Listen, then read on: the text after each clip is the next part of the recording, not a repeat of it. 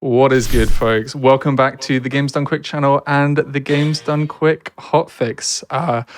I'm looking forward to what we have for you today. If you don't know, in between our two mainline events, Awesome Games Done Quick and Some Games Done Quick, we have this weekly speedrunning content and speedrunning adjacent content.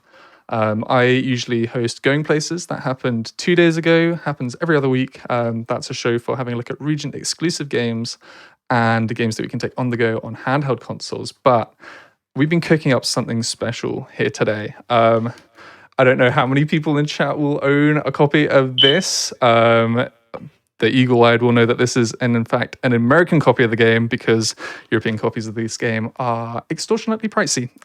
But hey, we are here to show off Sonic Shuffle. We'll just get another good look at that.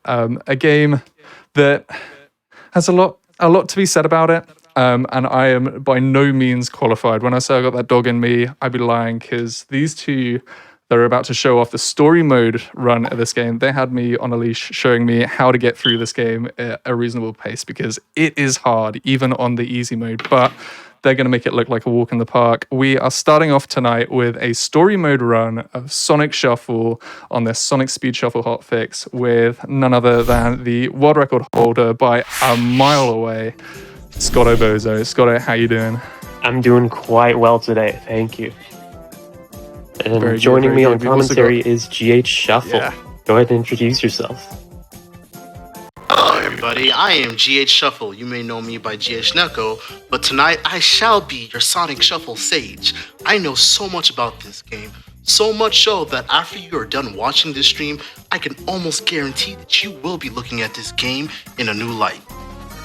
Let's go. Alrighty, folks. Well, we're ready when you are. We've got, it's not the shortest Sonic run in the world, so we've got some time to really take this in.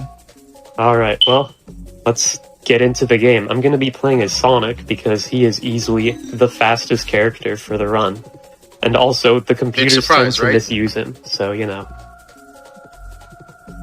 the speed run really comes down to a lot of you doing well, but also trying to make sure that the computers can also do pretty well. I'm going to be playing on easy for safety, because a crucial part of this game in the speedrun is that you have to win every board. And so obviously it's easier to win the board playing against easy computers.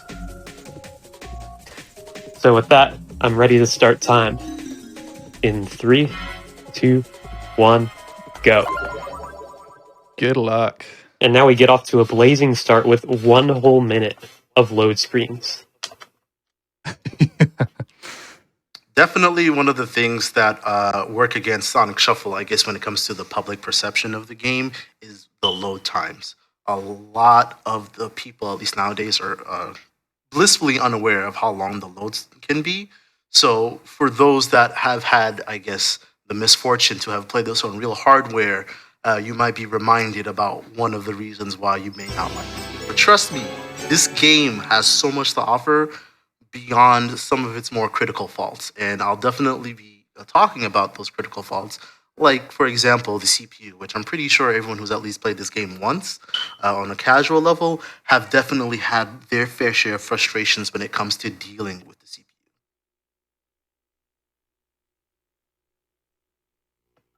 Now, we're going to be starting off here in Emerald Coast, and when it comes to speed running Sonic Shuffle story mode, while the goal of the speed run is to get first in every single board, because as Scott said, that's the primary way that you actually progress the story mode, getting second or less will obviously make you replay the board. He specifically wants to have the CPUs work with him rather than against him. So his strategy tends to revolve around making sure that he gets the most amount of emblems required and not much more than that. And the reason why I say that is, while you don't need to collect the most amount of precious stones in order to win, what you actually need to collect are emblems. And every single precious stone that you collect is worth 1 emblem, but there are bonus emblems that you can get by doing alternate missions, or I guess objectives, during the game. So for example, having the most amount of rings held, not total, but held by the end of the game, the ring emblem, or completing the board's secret subquest would give you another emblem. The last bonus emblem that you can get in story mode would be winning the final clear minigame, and it's specifically the final clear minigame, as all the other minigames that happen beforehand don't actually do anything for you aside of giving you rings and potentially items. Now, as you can see, Scott finished the first stone, so now based upon where the second stone will spawn was where his strategies will start to spread out and where his contingency plans for how to maneuver around the board become incredibly important. Sonic Shuffle is a game where, in order to collect the precious stones, you have to beat bosses in battle, and that requires you picking cards and then selecting a number on the roulette in order to get either equal to or higher than the boss's HP. You only have one turn to do so, and if you don't, you tend to lose rings that's proportionate to the amount of remaining HP that the enemy has. So now that he's collected the first stone, he is moving himself in a way to either get the second stone or position himself better for the third stone. Wow, an accident already on turn 3. That's unlucky. So accidents are completely random minigames. You have no control over when they happen. Sometimes you can get none at all. So to get one on the third turn is very unlucky. That's very early to get one. While I can't say definitively, I've kind of worked out that after every individual player turn, there's about a 10% or less chance that an accident will happen. So the fact that he got it so quickly is just really unfortunate. And that crab is also unfortunate. Because minigames don't actually award you anything other than rings and items, a lot of the time for speedrun routing, you don't actually want to play the minigames, which kind of seems like it defeats the fun, but trust me, there's more fun to Sonic Shuffle than just playing the minigames. So as a result, this accident is just straight up a time loss. While he might be able to leverage the items and the rings that he gets in order to help make up for that time loss, ultimately, because he plans so much out in advance, he would prefer not to have the items. Alright, I got both of the items in this game. The minigames that spawn rings like this can spawn up to 2 items per game. So luckily for me, I was able to get 2 of them. Sometimes they don't spawn any at all. The thing about items in this game are that there are a plethora of items, and if you're familiar with them, you might be telling yourself, well, aren't these items kind of niche or really specific? And while I would agree with you, I also believe that the items, despite how niche that they can be, though I've noticed that the more niche that they are, when their niche arises, the more powerful they are. And that's probably one of the reasons why I think Sonic Shuffle is not really actually a party game, but more so a strategy game pretending to be a party game. Alright, well, I just got some more bad luck. Tails landed on a minigame here, and it's Jump the Snake, which is one of the minigames where it's fastest just to let yourself lose at the beginning, because the computers tend to not lose until you lose. Funny story about Jump the Snake, because as you may or may not know, there is a Sonic Shuffle community, and actually we do play this game online. And we have lots of multiplayer online games. And there was one instance where we were playing with a hard computer because one of our players had dropped out for that night, and the computer was set to hard, and we played this one minigame.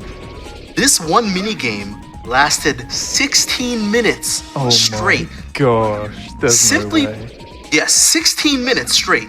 No breaks, no stops. It was absolutely ridiculous, and I actually have it on footage, so I can actually pull it up right now. And the reason is, 2 things about this minigame is that this minigame only has 3 levels of speed.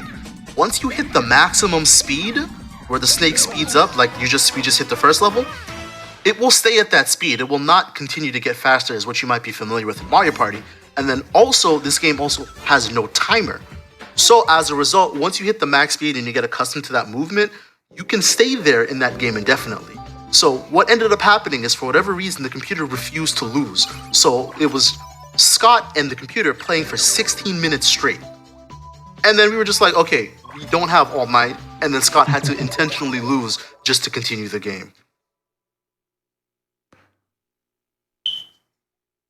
Oh yeah, and another thing about the computers is that they love that one event space that Amy just landed on, because it's just barely out of the water. So it's very common for them, if they have to go that way, that they land on that space. Or if they have to come up for air later.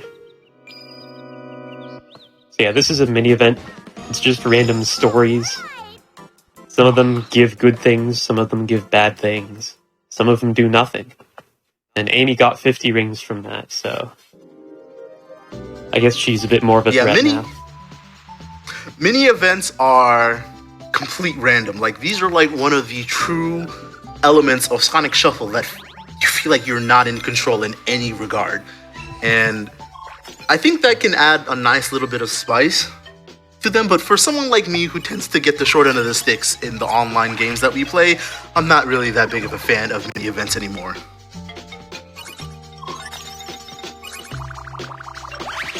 So the thing about the S card is that it's a very unique way to, I guess, engage the game. Because when you use the S card, you have three options.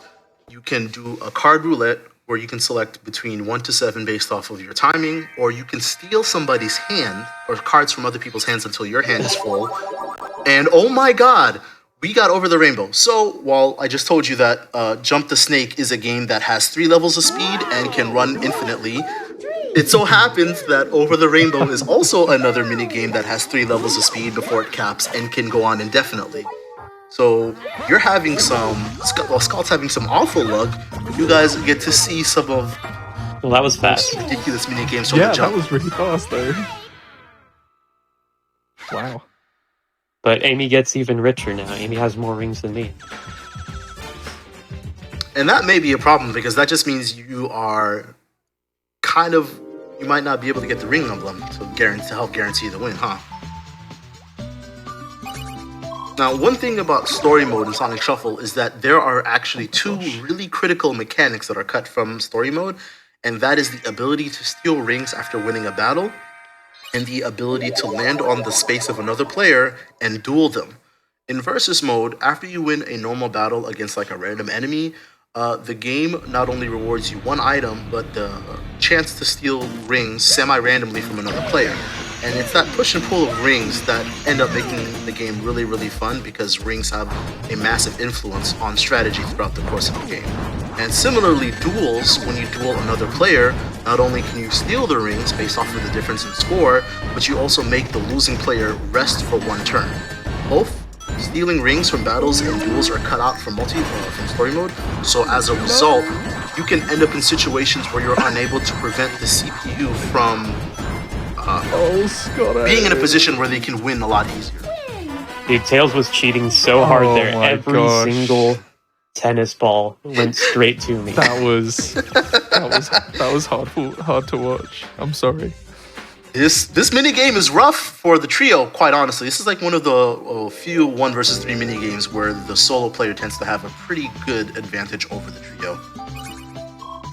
Now, I saw somebody mention that this game was developed by the people who made Mario Party Hudson Soft, and that's technically correct, but the actuality of it is that Hudson Soft was hired primarily to help with the mini games and the mini events, and they were also used as a reference point for the actual developers of the game, Sonic Team. So everything you see in terms of like the main gameplay or how the game really feels actually is primarily from Sonic Team, with Hudson Soft just being a sort of assistant. Dude, they keep using the 1s and I want to get the spring. That's not good. And don't you have an S card though? No, I had to use it for the first stone. Oh, you're right, and we're still on the first deck. Speaking of the first deck, the way that cards work is that cards are completely randomly distributed between all 4 players except the wild cards, and the wild cards being the S card and the Eggman card. The game will make sure that all players only get 1 wild card. So 3 players will get an S, and then 1 player will get an Eggman. But for all the other cards, it is just free game for what cards you can get. So as a result, you may end up having a hand that doesn't help you too much. But that's kind of where one of the unique aspects of Sonic Shuffle starts to shine, because you are not forced to use your own cards.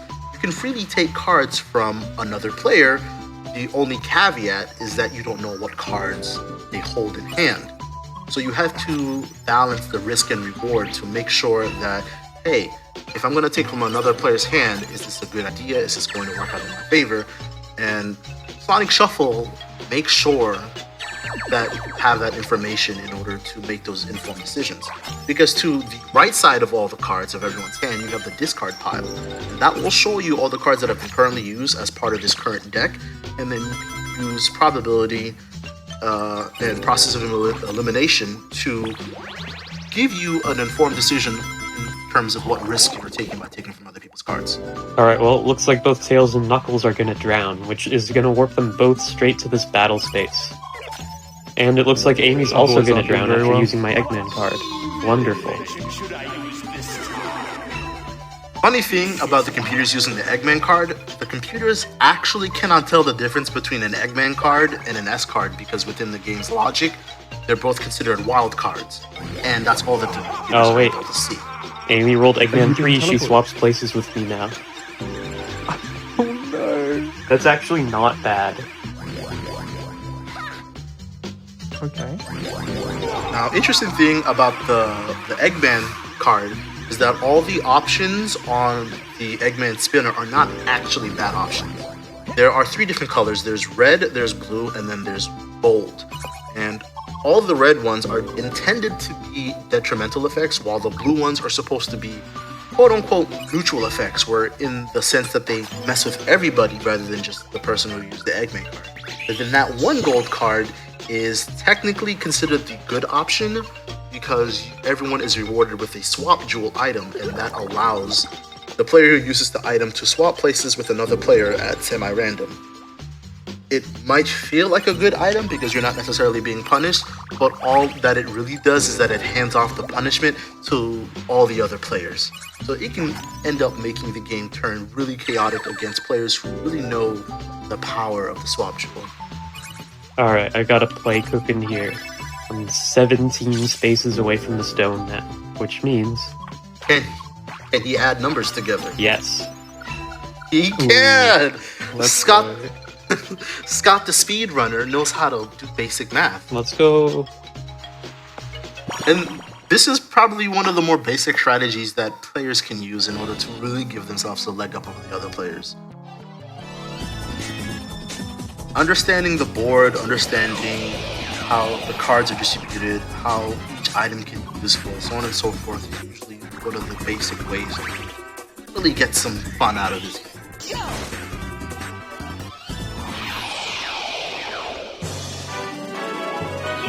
And that was an incredibly easy battle. The thing about the Sonic Roulette, or not Sonic Roulette, the card roulette, is that it's actually fairly easy to time with a little bit of practice. So as a result, you should never actually see Scott miss a card roulette. Yeah, Basic unfortunately, arithmetic, count me out. that Stone 2 location was actually really bad. And so that took a very long time to get to.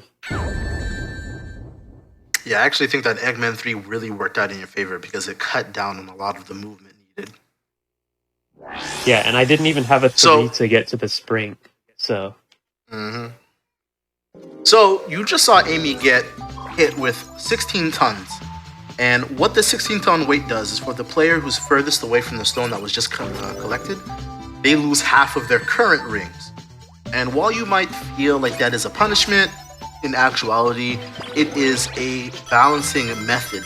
Simply because a majority of the time, the player who gets hit with a 16-ton weight by Eggman tends to be the closest player to the next precious stone. And then after that, you saw this like little purple portal show up. That's the void space.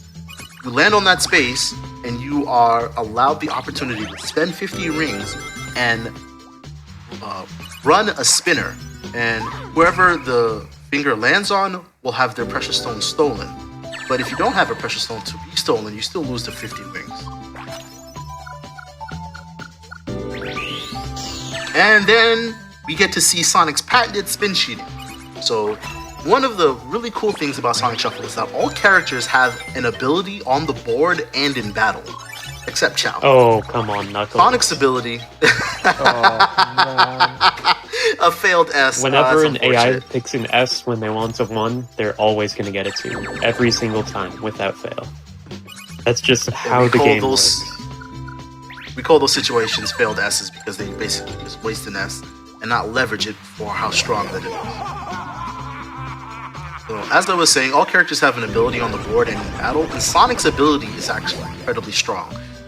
His ability is when you select the same card 2 turns in a row, on the second turn, the value is doubled. So if he selects a 5 on one turn and then a 5 on the second turn the 5 will turn into a 10, allowing him twice as far as intended. And we got another Now, accident. this ability turns on and off, so you can really only spin dash every other turn with Sonic to help keep it balanced, but even still, it's incredibly strong.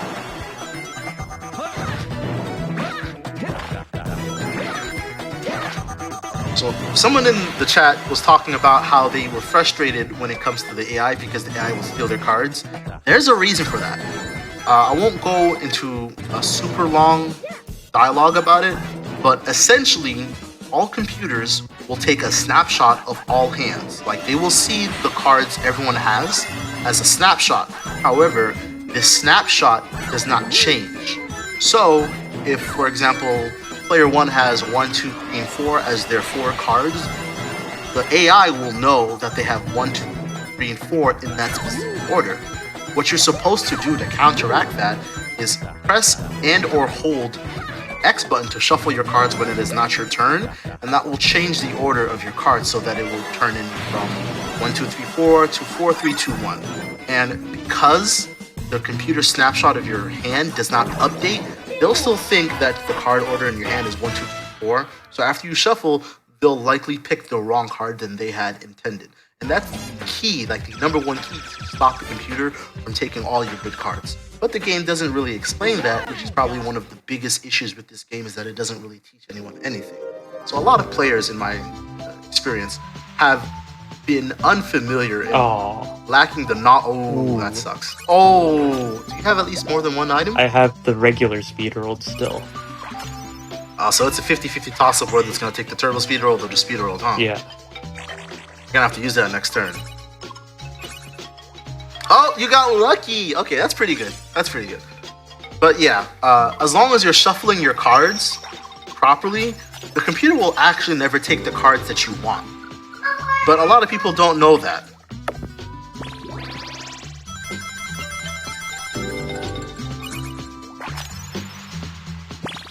Looks like Tails is going for the quest on this board. So the quest is near the top, slightly to the left. There's going to be a baby dolphin up there that needs to reunite with its mother. So Tails is going to try and get to the space and then get to the other quest space nearby. Now, the AI tends to prioritize going to the Precious Stone as fast as possible, and it will usually take the biggest cards in order to make the most amount of progress in every single turn. And they don't actually take into consideration the consequences of their progress.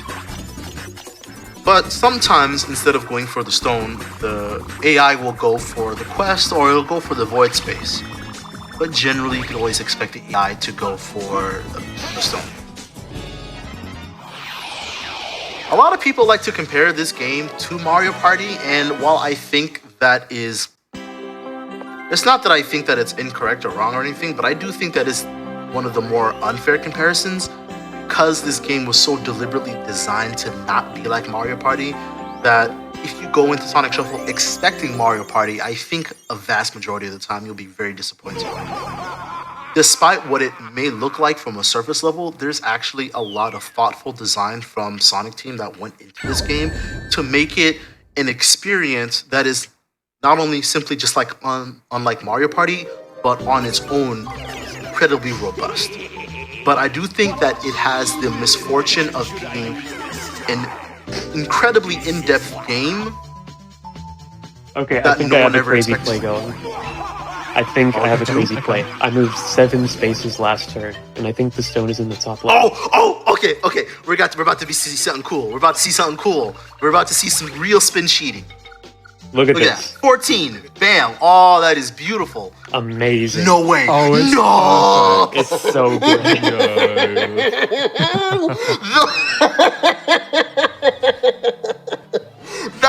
That was actually sick. That high speed world worked out so well in a way that I wouldn't expect. Oh, right, the turbo speed world. Oh my god. If this was in GDQ, I'd be yelling so much more because I am so impressed at that. That's sick. Yeah, that's also a little bit lucky because on this map, where the next stone is kind of random.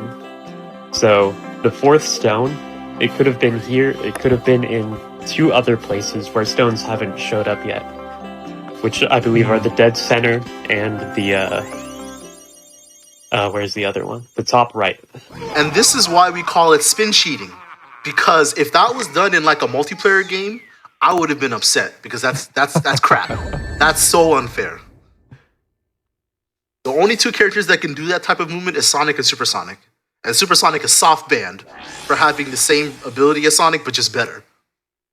Wow. So the way, now that Scott brought it up, the way that Precious Stone spawn locations work is actually really intuitive once you learn about its mechanics.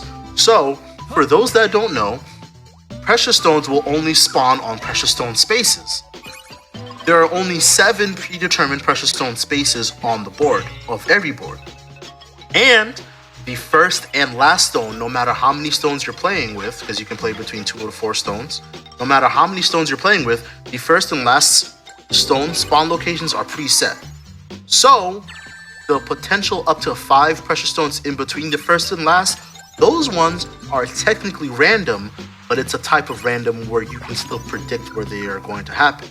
Because the rule is a precious stone will never spawn in a precious stone space that has previously held a precious stone before. So every time you collect a precious stone from a precious stone space, you'll never actually return to that space for the rest of the game. So through use of process of elimination and board knowledge, you can actually predict where the next precious stone is going to be and position yourself using your character's abilities on the board so that you have the least amount of distance to travel once the next precious stone spawns. And this is one of the reasons why you're punished for being the furthest player from the recently collected stone, because with this level of knowledge, like, okay, all the precious stones in the top right corner of the board have been collected, which means all the remaining ones will either spawn in the middle or the left side. With that knowledge, you can always position yourself ahead of time when you know you're not going to collect the current stone, so that you have an advantage for the next stone. And it's that level of forward thinking that you don't really see from a lot of other party board games. I believe that the only games that you will see that level of forward thinking, where you got to think multiple turns into the future, would be Dokapon Kingdom and probably 100% Orange Juice. And Dokapon Kingdom first came out on the Wii, so that was a long time after Sonic Shuffle.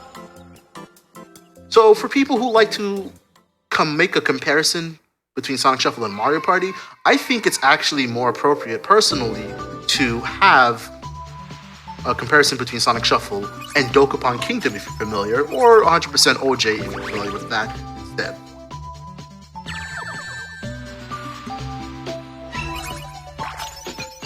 Oh, So, Amy, we just saw something... go into a battle. So, we just saw something called, with Knuckles landing on the red space, called Combo 2, and he lost 10 rings instead of 5. The way that works is, as long as you continue to land on ring spaces consecutively, even regardless of whether it's a blue ring space or a red ring space, you'll do something called a ring combo. And the ring combo will give you extra rings based off of the combo number. So it's the ring count times the combo. So you can get a total of 5 combo, and once you get to that 5 combo, it's just 5 times however many rings. Under certain circumstances, you can get up to 50 rings for a 5 combo on a large ring space, which is a lot, and that tends to be important when you're more familiar with the game because items are so strong.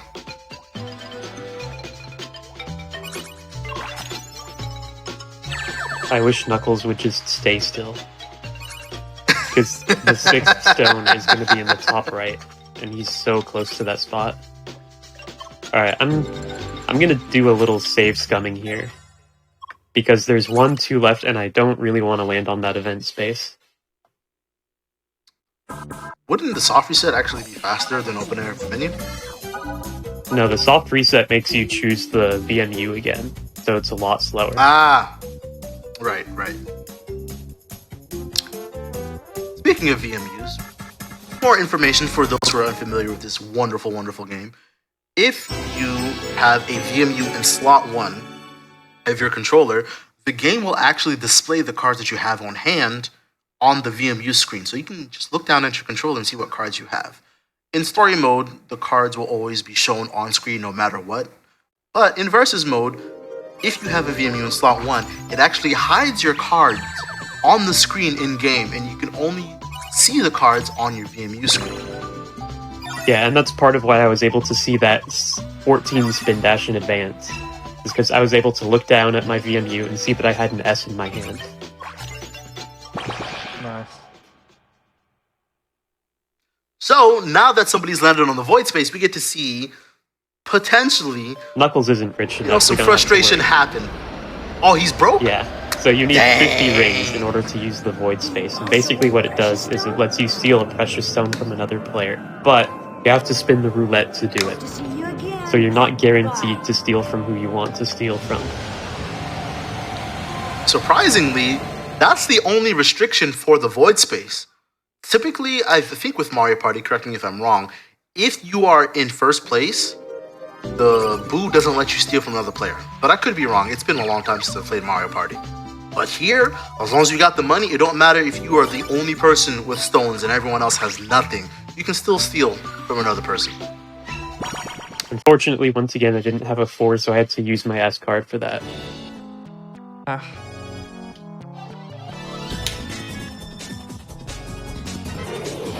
I think after this stone, you're basically guaranteed to win at this point, because you have the ring emblem and then 4 emblems from stones. Yeah. So there's almost no way that you can actually lose. So now I think you would be pivoting towards enabling the computers to finish the rest of the game alongside you, because you're going to win no matter what. Yeah, so I think Amy's going to use the spring that she's 1 space away from and move towards the 6th stone. So I'll also try to use the spring and head towards the final stone location. Get set up for that. You know what, man? One thing I love about Sonic Shuffle is that it's on the Dreamcast, because while you were talking, I could hear your Dreamcast loading. The lasers were working overtime. That's loud. That's a loud noise. I'm not even gonna. Oh, Boo lets you steal no matter what, even if you're in first. So then it works similarly to Void. Works similarly to Boo. The music in this game is fantastic. It's incredibly experimental, and the genres are place, but I think that is actually thematically appropriate to Sonic Shuffle, because Sonic Shuffle takes place within a dream world regarding the game's lore. So having things be nonsensical and not be super connected to elicit the feeling of it being a dreamlike situation, I think is pretty good. And unfortunately, I don't have a 2 for my next move. I want to use the spring that's 2 spaces away, so I'm gonna have to try and steal from someone to make it happen. Come on, you can pull a Hypnotics. I was waiting for when this would get brought up. Oh my gosh. Yeah, man, it's so good. I got a 1. I'll just use my 3 next turn. I'll be fine. Listen, man, your thievery during your speedrun when you play Sonic Shuffle for that charity stream was immaculate. It showed me that you truly do deserve your birthright as being a British person. Oh dear, here we go. Okay, Amy's taking a very different route than I expected, so hopefully Knuckles will pick up the slack and get Stone 6. So, cool thing, you just saw Amy do this like super extra animation. And it's only because she was going up a level. But the space that she used to go up a level is called an Amy space. Now, an interesting thing about Sonic Shuffle is that Amy, Tails, and Knuckles all have spaces that are exclusive to them to travel through. And through leveraging these character-specific spaces, you are able to maneuver about the board in ways that other characters cannot mimic. even Sonic. So one of the things that I love to express about Sonic Shuffle is that while a lot of people just consider this like a regular old spin-off game, that's just trying to compete with other games of a similar nature, I do think that Sonic Shuffle actually does a solid job of capturing one of the core essences of Sonic platforming. Because one of the things, for those who are familiar with Sonic platforming games, especially for speedrunning, is that when it comes to multiple characters like Sonic, Tails, or Knuckles, you go through the same levels, but in different ways. You experience the same content through a different lens, basically. And that is kept alive in spirit very much in Sonic Shuffle, because despite the boards being entirely consistent in terms of how they're supposed to be played, because all the characters have different abilities and there are unique ways for the characters to interact with the boards due to those abilities, you have to learn not only the board, but your character, so that you can go through the board as fast as possible. So it really does feel like a Sonic game in spirit, because they captured this idea so thoroughly. Also, just for the record there, I wasn't shuffling. Knuckles took my 1 on his own. That's my boy. Oh, also, what a warp. Tails took my... Oh, wait, no. Tails didn't take anything. I already used my 3. I'm good. Let's go. I'm going to the last step. The struggles of being a Sonic player. You actually have to remember what cards have been previously used. Tragic. Incredibly tragic. These warps are nothing. They're just like big time wasters. And Knuckles is also doing nothing. He used a 1 and then a negative. Okay, that's not bad. But he's landed on a blade. That turns all the 1s into 4s. So I have the last 1 in the deck right now, I think. So your 1 just got turned into a 4, and that's not even bad. Nice. And Amy just failed Speaking again. of 4s, Going for the dolphin space. they are wasting our time. That's crazy. Knuckles is our only hope right now.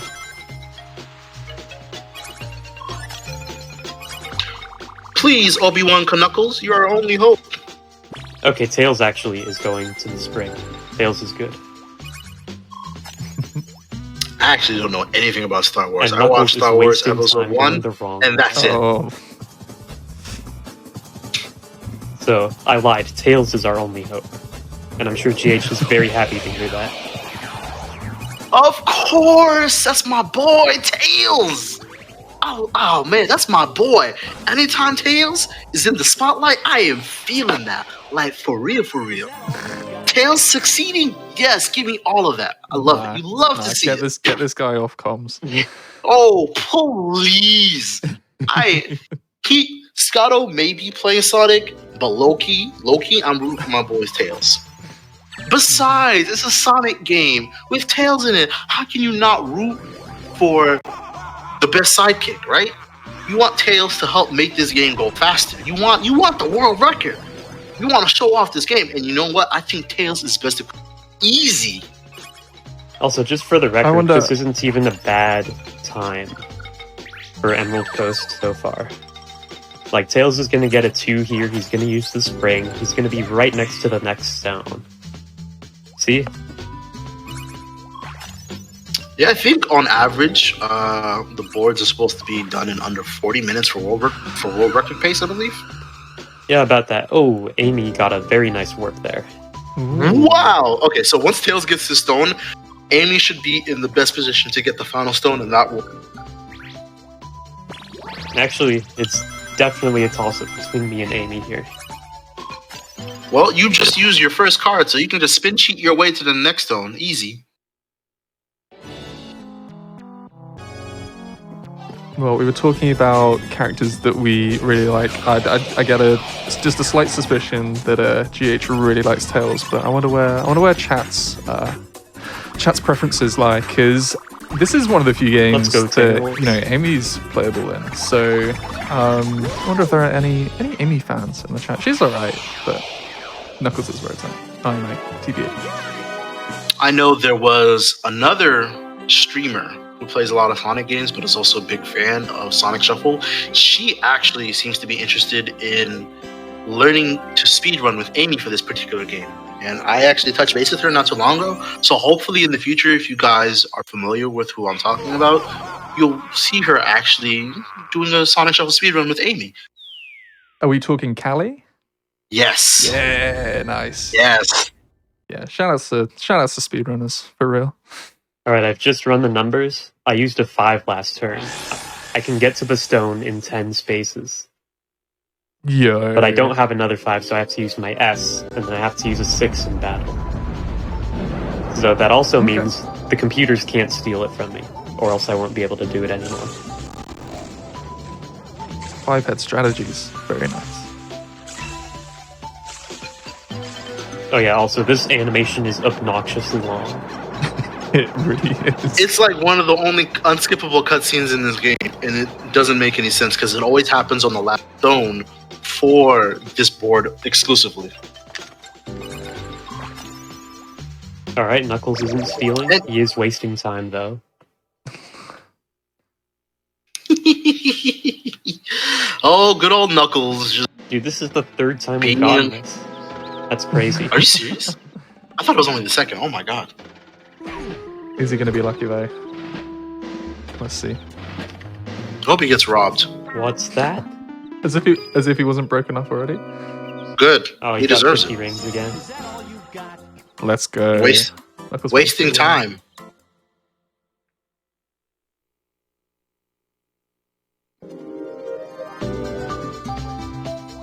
Okay, so seeing a Knuckles fan in chat, we've got a big main in versus mode apparently, which is Okay, you know what? In versus mode, I respect it because Knuckles on Firebird is incredibly good. Knuckles on Firebird is incredibly good, and I think Knuckles has a pretty solid route in Nature Zone. But also, I think Knuckles has some really cheap stuff in Emerald Coast, only if the stone spawns play along with him.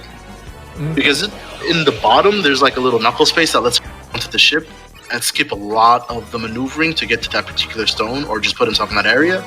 So, you know, I think he's a pretty good character. There are 5 maps for Sonic Shuffle. We've got Emerald Coast, Firebird, Nature Zone, Riot Train, and 4th Dimension Space. And 4th Dimension Space is a trip.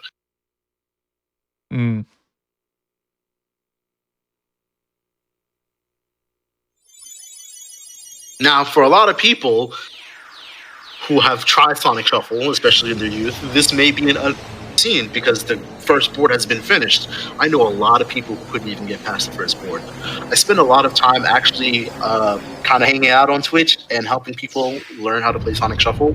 So usually when I see streamers playing Sonic Shuffle, I kind of join and like teach them about the game. And a lot of the times they're just like, yeah, man, I played this when I was a kid and I couldn't beat the first level. The computer kept cheating, stealing my cards. And it's just like, dang, y'all are suffering. That's crazy.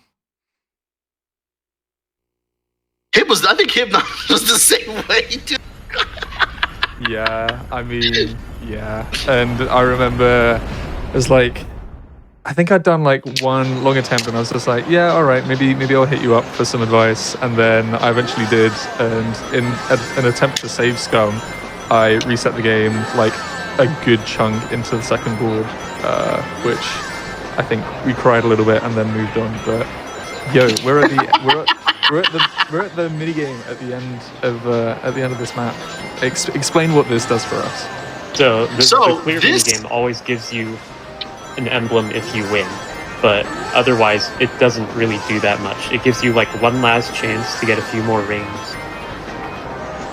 And in this case, I've already locked up the win with like 5 of the precious stones. I really don't need this emblem, but I'm gonna go for it anyway just for the sake of being good at the game.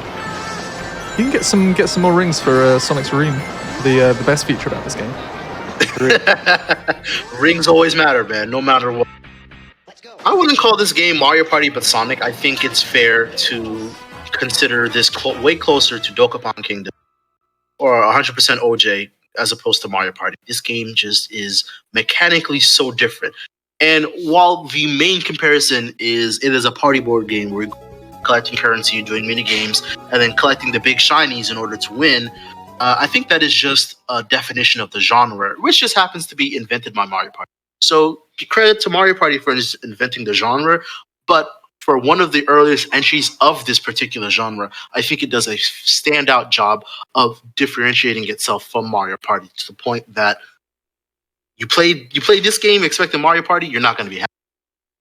All right, 645. Take note of that. rings. We'll see how many rings we get after the next board. That's wild for the first board. I don't know. To me, that seems No, wild. 645 is what I already had in there. Because Oh. I'm not on a new save file. Okay. Yeah, that checks out. Oh man, not on a new save file, run invalid. Actually, fun fact about this particular game, you have to unlock mini games and mini events, and you primarily unlock them in story mode, but once they unlock, they start showing up in story mode and versus mode.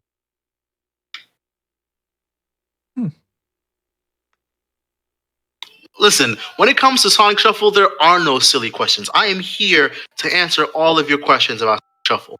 I know a surprising amount about this game. Not even just like relative to the average person, but relative to the people who still play Sonic Shuffle in 2023. Oh. I have spent the last year learning a lot about this game because this game is just so fun. It's so deep, it's so complex, it's so nuanced. Every single game, I've been playing this game on Scott and some other friends for like almost a year now. I started a community, a little community server in November last year. So actually, we are about to hit the first year anniversary of this little Sonic Shuffle server. And I have learned so much about this game in this past year that if you guys knew like half as much about this game as I do now, you would just straight up stop comparing it to Mario Party. It's crazy. I would love for Sega to re-release this game. I don't know if I'd be on board for an actual sequel, but just to see it re-released on modern platforms, I think would be a huge service to this game, because I don't think it got a fair shake on release. That being said, I understand why people are frustrated with the game.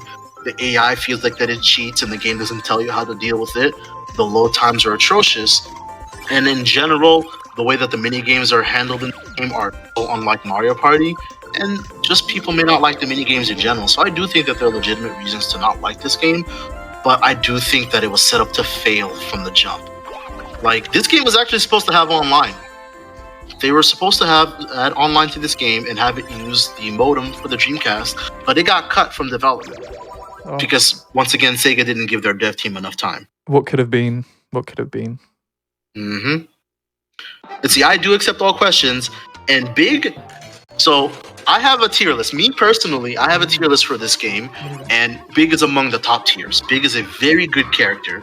His only primary weakness is that he doesn't have strong distance. Like, a lot of characters' movement abilities enable them to travel farther or take shortcuts, but Big is not one of those characters, so he can't move further than other characters in almost all situations. However, his movement ability, whenever his goal is within range of his movement, is incredibly strong. Like I've mentioned before, all characters have two abilities, one on the board and one in battle, and Big's ability is that whenever he gets a 6, he can land on any space within those 6 spaces. So if he pulls a 6 and only wants to move 2 spaces, he can do that. And no other character can do that, because one of the core rules of this game is that whatever card number you pull, you have to move that amount of space, which is why you actually should be deliberating between what cards you pick and what you're actually trying to accomplish. If you don't pick the right card, you can't back out because the game doesn't let you, and as a result, you could end up putting yourself in a worse position. But Big can actually get around that. All right, well, back to the task at hand. This minigame is kind of silly because when you tag the rudder, the timer freezes. So I'm just going to throw to make sure that it ends quickly. This particular game is super cheap because for the solo player, or I guess the player who has escaped, if you run around in a circle around the hot dog stand, the trio, unless they're all 100% in sync with their inputs, cannot catch the escaped player, because the trio only gets more speed than the escape player when they're all in sync with their movement. So because Scott is deliberately sabotaging them, they can't move anywhere. But having all 3 players stay in sync to allow themselves to get the maximum level of speed is incredibly hard. So I just gave Tails a free win there. And that's my boy. He deserves it. He deserves all the dubs. He only collected 4 rings from around the map, though. Pretty lazy, if you ask Well, yeah, me. because y'all are broke. Y'all are broke, so what rings were there to be dropped? From the fountain, of course. Oh, no, that was just bad RNG. That, bro.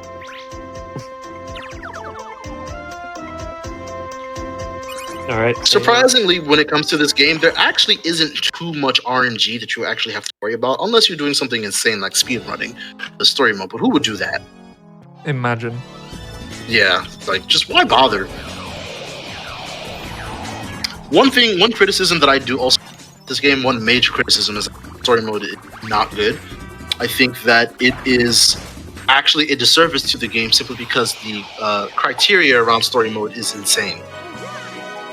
You have to get first in the board in order to progress story mode, and in order to unlock the 4 bonus characters, Big, Gamma, Chao, and Supersonic, you have to beat story mode at least once in order to allow yourself to be able to purchase it. And then also, the rings that you need to purchase the characters, you can only earn in story mode. The rings you get from versus mode don't count.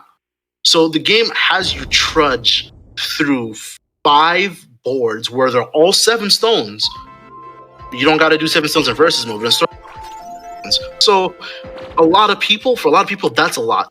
I'm sure they did it because they only made 5 boards, and you can blow through the boards very quickly if you know what you're doing.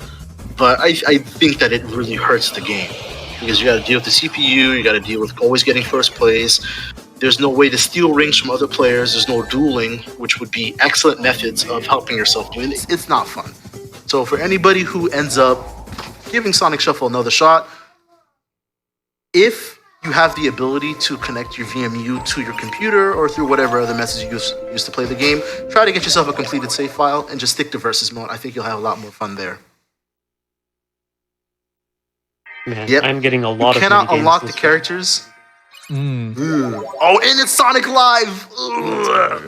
Ugh. So Sonic Live is simultaneously the easiest minigame in the game, but also the hardest. And the reason for this is how the game works is that the light will randomly shine on you. And when the light is shining on you, you're supposed to press one of the face buttons in order to play a specific guitar riff. The guitar riff, while playing with the light on you, will have the audience give you rings, just like this. But if you play the right guitar riff at the right time based off of where you are in the song, the audience will cheer and give you an extra ring. And that extra ring is what you need in order to actually come out on top, since the rankings are determined by who earns the most rings. So it's just right there, Tails got an extra ring because he played the right guitar riff. But the game never teaches you what is the right guitar riff. It's kind of like an actual rhythm game where you have to figure out what part of the song should you be playing a particular guitar riff on. And that's actually what makes it incredibly hard to win.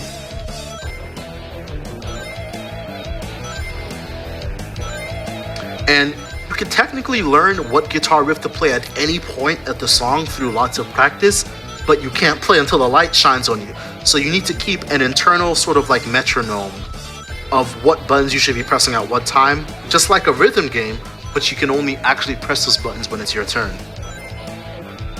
This is on original hardware. You can hear the loud loading noises whenever Scott talks during the loading screen. So since the light is shining on Sonic, that means he wins. There you go.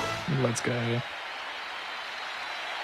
It's definitely a weird minigame because, again, the condition to get the audience cheer is not super clear, and it's not super clear what the win condition is. But that's a reoccurring theme of Sonic Shuffle. It's not very clear. It doesn't teach you. You never knew. And that's my biggest issue with this game, is that it never teaches you anything. A lot of this stuff I had to stumble around to figure out. I had to pay extra attention, I had to write stuff down, I had to draw on memories. It's rough. I even had to go as far as to like leverage the old game facts from like Neo Seeker Game FAQs, just for like the old, tutorials, the text tutorials from back in the day, in order to learn some certain things about the game.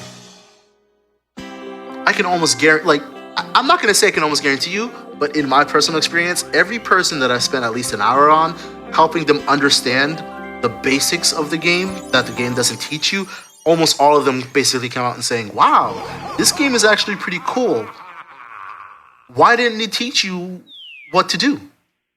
And I have to say the same thing every time. I have no clue. By the way, on this map, Oh no, my boy! on this map, the stones always show up in the same locations in the same order every time. So I was able to prepare for the second stone, even though it hadn't showed up yet. And also, that makes the wing fall off, which means that Tails and Amy are now closer to the third stone than they were before.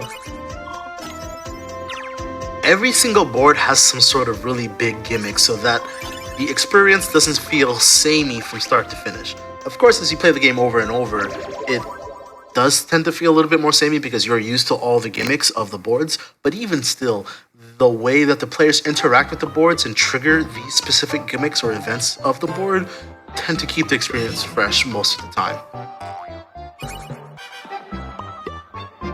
Yeah, you know what, man? I gotta agree with you. Having a pre-game tutorials and a practice mode for minigames would be very good for Sonic Shuffle simply because of the fact that it's another way for you to learn how to play the game. Anything that helps you learn how to play Sonic Shuffle is a good thing because it's just so convoluted. But not in a bad way. I think it works to its favor.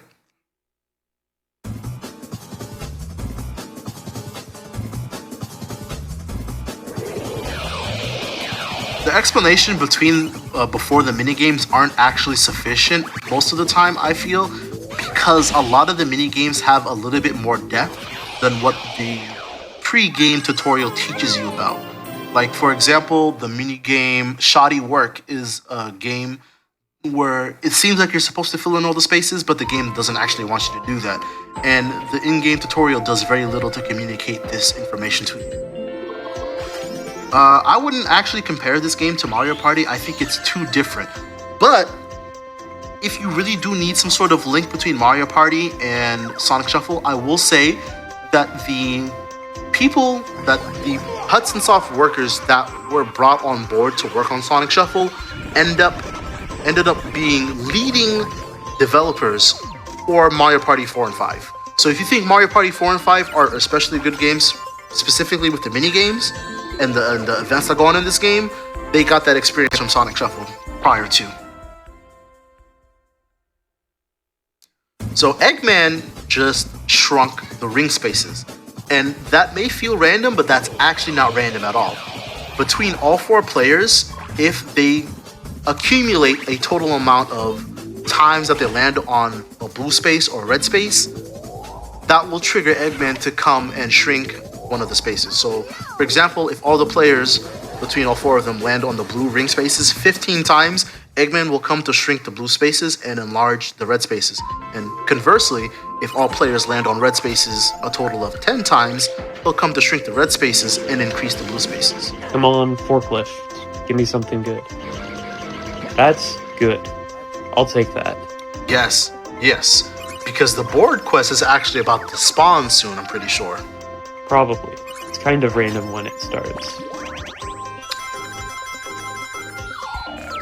This game is absolutely worth looking into on its own merits alone, because honestly, you're just going to hear me talking about so many things that are specific to a board or a character or general to the game, and it just goes on and on and on. Nice, Tails hit the list of X. things. That's my boy! Let's go Tails! Love to see it happen. But yeah, this game just has so much. I'm going to be talking so much, just explaining things. My favorite map? It's been changing recently. I used to be a really big fan of Firebird and Riot Train. I think Riot Train has been my all-time favorite so far, but I've been generally having a growing appreciation for Nature Zone and Emerald Coast as of late. Yes, and see, the reason why setting all the characters to AI and then just watching them play, the reason why it doesn't work that well within Sonic Shuffle is because the developers were very acutely aware that the AI cannot leverage. Ooh, that sucks. One thing about this board is once all the players land on any ring space, red or blue, a certain amount of times, one of the rings will explode at random, and whoever's on that wing will lose 30 rings. It won't be destroyed, but it'll be damaged, and he just happened to get unlucky. But the AI cannot leverage some of the more complex strategies that are required in order to play this game at, I wouldn't say like at a higher level, but more intensely than the average casual playthrough.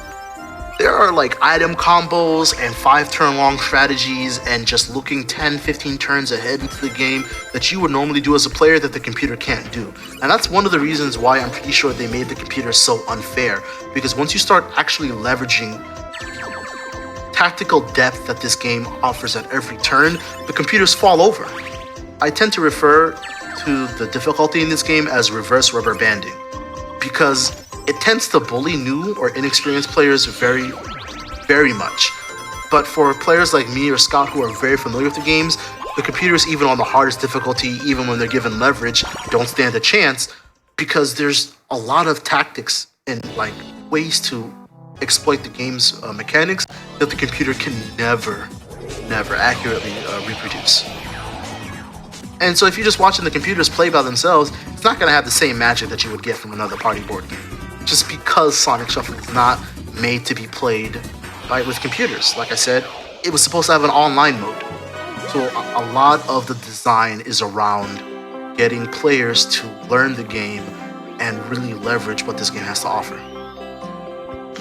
I'm really glad Tails got the stone there, because Knuckles was really going for the void space. And that's why Tails is the lad. That's why you celebrate the lad. His successes are your successes. It's great. I love Tails.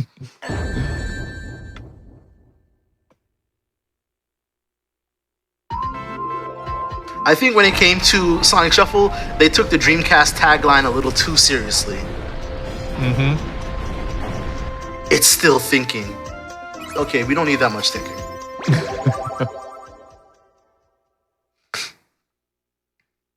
There are a lot of... Is this going to be? Something good, right? Eggman selling lottery tickets. Usually Knuckles loses this one.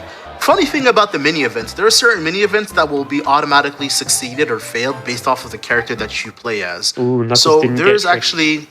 He's out of here. There's actually a mini game where Eggman steals somebody's wallet, right?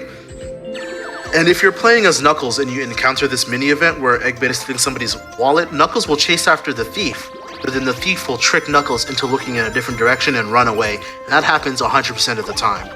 Whereas with Sonic or Gamma, they'll win 100% of the time because Sonic will either catch them or Gamma will shoot them. Oh yeah, the art in this game is phenomenal, especially the cell shading. Pretty good. Egg in space. You open these Jack in the boxes and you just hope that you find a button. Basically. That being said, I do like to tell people that while this game is technically completely random, what you're supposed to do that the game doesn't educate you on is you're supposed to keep an eye on what everybody selects. No! Oh, I'm sorry. I'm sorry. That's the second time I've gotten that. Oh People are looking at a new IL world record here, even though there aren't any ILs for these games. Oh my god! Wow. That's crazy. All skill. Oh, man. Actually, I lied. It was all skill. All skill. Totally. He knew exactly where it was going to be. He was able to calculate the seed, the RNG seed, based off of the load time and what characters he had and everything. It was great. Masterful gambit, sir. Masterful gambit. Yeah, Gamma just shoots the thief. It's hilarious. There's also another mini event where Eggman is standing on top of he's standing on top of a rock formation, I guess. And he starts playing an accordion, right? And the accordion is played really strangely, and it puts everyone to sleep for one turn. No, I think it's but if you're playing Chow... I don't know, it's a brass instrument. Definitely not an accordion, but that's splitting hairs. Right. So, but that mini event will put everyone who experiences the music to sleep. But if you play Chow, what Chow will do is instead sing back at Eggman and put him asleep instead. And if you play Gamma, he'll just shoot Eggman. And only Chow and Gamma can survive that mini event without being forced to lose a turn. Oh, unlucky Amy. No way! She should have took the fumble of a lifetime. Fumble of a lifetime. Amy's jobbing today. All right, we'll see what He's not doing. Knuckles can do because he's also pretty close. Has the quest spawned yet? The quest has not spawned yet. Oh my. No, I Well, think you have Tails is Tramplin, so going I to guess take we're my still side in pretty this safe. battle.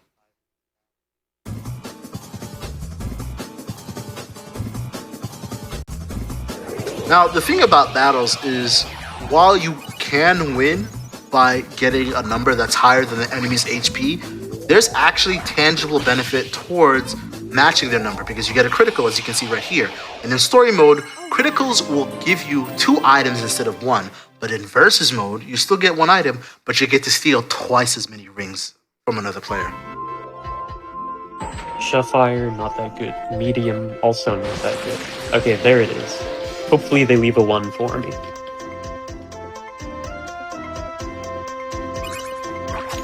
Oh wait, no, I'm gonna get a new hand. Okay. Oh, you're sitting east right now. That's good.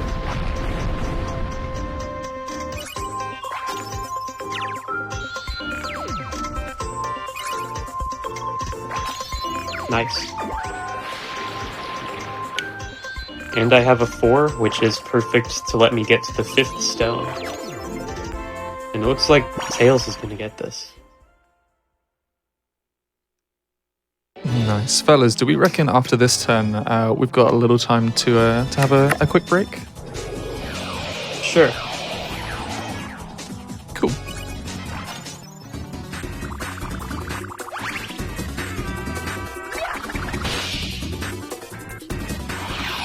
Lizzie boy, he's doing what he does. GH. I'm sorry, I got distracted. Can you repeat that, sir? That's alright, it's just the Tails, doing what he does. Tails has 3 Oh! stones now.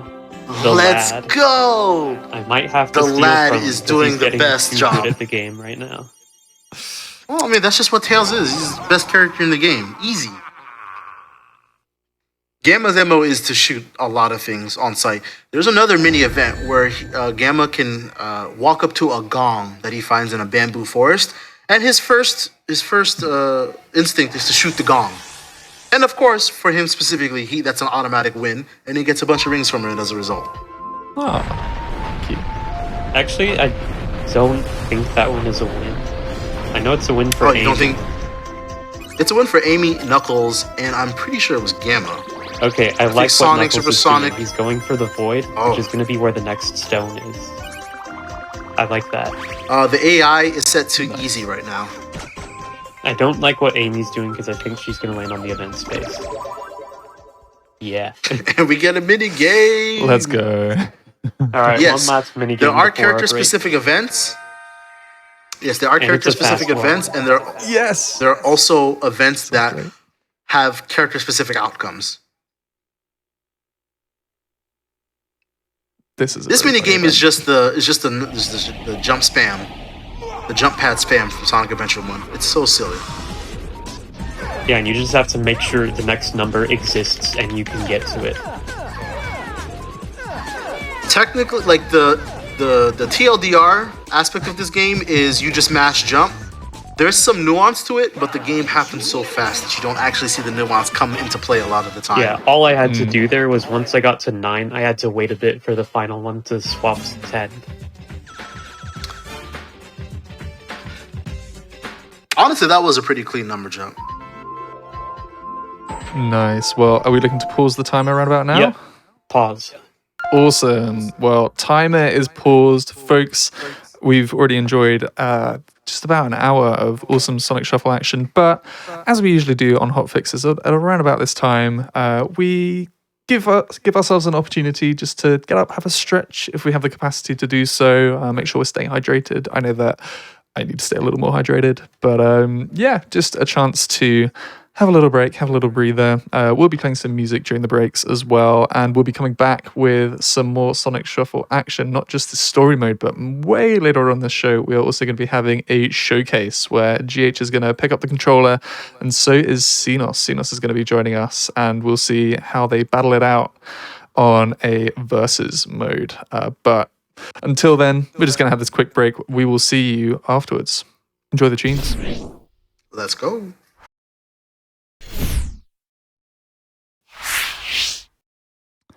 Welcome back, folks. This is the Games Done Quick Hotfix. These are little shows that we scatter in between our mainline events, Awesome Games Done Quick and Summer Games Done Quick. This is the Sonic Speed Shuffle, I've been calling it. You can see the screensaver in all its glory bouncing around as we've paused the game after a quick break. But just as a heads up, just mentioned Awesome Games Done Quick. Well, registration is live for our 2024 event. If you'd like to attend the event in person from January the 14th to the 21st, you can go to gamesdonequick.com for more info, including attendee registration and hotel booking. You can also check out the schedule at gamesdonequick.com/schedule. You should check out what's on a Tuesday morning. I think it will be pretty good. And yeah, just let us know what else you're looking forward to on our socials. Just another heads up as well, we are hiring at the moment. If you're a business developer or have experience in recruiting sponsorships, would like to work for GDQ, then you can apply at gamesdonequick.com/jobs. But we've got Scotto Bozo here. He's got a job to do, and that is to get through the rest of Sonic Shuffle. So whenever he's ready to restart the timer, let us know, and we'll get straight back into some Firebird action. All right. Unfortunately, we're going to have to say goodbye to the screensaver here. Sonic Shuffle bouncing around. Time's going to start back up in 3, 2, 1, unpause. And luckily, we're right here at the perfect spot for the 5th stone. Nice.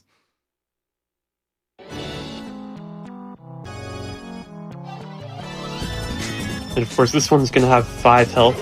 I could use my 5 or my 6, either one works.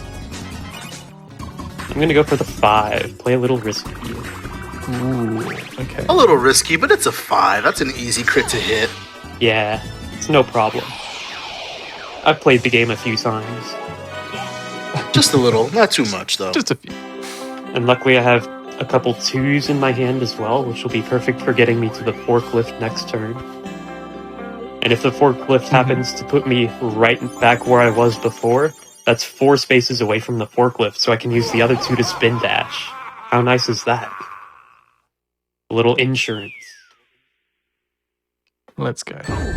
Of course, that's what happens when you play the character who can spin cheat. So in this scenario, Sounds a little salty. Not going for the 6th stone. Hopefully Knuckles gets it.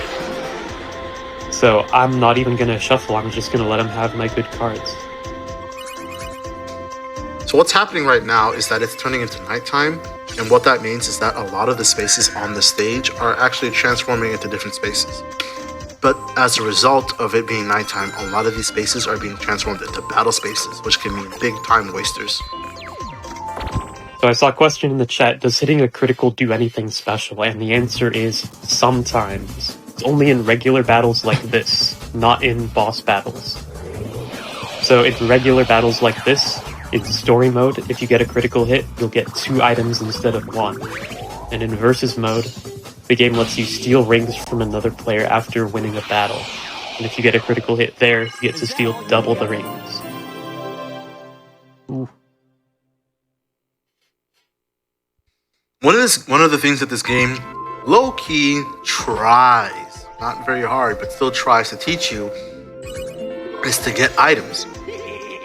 One of the protective, I guess you can consider this a protective measure, which is why they take out the ability to steal rings from other players in story mode, is by getting the criticals, you get twice as many items, and because items can be so powerful, you are usually, with enough battles, you're usually put in a position where you can cause a lot of nonsense to happen to the other 3 characters so that you have the best chance of winning. Well, it looks like I need my insurance. Unfortunate. But that's why you pay it for, right? Everyone pays insurance so that they can actually use it, right? They're not just paying insurance just to give away money, right? That's what insurance does, right? But Knuckles also might just get the stone, which will make the last wing fall off, and then I won't be able to try the forklift again. Oh, right. Another thing that is exclusive to story mode and not versus mode is all the items that you can get from mini events in story mode are random. Whereas in versus mode, all the items you get from mini events are always speed rolls. Yeah, that's a very minor difference. It only shows up when you get items from mini events, which is pretty rare because the event spaces also tend to give you rings pretty often. Mm-hmm. game kind of goes out of its way to balance randomness, and actually, a lot of the time, what is perceived to be random in Sonic Shuffle is actually not random at all, but it is effectively random because people don't understand usually what they need to know or what they need to do in order to make it not feel like it's random anymore. And Knuckles locked up this fight, so I won't be able to try to full shift again.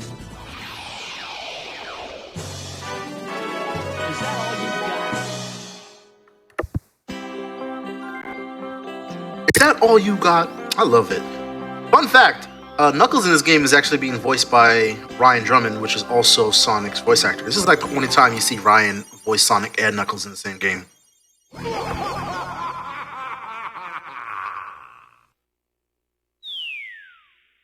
feel like this is the only game that he voices Knuckles, right? You're right. What a funny moment in time for the voice actors, because like Dr. Eggman, other than saying this is what I'll do to you, this is another Dean appearance, right? Because it wasn't Mike at that point. We got Dean for 3 games and then. Okay, I'm actually kind of happy about this accident here, because Tails is got 3 stones, and I've got 2 in the quest. So I need to get a ring lead against him right now, so that I can win the game.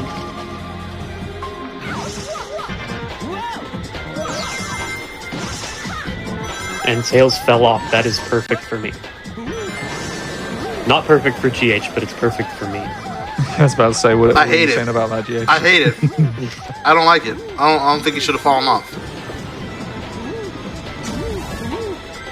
You think he should just use his tails to fly back up? I think they're going a little too fast for that right now. I know Tails got that dog in him, so he could catch back up if he really wanted to, but for the sake of the game, that's not happening. Alright, well, Knuckles also fell off. Ooh.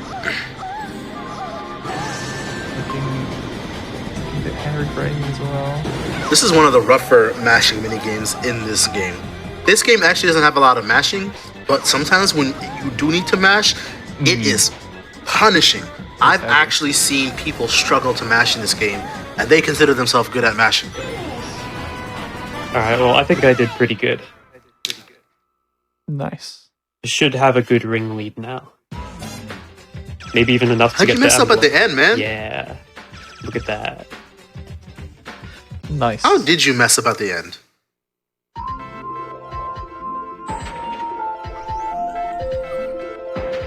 No comment.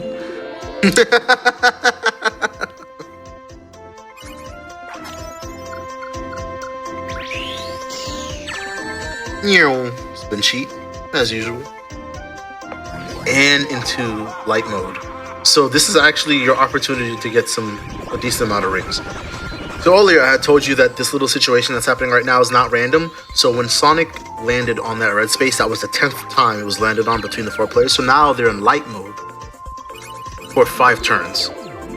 And what this means is that the base amount of rings you get from red ring spaces is decreased from 3 to 1, and the base amount of rings you get from blue spaces is increased from 3 to 5.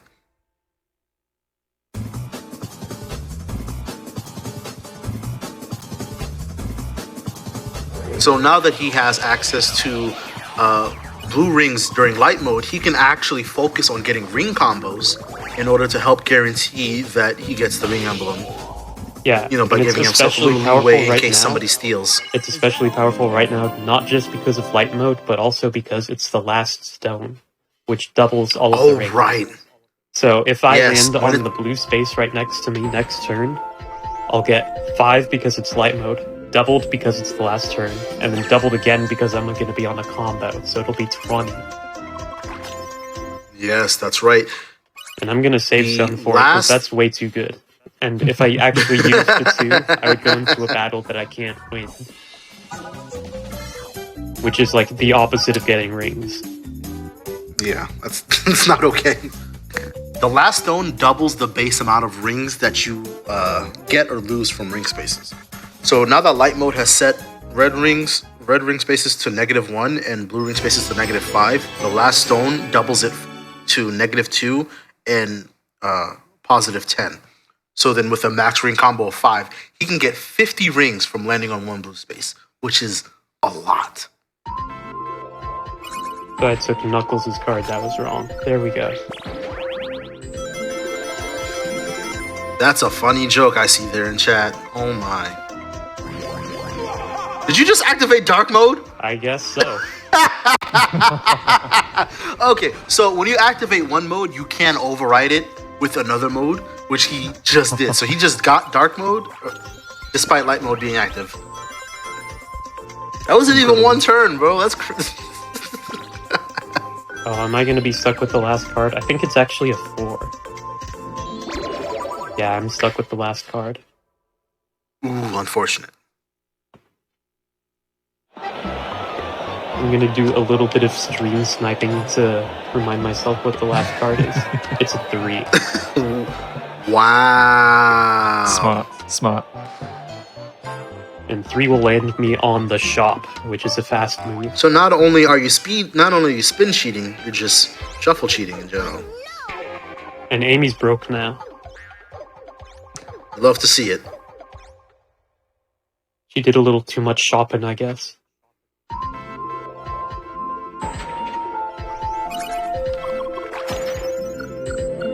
White girl summer is now over. Should I buy anything? No. Oh, great! You brought up the shops. Now I can talk about the shops. Yay! So the shops in Sonic Shuffle are probably, they have the most potential, I want to say. This is because the items in the shop are not randomized. So no matter what, no matter where you are, how many times you play the game, no matter the situation, you can always expect the same items from every shop. As such, if you know what items are going to be in the shop ahead of time, you can plan around that. And that's what Scott does sometimes. I think it was on Riot Train, right? Yeah. Where you go for the ring idiom? Yes. Because the ring idiom on Riot Train is in the same place in the same shop, he plans around that and leverages that to his advantage. At least I did in the world record. Yes. The world record, by the way, is 3 hours and 12 minutes, which is incredibly fast. Very. I mean, as a point of reference, the second place run is it's still a really, really good time, but what is the difference in time? Like, I think it was 5 hours for second place. No, Yeah. second place is just over 4 hours by that Sonic game. Oh, okay. So just under 4 hours. So yeah, there's almost an hour gap between second place and first place for speedruns. Yeah, and fun fact, when I did my first run, the record was Chuckles, who had 5:30 something. And my first completed run was a sub 4 hour run. So I beat it by well over an hour. And Amy just got put back into a gas stain, which is very unlucky for her. It's actually crazy the type of pacing you have to have per board in order to beat it in just over 3 hours. Because typically a board is between 45 minutes to an hour. So even if you do 45 minutes on every board, that's still an hour and a half, 3 hours. That's almost 4 hours right there. No, not the S card. Oh, he actually got the S. Brilliant. Masterful gambit. Into losing all of his rings. Oh, you know what? This is a really bad Yazadane because she keeps landing on the event space. Yeah. Yeah. Okay, maybe... And we get wrong way climb again. Maybe I can clutch it this time. Come on. Give me some good tennis ball luck for once.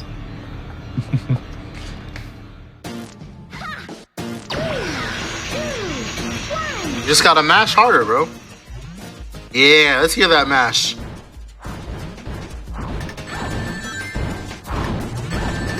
The tennis balls are definitely the worst part about this minigame as a trio. There we go. Easy! just That's had how it's the supposed to juicer be out at every the single end. time. Why do you hope Tails steals the win? Because Tails is the lad. He's our boy. We always want to see him succeed. Alright, I have a huge ring lead now. Loving that. Oh, Man, I'm pretty. Yo. I'm getting the last stone. Here we go. Okay, yeah, that's an you, easy win. Hypnotics. That's exactly what Yes, I mean. thank you, Hypnotics. That was fantastic thievery. Ain't nothing like a good steal from a British man. I'm just doing my job, man. And I have my own S because my hand is garbage. Otherwise. So when Sonic uses an S in battle, he gets a very vanilla S card roulette, which means that he can get up to 7 on his roulette, which basically means that under no circumstances can he ever lose a fight unless he just times his roulette wrong. So definitely one of the stronger battle abilities. That's not contingent on anyone else's cards. It's very good. Okay, so this is like actually pretty solid pace so far. Yeah. Of course. That seems... I was telling them in the break, this is like the easy part technically. Both Nature Zone and Riot Train can go very wrong. If you're a big man, Riot Train would be pretty easy, wouldn't it? I mean, I will try For to make those- Riot Train a little bit better, just by resetting for a couple 6s at the start to do some spin cheating. Oh, spin cheat and into the scum cheat. I love it. But we're getting ahead of ourselves. We gotta jump off this dying bird.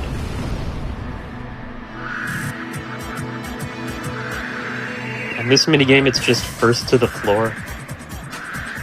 But there's But really you not can't- much you can do to speed it up. You can get rings along the way, and you can bump into other players in order to disrupt them. And you also have to avoid the clouds while also going into the speed rings. But other than that, it's a very simple minigame. Now, I like to, gush about this game and talk about a whole bunch of things that people don't care about. So I'm gonna do that one more time. With this particular minigame, it's actually, or a majority of the time, it's actually better to use the D-pad instead of the analog stick. The thing about Sonic Shuffle is that the D-pad and the analog stick both seem as the same thing. So as a result, you can use a D-pad or an analog stick in the same situations no matter what. So if you want to play a mini game with a D-pad or an analog stick, you're free to do so. However, because the analog stick has 360 degrees of movement, right? With this particular game, if you're trying to lose the analog stick, there's actually a really good chance that you will veer off to the side based on how you hold the stick. And any sort of diagonal movement slows you down ever so slightly compared to just being completely straight in one direction. So that's where the advantages of the D-pad comes into place, because you can just hold up on the D-pad and never move while allowing yourself to maintain the maximum amount of velocity needed to reach the bottom before anyone else. Alright, Hypnotics, you wanted to know how many rings I got the first time. It's gonna be 876 minus 645. That's your number. So it's about He said do math. 231. That's how many rings. I'm He not. said I'm do not math. calculating all that. Good for It's you. 231. Wow. See, this is why you're bad at the game. You can't do basic arithmetic. That's crazy. I'm gonna hold my hands up and admit it. Yeah, I'm not ashamed about that. As someone who You has heard it played here, a lot of Brain folks. Age as a kid, I like this. You heard it here first, folks. Hypnotics is bad at math. Mm-hmm. Remember it. I'm not fighting this one. I'm not fighting this one at all. No wonder you were struggling with your first game of Sonic Shuffle, man. You can't count. I struggled with my first game, brother. I've done it like 3 times and not got any better at it. I don't think. And you ain't go back to primary to learn some arithmetic? Dang. I'm done. That's wild. I got a very nice hand. Speaking of wild, we're here at Nature Zone. Hey.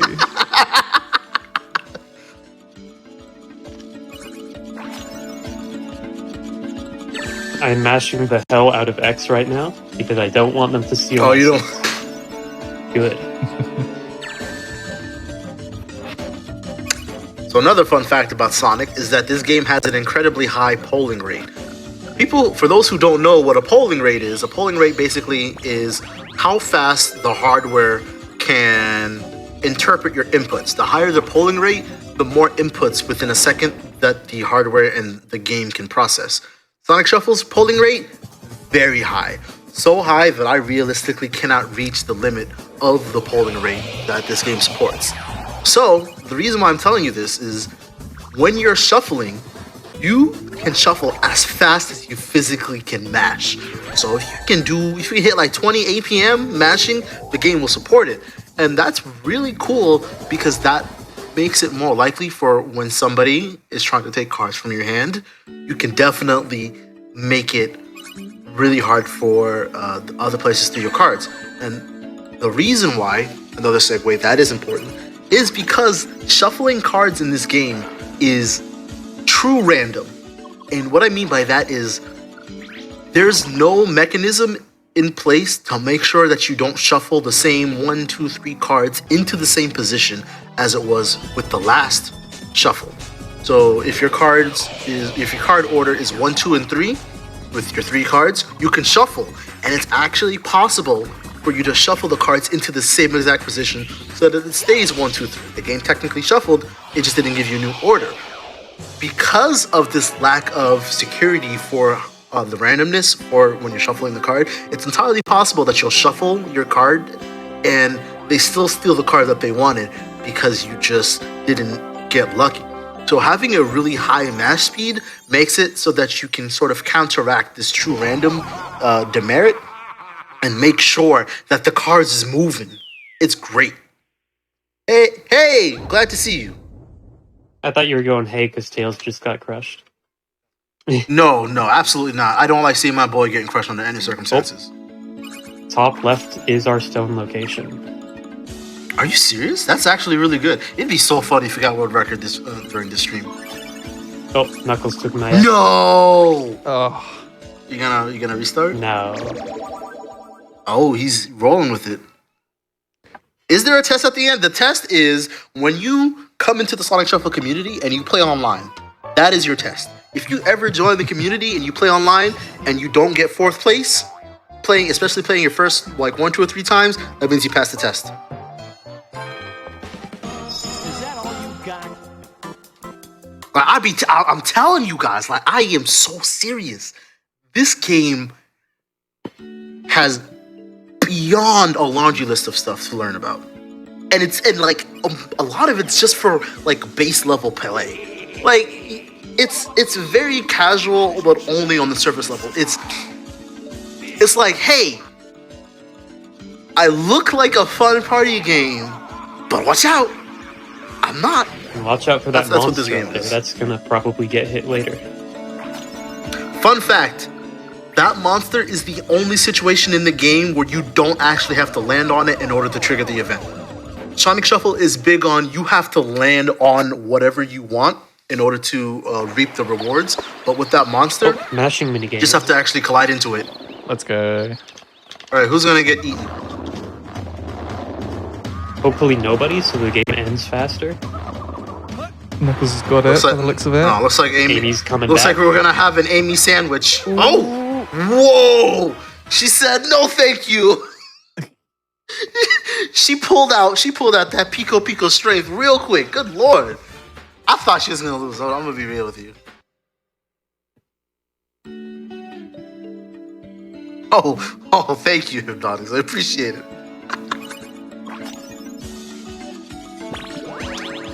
The thing about the accidents, man, that I think a lot of people get frustrated about is that the accidents are deliberately designed in a way that unless you know what they are ahead of time, you're gonna get caught off guard. And then they're gonna give you instructions as the game starts or after the game starts. And then a lot of the time that I've seen from people playing this for the first time, they end up losing and then they get mad. And it sucks, because I understand their frustration, because I do think that's kind of unfair. That being said, with my game dev brain, I was just like, well, they're doing this because it's an accident. And I just within got really Japan, lucky there. It was a 50-50 to get the S from Tails. really nice. Nice. Now hopefully Tails' Japan- last card is a 1, and I can just take that to get the stone. Are you gonna save scum for that? Probably will, yeah. Oh, really? Okay. All right. Yeah, because wasting But in turns is just giving the computers Bad. more chances to land on mini games and battles, which lose a lot Mini of time. events and all the fun things that technically waste time, right? Back in the day, like in the 2000s, Japan was really big on using English, especially Sega. Sega's technically a Japanese and American company. Sega was really big on English, so they used the word accident to represent situations that happen out of the blue that you're not prepared for. Because I guess you can technically call an accident something like that. So accidents in this game are designed to leave the player unprepared for what's going to happen. I'm assuming they were thinking like, hey, this will be fun, this will add some spice and variety to it, and da da da da. But I think the execution ends up making players a little more frustrated than not. Sonic Cola. I want to talk about this game because I think it's a really funny thing to talk about. Sonic Cola is a game where you have to pick one of 5 buttons, and the whole idea is that you're trying to get the soda can that hasn't been rigged by Eggman. You don't want to open a soda tab and then you get sprayed in the face. That's the point of this game, right?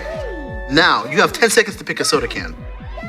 15. Scott's not going to do this, I think. 15. Scott may... Oh, wait, is he? No, yeah, he's not going to wait. So, the way that this thing works is that you have a 1 in 5 chance of getting the rigged soda can. Now, through my experimentation and testing, I've learned that if you let the timer run out for this game, what happens is the computer will take over all player input and then pick a soda can automatically. Now, the reason why this is interesting is that the AI logic is designed, like hard-coded, to avoid the rigged can.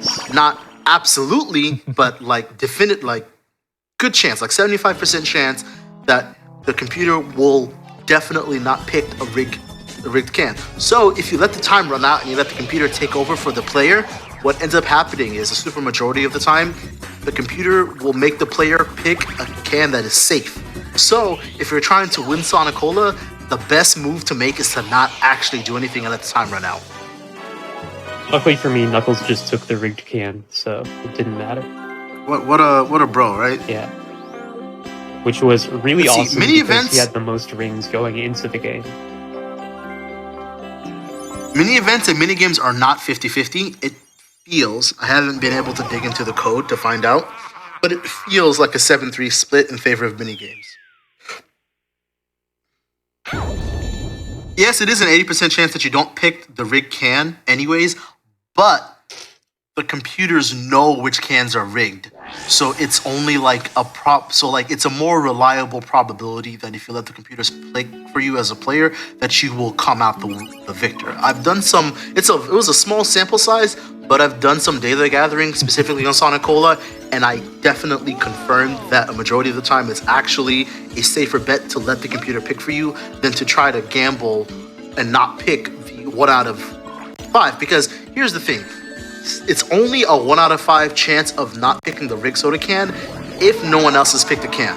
As other players pick the can and your options diminish, your odds of picking that rigged can go up. So if like the other 3 players pick 3 of the cans, now it's like a 50-50 shot. And in that case, the AI logic is still superior to gambling on a 50-50 shot to avoid the rigged can. Alright, unfortunately, I was stuck between a rock and a hard place there. I could only take a 3. If I went left, I got an event space. If I go up, I get a battle. So I'm taking the battle.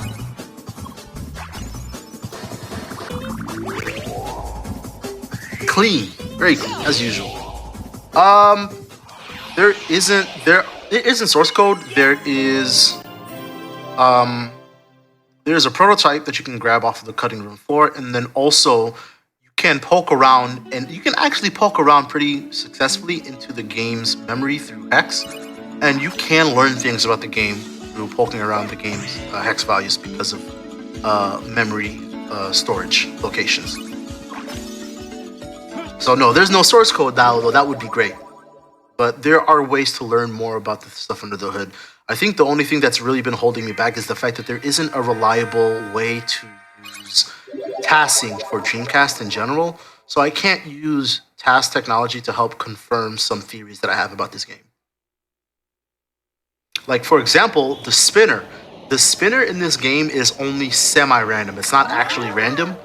The The way that it works is the general location of where you want the finger to land on the spinner is 100% determined by you as a player. Every location has a 1 to 2 frame window for you to press a button and get that location. However, what is random is how much the finger can slide after you've pressed the button.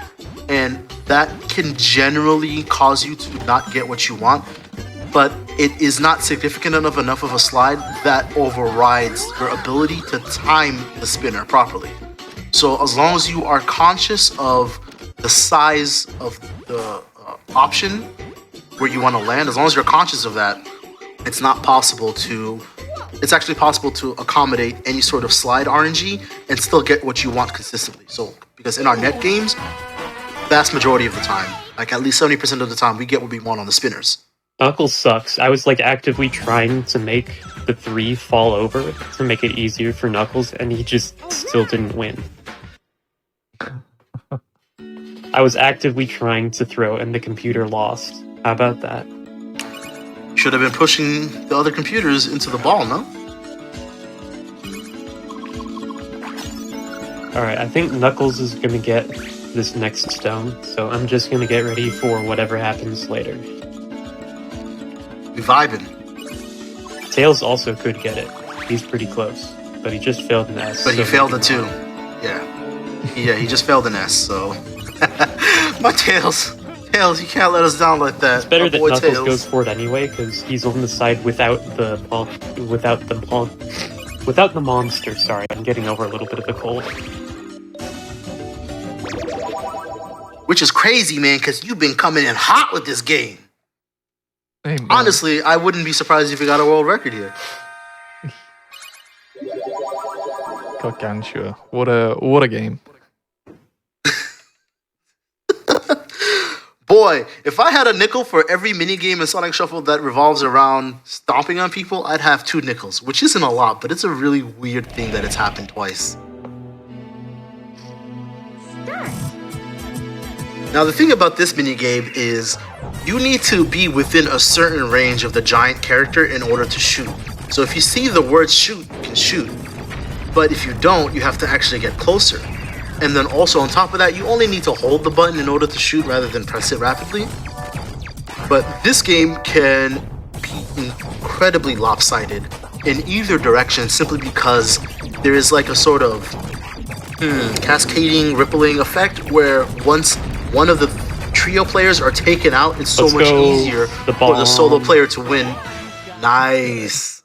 Outside of situations where the giant player runs into the nuclear bomb, yes, when one player gets squashed, the giant player loses health slower, and it becomes easier for the giant player to run away with the win.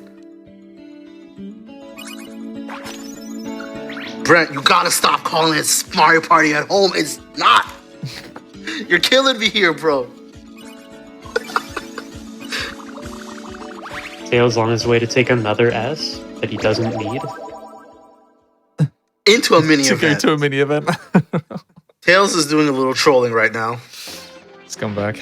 Let's see if Eggman does anything. He's just a lad. He doesn't know what he's doing. He is 8 after all. How many French movie mini events are we gonna get this whole stream? This is like the 4th one, isn't it? Yeah. Oh my goodness. Is he gonna have any luck? Nothing. Nah. Oh, I guess that's fine. Better Doesn't than getting raised, doesn't pickpocketed. jeopardize. Yeah. True. Alright, Knuckles, get the stone. Do it. Do it now!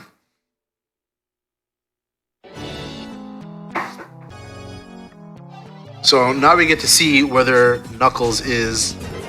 Wait, did I read it wrong? Oh no! You're right, I did read it wrong. That's crazy. Wow. Which is funny because that is also crazy. What a fumble. wasting time. That's not that bad, though. Honestly. It's funny I got called off on not reading properly because Shuffle is a game where you have to read. I tell people all the time that if you don't read what's in front of you, you're going to end up so lost. A lot of people think that they can just like learn as they go, but the game, not only does the game doesn't teach you anything, when it does teach you something, it's usually not enough So whatever little information you get, you kind of really need to like take it in. Alright, Tails has to fight the monster now. So again, he picked a 3, but he was only able to move 2 because the monster was in the way. This is actually the first time in a year that I've actually seen the monster in play, like it actually mattered.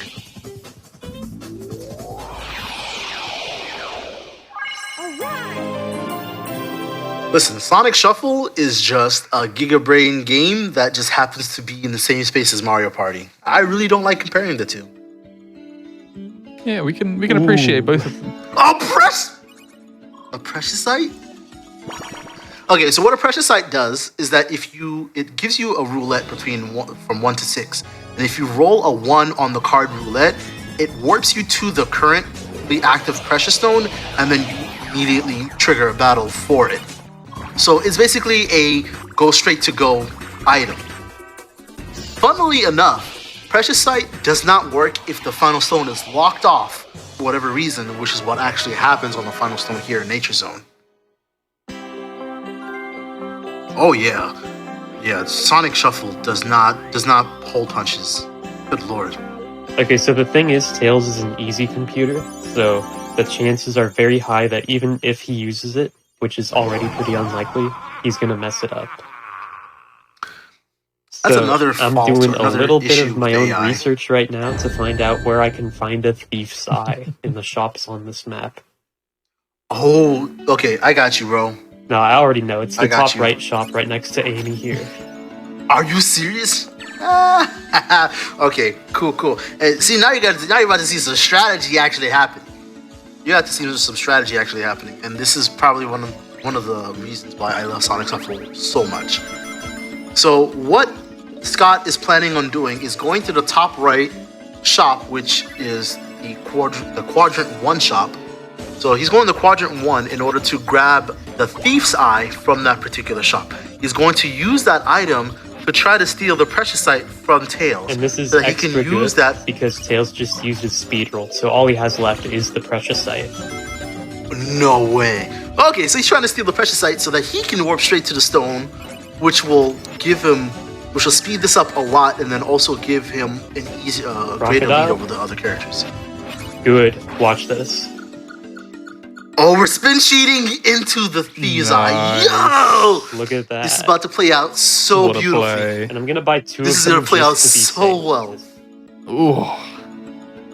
What a play.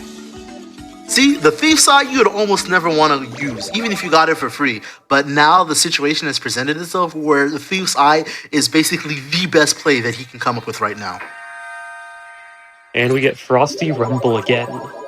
I was actually playing this before you showed up, GH, to practice. For practice? And I was like, what the heck? This game is so fast. It's never this It's fast very internet fast. play. 3, 2, 1. So just watch. It's way too fast. Uh-oh. We're just used to the rollback frames. Yep. Oh, I see somebody I know in the chat. Hope you're doing well, man. Hope your night speedruns are going well as usual. The AI in Frosty Rumble is particularly brutal. I never wish upon any of my enemies that they have to go against the AI in this game, even on easy. Speaking of AI difficulty, here's another fun factoid about Sonic Shuffle, right? So, as you may have already noticed, this game has multiple difficulties for the AI, right? Easy, normal, and hard. I'm gonna drop some truth on you, some unfortunate truth. The difficulty actually does not matter for the AI when it comes to them moving around the board. All the difficulty does is make them worse in mini games, make them make bad choices deliberately more often, and it stops them from having psychic powers. Because one of the things that hard computers can do is know where the next pressure stone will be or know where the next void space will be. So those things are the only thing that are changed with the difficulty. So their ability to move about the board and get to the stone as fast as possible, it's the same no matter whether it's easy, normal, or hard. It's brutal. Alright, so now I'm looking at a new target here. Knuckles got a turbo speed roll from that game.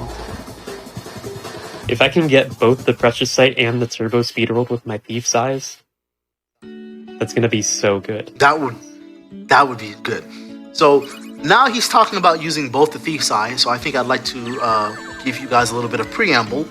Items are really cool in the sense that you can have item combos, and the way that it works, and the reason why it works is as long as the item does not move the person who was using it, it does not end your turn. So because the thief's eye does not end your turn, he can actually use multiple items in a single turn. And that's one of the reasons why I got a speed roll even from players Tails. have... He had another speed roll. Let's see if I can hit Tails again. That's unfortunate. Let's see. Nice. Clean! Give it to me. Show me the precious sight in there. Yes. Oh, that's beautiful. Okay, so as you can see, he can use multiple items in one single turn. And like I was saying, this is something that the AI never does. They rarely use items as it is, but even when they do, it's usually just one and then they finish their turn. So because the items don't move him, he can use multiple items. If he wanted to, he can end his turn with an item that moves him either through teleport or something along those lines, and that would end his turn. So one oft overlooked strategy when it comes to overcoming the computers at the very least is using multiple items. And that's why I think a lot of the design in this game is intentionally done. Because there's no thievery and instead you get 2 items from winning battles through a crit, if you get enough items, you can just start spamming items over and over and over on a single turn to give yourself a huge advantage that the computers by design are not programmed to naturally overcome. They don't work differently when they're affected by items in any particular way. So you have to leverage these items in order to get the leg up on the computer, but nothing ever teaches you that, nor does the game push you towards that sort of knowledge or information. So a lot of people still end up getting run over. They might even think that the item shops have randomly generated items, so you may not even know that you can consistently go to one shop for an item that you really like and then give yourself an advantage. Because that play by Scott was pretty good, and it could have been even better had he had gotten the precious sight on the first go, because then he would have been able to steal from Knuckles and then give himself some really powerful movement items, which would not only speed up the run by like 10, 15, 20 minutes, but just also make it that much more guaranteed that he's gonna win. Shout out to Amy taking her shortcut there. Knowing the shortcuts is one of the ways that you definitely win in Sonic Shuffle. Hit the 4, Amy, please. Aww. Oh. See, man, this is what I was telling you, man, before you even started this run. I was like, hey, man, you're gonna play them all on easy, or you're gonna have something on normal? And you're like, no, I want the computers to do this, and they are just fumbling the bag at every single turn, dude. And an If this was a normal computer, it's gonna be the Witch Doctor one. I'm calling it right now. Yep. This is the worst time racer out of the 2 accidents. So every board has unique mini games, right? Specifically the accidents. Every board has 2 unique accidents that are exclusive to that particular board. The crocodile one was one of those accidents. You didn't get the item. I have 5 items in my inventory. I can't even use it. You could have thrown one of them away, bro. Come on now. What if it's a carbuncle? You could have thrown that away. You can actually throw away the carbuncle No, if it's you an can't. excess one. I've gotten Really? I've gotten the carbuncle with 6 before. Are you serious? You can't throw it away even if it's a bonus one? Nope. Oh my god. I thought okay, you know what then? You know what? Carbuncle Good play. is forced upon you, so I'm not even gonna touch that. Masterful gambit, sir. Anywho, every board has 2 accidents that are unique to it. So the crocodile mini game and this particular mini game are mini games that you'll only see on Nature Zone. Similarly, with just like you saw in Emerald Coast, you'll only see the crab, the sun one, and the umbrella one on those particular games. So having an idea of what's going on or what will happen on your board is once again one of the many things that you need to learn about Sonic Shuffle in order to really enjoy what it has to offer. I'm going to use my 3 because Amy needs a 2. I'm just going to leave that option open for her if she needs it. And Tails is just landing on every event space on the way to the stone right now.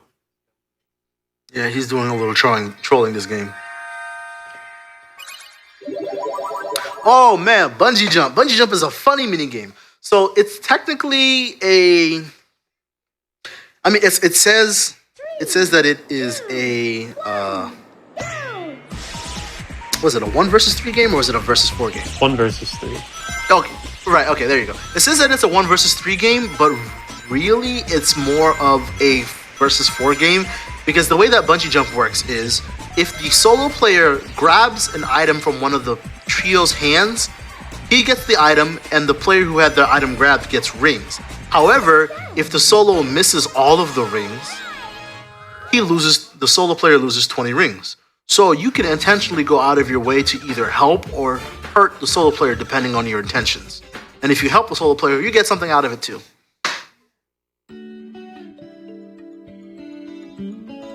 Speedrun. He ain't using that. Knuckles took the 1 again. I wasn't even shuffling. Okay then. Yeah. Did you need that path? I don't need that. Did you need that path personally? Oh. I'm just hoping. Yeah, this is one of the things. Okay, Amy. Amy's got it. She used an S for it though. Now, if the next precious This is stone, one of the- there's gonna be 2 more after this. It can either be right next to me, 2 spaces away, or it can be the bottom right corner. So if it's the bottom right corner, I'm using the precious site. So when you saw the pillars fall out just now, that's one of the gimmicks of this board, is that it goes out of its way to make pillars falls to block the shortcuts in the normal pathing that is available from the start of the game. Nature Zone is the longest board out of all 5 of them, like bar none. It's not even a contest.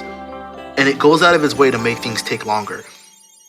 One of the other reasons why Nature Zone is one of the longest boards is when the last stone becomes available, it becomes locked off from all players, and you're forced to complete the board quest in order to unlock the door to get access to the final stone.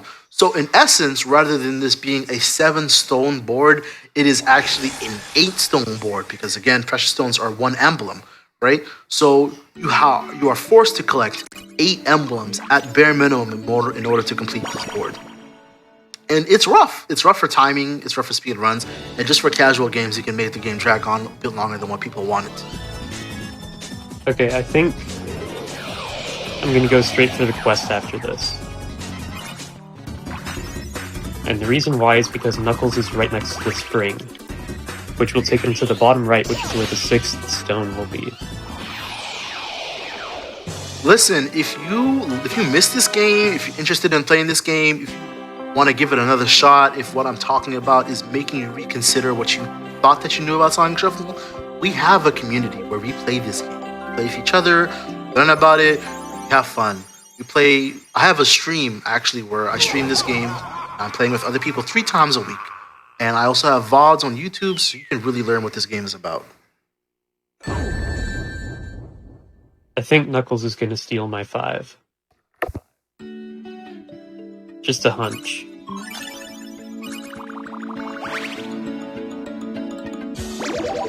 Wow, Tails. Getting a 5 specifically to land on the event space. That's crazy. All right, you know what? You know what, man? I am trying to stand up for my boy Tails, but like this is a little much. Times in a row that he's gotten in event space. I guess he just wants to play video games. I guess he just wants to play some games. He just wants to have some fun. He doesn't want this to be cut too short.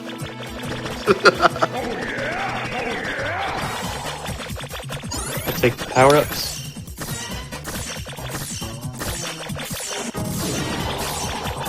This game is really fun, but oh my god, it is so rough to get teamed up on.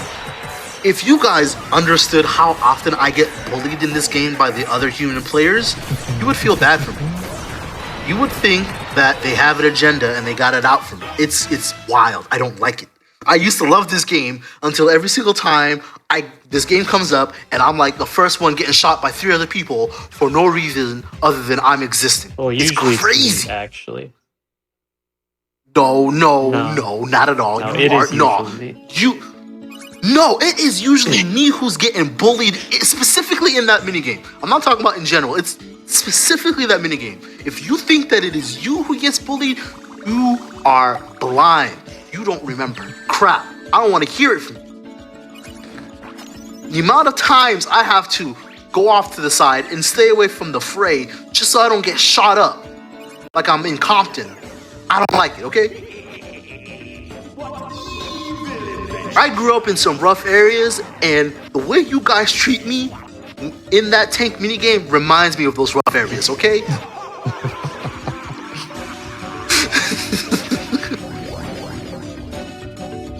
Poor Tails. Hate to see it happen. Knuckles is not gonna win this battle. 11 is definitely like one of the worst Eggman effects, like bar none. I think 5 is the worst, it- actually. Well, 5 was one for battle though, right? Yeah. Yeah, I think. Oh no, 5 and 11 between the two, like if you just put them together, they're definitely the worst. I don't know which one is worse than the other, but they're definitely the ones that you under no circumstances ever want. Like it's really bad. Eggman 1 can be really bad sometimes, though.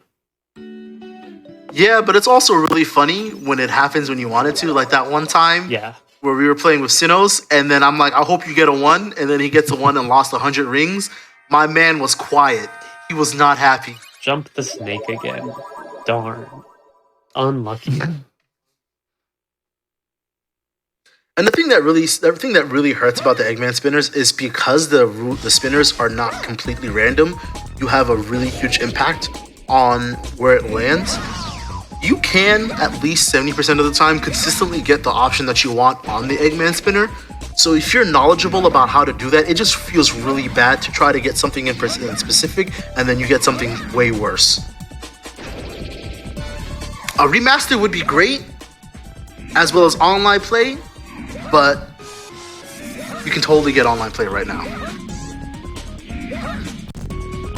Well, whilst we've got some time to burn, I imagine GH at the very least has seen what's on the horizon for Sonic Dream Team, which is another game that's supposedly taking place within like dreams. So like, if there's anything from this game that they pass on, because like, you know, they had special characters exclusively for this game, and it looks like that's going to be a repeat there. Like, I don't know, are there any themes that you'd like to see in that game that's coming out? You know what? I will take a Lumina or Void reference, and I'll live with that. Okay. I mean, I'll take it's that. apparently it's Ian Flynn on the writing, so you never know, because the dude likes to throw in little bits and bobs here and there. Yeah, he referenced Void in the Archie's comic, so you know what? Maybe we might get something, and I'll appreciate it either ways. I think I'll be satisfied with Sonic Dream Team when it drops, simply because it has Tails, playable Tails that isn't in a mech or the Cyclone or whatever. So I think I'll be happy with that. That's kind of where I'm at with with Knuckles being playable as well. Yeah, Knuckles being playable, and it's not Emerald Hunting. Mm-hmm. When was the last time 3D Knuckles has been playable without Emerald Hunting? Well, Frontiers, but we don't talk about that. Listen, man. You know what? I forgot about Frontiers. I don't think about that game, man. I beat it last year and I haven't come back to it. Like, no shade against Frontiers. I'm just a classic Sonic guy. Sonic Shuffle is like the one exception for like Sonic games that I love beyond reason. Nice. That's right. Knights is in this game. If you set your Dreamcast clock to Christmas Eve, Knights will show up in place of Lumina during the minigame information screen and also at the start of the game.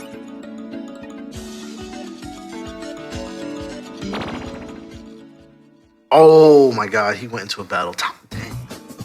Tails is just he's taking the scenic route, he's stopping to smell the flowers, he's trying to have fun. Sweet time. He's He's just doing stopping outdoor to activities admire right the now. nature a little bit. He's relaxing. as he cuts down this tree. Killing anyone who gets in his way. It's just a little guy, I guess. Yeah, he's deforesting the nature that he's trying to enjoy. He got a thief's eye. A thief's eye. Ugh. Better not steal Yes, back from Dave. me. Oh, come on, Knuckles. That'll think. Wow. Honestly, you know what, man? If you don't get world record, it is literally because of the AI. Because they have been very uncooperative this whole entire run so far. Like halfway through the estimate, man. That's crazy. And I'm almost done with the third board, so that's like actually pretty good. Okay, so we're in light mode, so you actually have a really good chance to get some rings.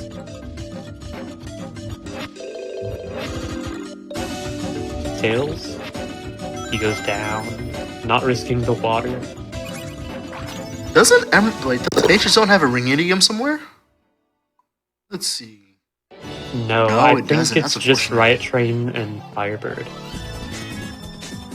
Wow, why wouldn't they put a ringidium in this big board? That's There Man, might the be a devs report. are cracked. No, there's not even a loose quartz.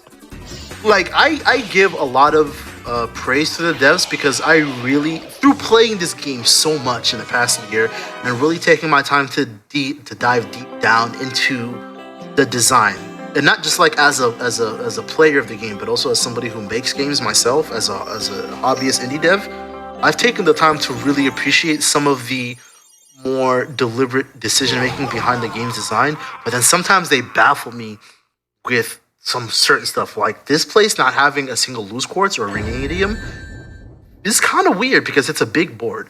The ring idiom, what it does is that it converts all spaces except precious stone spaces and board specific spaces into blue ring spaces. So the whole board basically becomes blue ring spaces, and the loose quartz is the same thing, but all spaces except the essentials become red ring spaces. And the reason why those particular items are incredibly good, especially for speedruns, is that by eliminating the time wasting spaces, that would be the event spaces and the battle spaces, you can speed up the game a lot. So if a game just really feels like it's just taking its sweet time to finish, grab yourself a ring idiom and a loose quartz, and then all of a sudden the progress just shoots up out of nowhere. Yeah, especially in versus mode, because suddenly you don't have to think about, oh, what space am I landing on? Oh yeah. Coming from the guy who goes out of his way to make sure that people don't actually have a way to beat you. Yeah, I know you're familiar with that tactic, jerk. Yeah, Just do Scott. for those who don't Just know, do Scott. when we play online, I like to play Gamma. And Gamma has a special ability where if you play a 4, 5, or a 6, you don't lose rings from red ring spaces. So I tend to play loose quartzes at the end of the game whenever I have a lead, so that they can't steal anything from me with battles. They lose rings all the time, and I don't because I'm Gamma. And it's some of the most BS that I have to deal with. I don't I don't like that tactic, man. It's so annoying. It's so frustrating. Because this dude, because it's not even just the fact that he uses such a well thought out tactic. It's because he's always rich. This dude is the 1% of Sonic Shuffle online net play, right? Almost every single game that I'm playing with Scott, this dude got 200, 300, 400 rings by the end of the game, and I hate it because then he'll always come to a shop. It's like, what shall I do with my half of 1,000 rings today? I think I'll buy a loose quartz. And then everyone else who's got like 20 rings just starts losing the rings. And he's so far away, we can't even duel him. We can't do battles, no mini events, nothing. And then he just walks over to the final stone and ends the game. It's not poorly designed. This game is very well designed. It's actually, that's one of the reasons why I think this game is super weird compared to the other Sonic games, is that it's incredibly well designed. Knuckles There loses are by very clicking few the wrong button. Huge. Let's That's- go, Knuckles. Oh, because of reverse port priority? Yeah, it has to be. No, wait, no. It's because you just pressed it later. Ah, fair enough. But yeah, there are very few design choices within Sonic Shuffle that are just straight up bad. Like, like it's hard to defend, incredibly hard to defend. Like if the main things that I complain about when it comes to Sonic Shuffle is the availability of information and understanding that this game refuses to provide any player at any given moment. You have to fight against the game to just learn certain things, and I don't think that's fun. But other than that, this game is like, I wouldn't say a masterclass in good game design, but I think it is an incredible example of deliberately made design decisions that only showcase how smart it is when you elevate your understanding of a game to a level that is not expected of casual play. If you play this game casually, there will definitely be a consistent theme of not understanding why certain things are a certain way. And it's only until you have repeated playthroughs with the intention of learning and not just simply experiencing do these design choices and what benefit they bring and how it overall improves the game quality. Only then does that stuff start to come to light. Nice work, Tails. Alright, well, I guess I get to run around. You know what? I completely understand your complaints with fourth dimension space. That board is very nauseating. Okay. If anybody is not good with, like, I guess, I wouldn't say crazy camera movement, but not being on a flat plane, 4DS is probably not going to be something that you want to experience for a long time. Also, shout outs to the scream in this music track. Just because. And it's specifically after the French line. You'll never hear the scream until you hear the French line. So it just means a French man is screaming, and I think that's a W. Wow.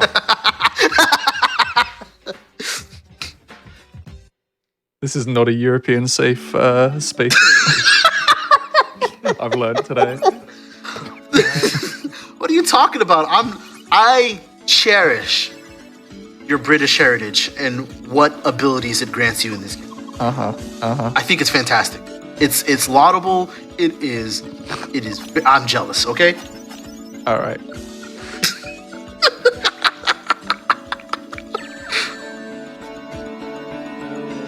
Oh, that's 20 rings. Not too fun. I'll be fine. I'm gonna have 4 stones in the quest. Yeah. Okay. Surely not again. Okay. We are getting this mini event a lot as well. We've gotten this twice, and we got the tickets once. It's the same mini event to me, man. Well, then again, most mini events are just like random nonsense, so it's just all beyond me. Wow. The game is like this right here. This random nonsense right here is not fun. So, the main gimmick of Nature Zone is that it's stopping to make you smell the flowers. It is intentionally designed for you to take the scenic route at all times so that you can experience nature. I'm pretty sure that's what they were going for. I'm not going to say like that's definitely what it is, but that's what it feels like because this board fights with you to not take the shortcuts. And that's one of that barrier that came up was one of the ways that it makes you take the scenic route and experience nature. But the thing that really aggravates me about that particular barrier is that you get a special cutscene for when it goes up, but when it goes down, it never actually informs you. You have no clue when the barrier goes down unless you check physically. So there have been times where I'm waiting for it to come down, and then all of a sudden I realize one turn too late that the barrier is gone. Uh-oh. I'm still gonna be fine though. Tails didn't have any Tails stones on this yet. this is his only stone, but that's still not fun. You don't want to jeopardize your good run so far, right?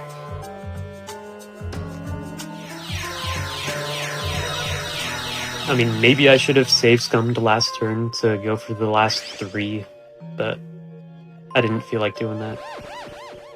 And that's not even a bad spot. So, I'm going to be saying this a lot. For those of you that don't know, whenever you actually successfully steal a stone from another player using the Void Space, Void warps you to a random space. And when I mean random, it's true random, which means that it's actually entirely possible for not only for you to be warped right next to the Void Space again, but it's also entirely possible for you to be warped right next to the stone or in a position that really can give you an advantage.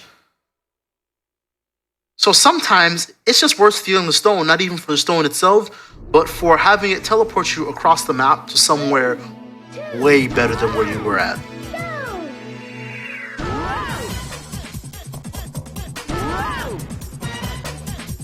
This is the other minigame that's focused around squashing people and stepping on them. Once again, 2 nickels. Now, the interesting thing about this minigame that is never explained to you, even in the instructions, right, is that the legs follow bodily logic, which means that the rightmost leg cannot go all the way to the left side, and the leftmost leg cannot go all the way to the right side. And unless you actually think about that sort of realistic logic and you look for it, a lot of players don't actually expect for this game to operate in that fashion, and as a result, they don't know what a safe space is on the road during the minigame, and they end up getting squashed really quickly. But once you learn that the legs can't cross all the way over, it's actually really easy to keep yourself safe and prevent yourself from getting squashed in that particular game.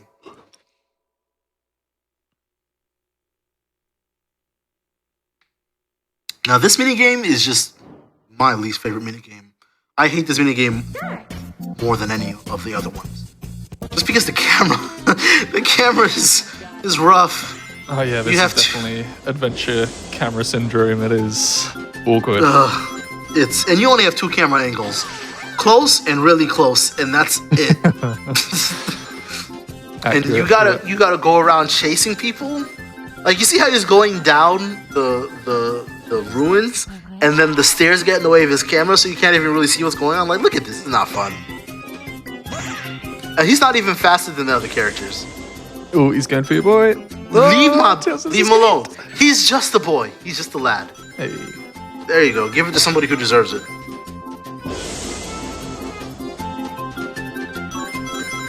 Oh my god. I might have gotten hit there because the ruins got in the way of the camera, and I had no clue where Emmy was for a second.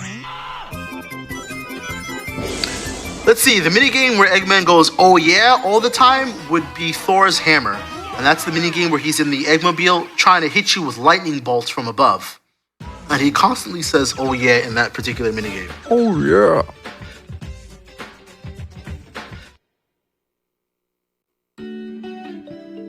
Now, if we do get Thor's hammer at some point, I really do want people in the chat to spam oh yeah, because it's a great sound clip. Fantastic sound clip. Ooh, 24 rings. Not fellas, Uh-oh. No, you might have to save scum this. Where's it gonna go? Okay, it's Amy. We're good. Okay, we're safe. Fellas, I was just gonna say that if we get like another event on this turn, maybe it would be a good point to have another break. I would say we try and see this one out, but I don't know if we land on another spot. Quest, and then I can get the last stone very quickly after that. All right, we'll roll with that.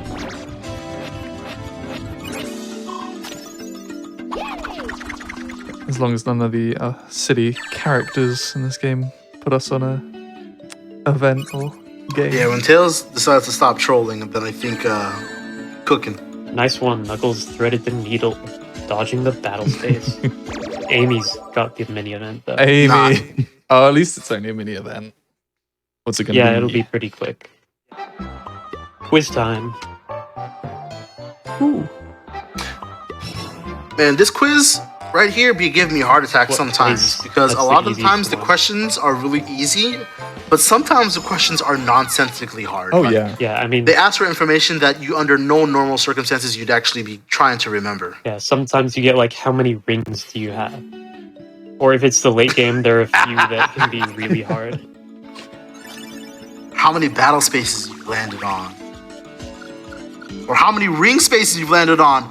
That one is rough because it counts. I think it counts both ring spaces, and you are Now, the not eagle-eyed sure. among you might notice even I if don't have a 6 to win the battle, but don't worry, I have a plan.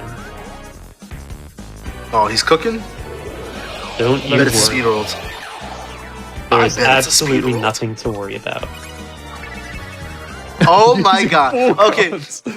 So speeder worlds are the only items that you can actually use in battle, and boy, are they really good for that. Eggman absolutely would ask your credit score for that quiz because just out of the blue, man. He's like, hey man, what color is the sky? What color is the grass? You know, what did you have for breakfast today? What is the Pythagorean theorem verbatim? Oh, don't ask me. What? All right, You've already so heard now we're about heading Hyper into Superman. the final Nature Zone minigame, which is just, we do a little running, you know? A little running. Everyone should be familiar with running, right? Everyone works out, keeps nice and fit, exercises, right? On occasion. On In the occasion. speedrunning community? Of course. I mean, runner is literally in the title of speedrunner. Exactly. You gotta stay in tip-top shape by not only speed running, but running fast. And we're about to see some fast running right now. So with this particular accident / minigame, the obstacles come in a pattern.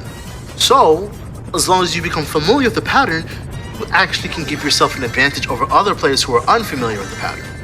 In this case, the pattern is rocks, rings, and then tree. So you should typically see each of these once per, rotation.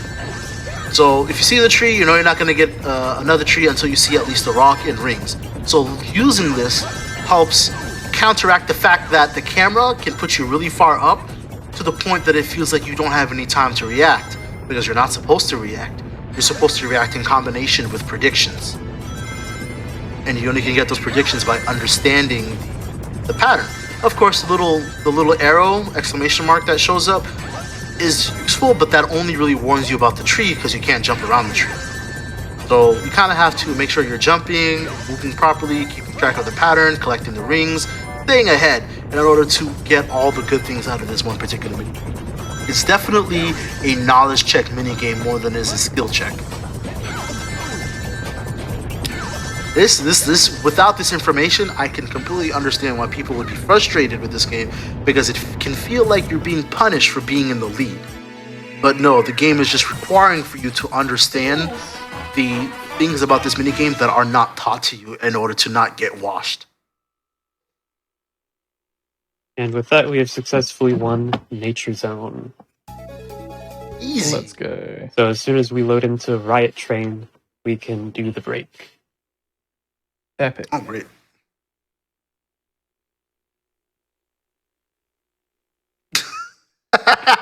You want to learn how to do an infinite? Heavy punch, light punch, heavy kick. Keep up the rhythm.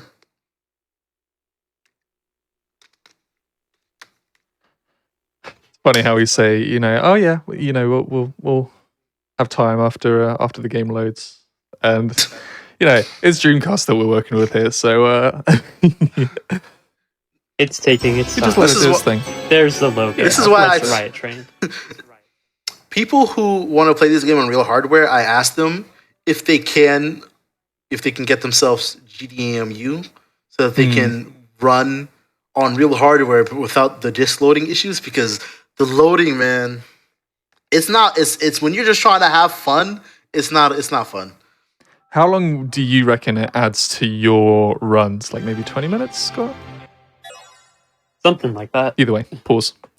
Pause the timer. Alrighty, we are almost 2 hours and 20 minutes through this Sonic Shuffle run. We've got hopefully under another half of that. Another half of that? Yeah, definitely less than half of that. But folks, no, that's my maths going. That is not right. Anyway, we've got a 4-hour estimate. I'm sure we're going to come underneath that. Scotto knows Yeah, what Riot he's Train doing. can But take like an hour at most. mm, And then Fourth Dimension Will the Space is like game- 40 minutes. will the game be on his side coming out of the break? Who knows? But once again, this is just another chance. If you haven't in recent hours, just take this chance to have a little stretch, get up, make sure everything's all right around you, make sure that you're staying hydrated and all that good stuff. And hey, if you've only just tuned in like the past half hour or so and want to catch any of this run back, we upload all of our stuff onto YouTube. And if you're watching on YouTube, then, well, hello. Make sure you drop a like and a subscribe if you haven't already. And why don't you join us at twitch.tv/GamesDoneQuick when these things are happening live, joining in with the hype, with the chat. We've had a lot of love in the chat for this game, which I am thoroughly enjoying. But we'll have more festivities after this little break, so see you in a bit.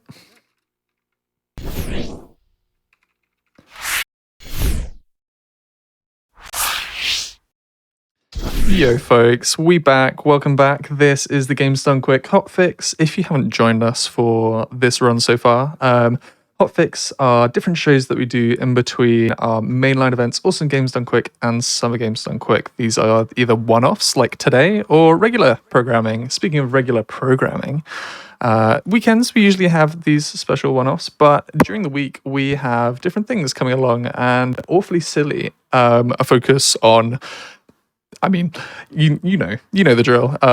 Games that you might see in the awful block at Awesome Games Done Quick, or the silly block at Summer Games Done Quick.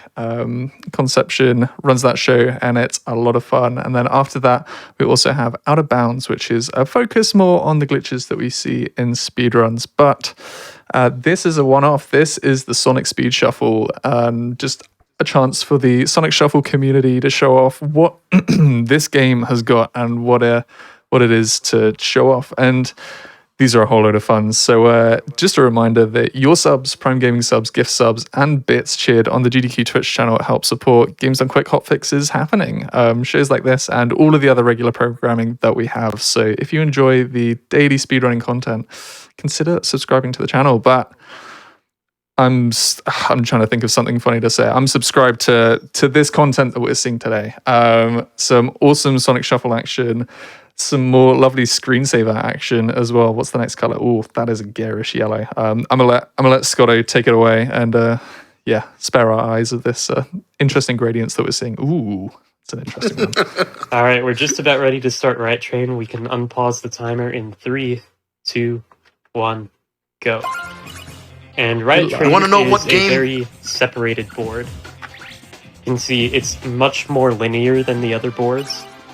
And so this is where Sonic really gets a chance to shine even more than he did before. I know how earlier you talked about Out of Bounds, where you get to see games with a bunch of glitches. Want to know what game doesn't have a lot of glitches? Sonic Shuffle. Let's go. I've been playing this game for a long time. I can count the amount of glitches I've seen in this game on one hand. I know Sonic games have a reputation for being really buggy. This game ain't one of them. And boy, let me tell you, that's because this game is godlike. So, we're here on Riot Train. It is a very linear board, as Scott has mentioned before.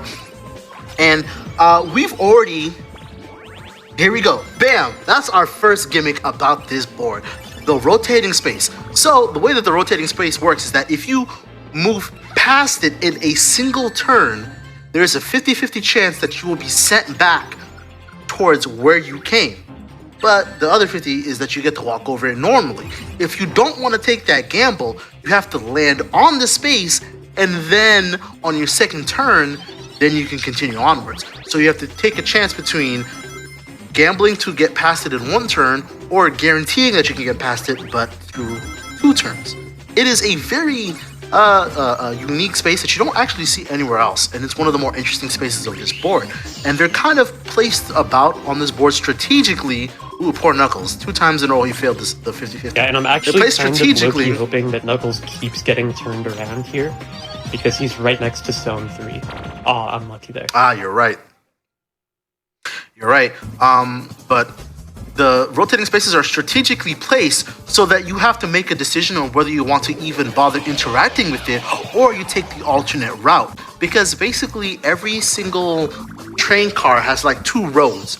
One road without a rotating space and one with the rotating space.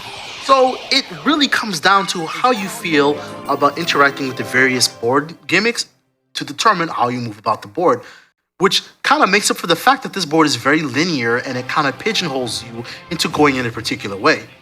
Now, Here is a fun fact that we can't see here in story mode because extra characters are not allowed in story mode, but Big actually has the ability to completely ignore rotating spaces.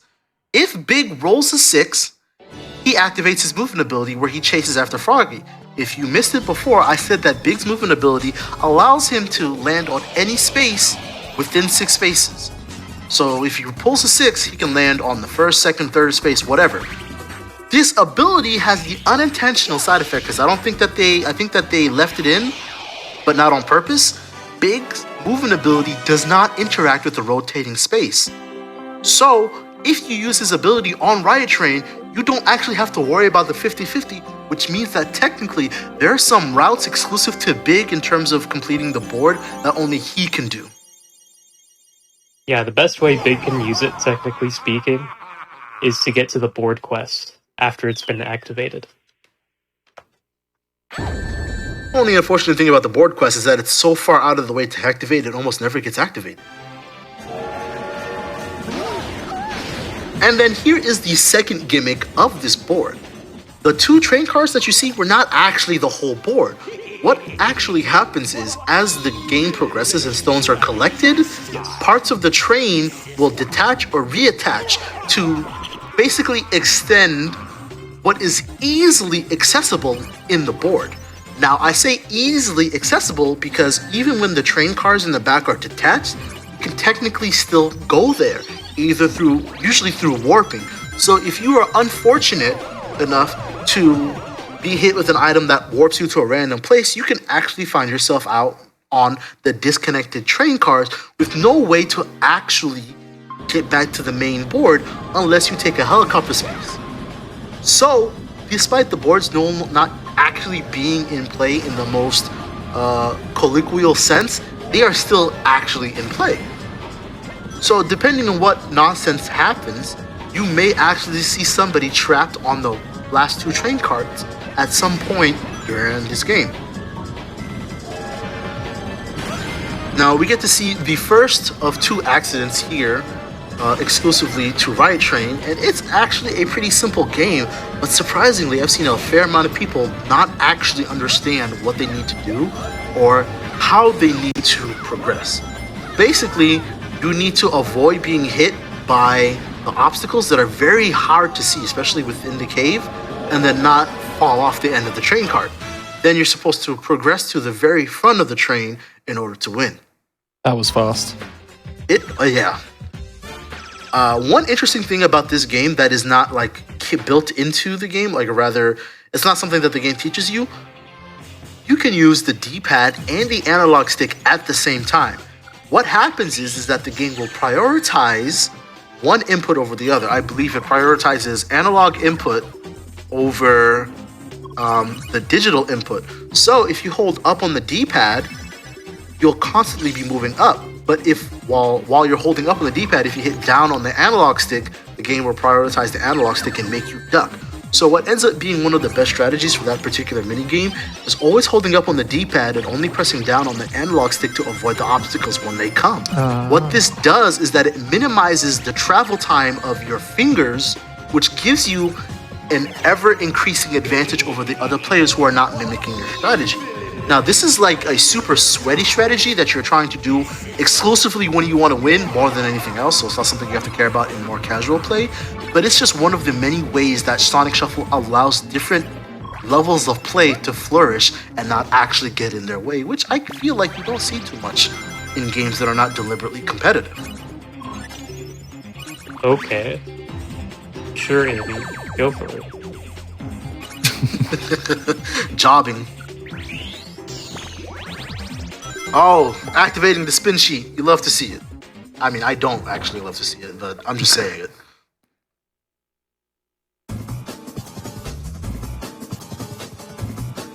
Now, another thing that I like to talk about when it comes to Riot Train is something that we actually haven't mentioned before. Like, we've kind of touched on it by letting you know when it actually is a thing, but Riot Train and Fireboard are the only 2 boards in this game where all of the precious stone spawn locations are preset. So no matter how many stones you pick for versus play, whether it be 2, 5, or 7, or anything in between, you can always expect the stones to spawn in the same space on these two particular boards. Now, no matter what board you're playing on, the first and last stone are preset, but with Riot Train and Firebird, all of them are preset. So with this in mind, I'm sure you can already imagine that that makes routing dramatically different for this board, especially during speedrunning. What ends up happening, at least in multiplayer versus game, is that when players who are aware of more advanced knowledge understand the positioning of their other players, they will strategize around the success of said other players. So for example, if I'm playing with Scott and I know he's in the position to get the third stone on Riot Train, instead of trying to fight him for the third stone, I'll usually give up on the third stone and start to position myself for the fourth stone because I know exactly where it's going to spawn on Riot Train. He's leveraging that sort of tactics here in Riot Train by deliberately avoiding some stones and letting the computer fight for them while he positions himself for other stones, while also simultaneously hoping that the computer also happens to stay in a position that makes it easier for the computer to get the stone. Because again, speedrunning, the story mode of Sonic Shuffle, is more about enabling all the computers to get the stone so that the board finishes quicker while maintaining a lead over the computers at all times. So you're kind of doing a sort of push and pull, tug of war between momentum and helping the computers and hurting the computers so that you can guarantee the win and make sure that the computers also succeed, but not so hard that you end up losing. Knuckles is not having a good time with the spinners today.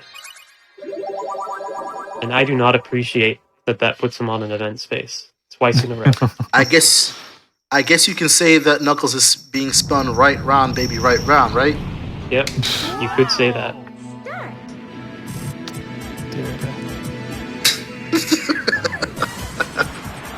Speaking of spinning, we're here in Twister.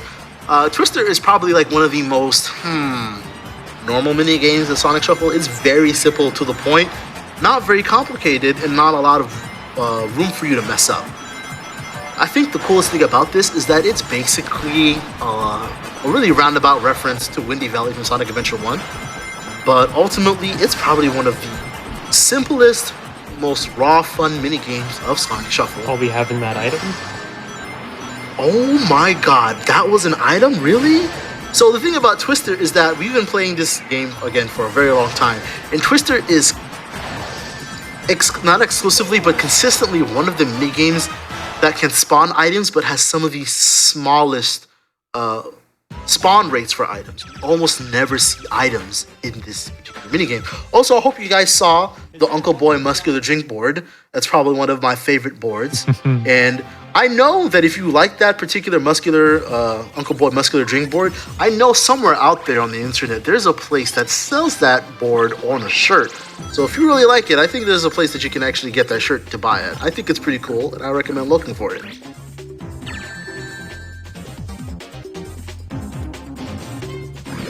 Okay, so you triggered light mode, so you actually are in a position to get a nice amount of rings.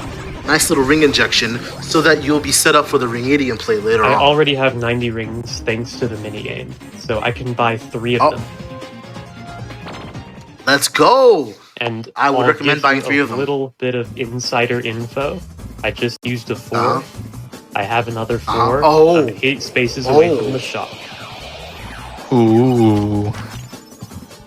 Look at that, spin cheating coming in handy once again.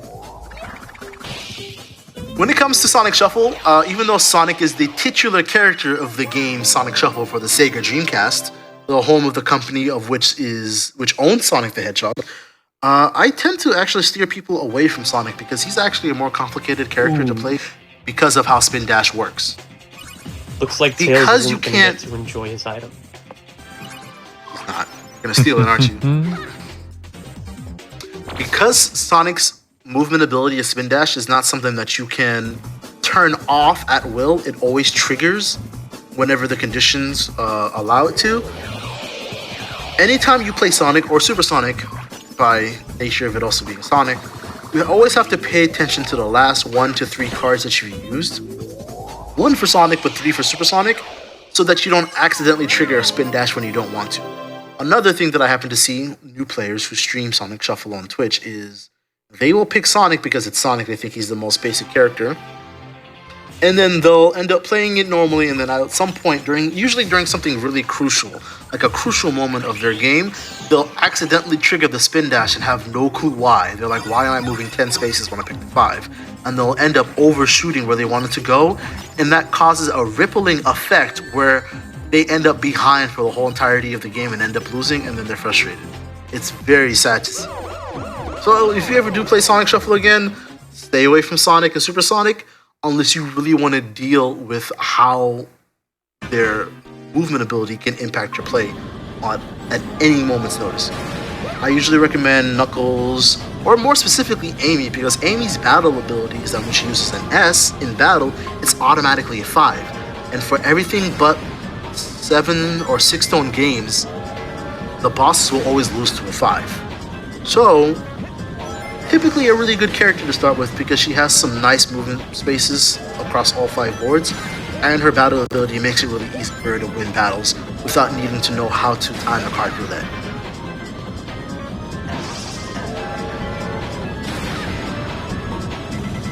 Every player being able to see their own VMU online would be sick, but I also think that being able to see other players' cards only during their turn is actually a fantastic way to play Sonic Shuffle. A lot of people like the novelty of keeping your cards private, but there's so much to gain from being able to see other players' cards only on their respective turns.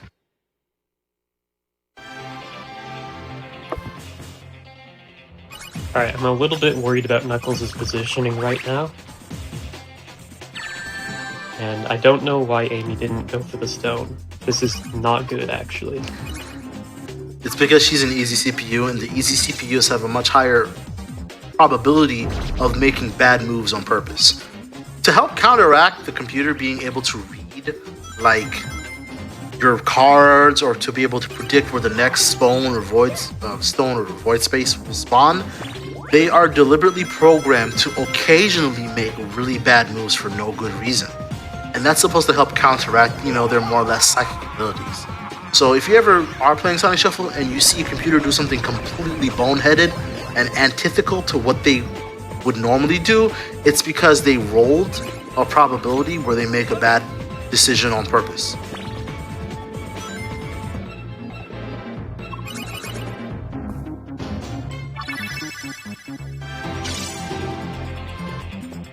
Chameleonite? Whoa. Yeah.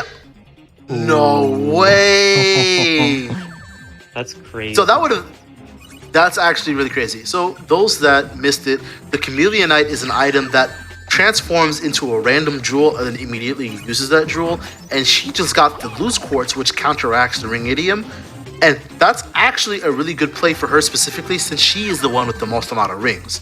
If you have the most amount of rings, playing a loose quartz will prevent other players from getting rings or triggering events or battles that would allow them to steal rings or earn rings, and it leverages your massive ring count so that you can help secure the ring emblem at the end of the game. Ooh! Are we gonna see this interaction? We're gonna see this interaction? We're gonna see it. Okay, never mind. We didn't see it. Oof. Oh wait, you did see it! You're right! I'm tripping! Okay, so what you just saw right there was one of the situations where a character exclusive space becomes a sort of impedance to other game mechanics working. Because Tails is on a Tails only space, he cannot swap spaces with other characters. In this situation, it worked to his detriment, but in other situations, I'm speaking from experience here, putting yourself on a character-specific space protects you from swaps. So leveraging these spaces when you feel like that somebody is about to use a warp item or a spot switching item can definitely come and help you out. There have been I can count at least 2 instances where, as a Tails main, I've positioned myself on the tail space and made myself fly, and I've made myself immune to my opponents trying to take my position in order to put themselves in the lead. Being conscious of these types of scenarios is one of the highlights of Sonic Shuffle. It's so good. Now, while that's cool and all, I'm still a little annoyed because I'm 4 spaces away from the 3rd stone, and I don't have a 4. And I don't have an S take because, somebody as you else's saw, card. I took my Eggman card. That's right. Whenever somebody has an Eggman card, that means all the other players have an S card. So I'm gonna have to take a gamble here and hope that I can take a 4 from someone. And if I don't, it's not actually that big of a deal. I'll just figure out how to go next turn. That void space is kind of annoying, though. Like that's an annoying position for the void space because Amy's over there. I think Tails is over there too. They're losing too much. So that can lead to some nonsense. Usually. Amy's safe though, safe enough, I believe. Okay, so everyone's been talking about the carbuncle this whole entire time. Everyone's aware of the joke from Game Grumps, but I would actually like to talk about some more interesting aspects of the carbuncle.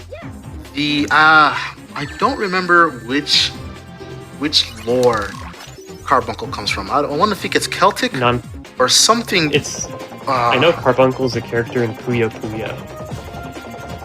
Right, but it's just Japan leveraging lore from Europe. Like the carbuncle is an actual creature in lore from somewhere in Europe. Like I don't know if it was Celtic or Irish or something along those lines, but it's definitely a European mystical creature. And if anyone's played Final Fantasy as well, because Carbuncle is a reoccurring summon in Final Fantasy, you would know that the Carbuncle is a creature of jewels. And in the original European lore, the Carbuncle is a creature that loves to eat jewels, I believe. So the reason why Carbuncle eats jewels in this game is because all the items are called Force Jewels. They are all a form of gem. So Carbuncle, being accurate to its origin lore, eats other gems, and that's why the Carbuncle eats items.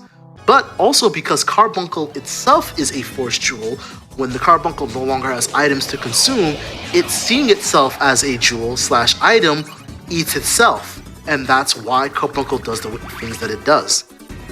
Wikipedia is telling me it is South American folklore for the carbuncle. South American? I thought it was from Europe. Huh. You're obsessed with us, mate. You need to take a step back, I think. Listen, you wanna know why I'm obsessed with Europe? Northern Chile, apparently. Oh yeah. No, that actually rung a bell. Yeah, I can't. Oh wow. I feel bad now because I learned it was from Chile a long time ago, and it just hit me like a flash of light. Just like how that 16 tons hit Tails. What? No, my boy. No.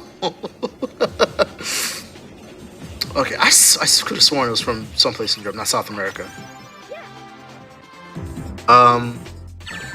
Where was I? Well, that's where Carbuncle comes from. I don't know whether I want to know the answer, but you were talking about your obsession with Europe. Oh, right. It's because I'm actually Haitian, so I got beef with Frenchmen, and they just happen to be European. I talk about you though because you're cool.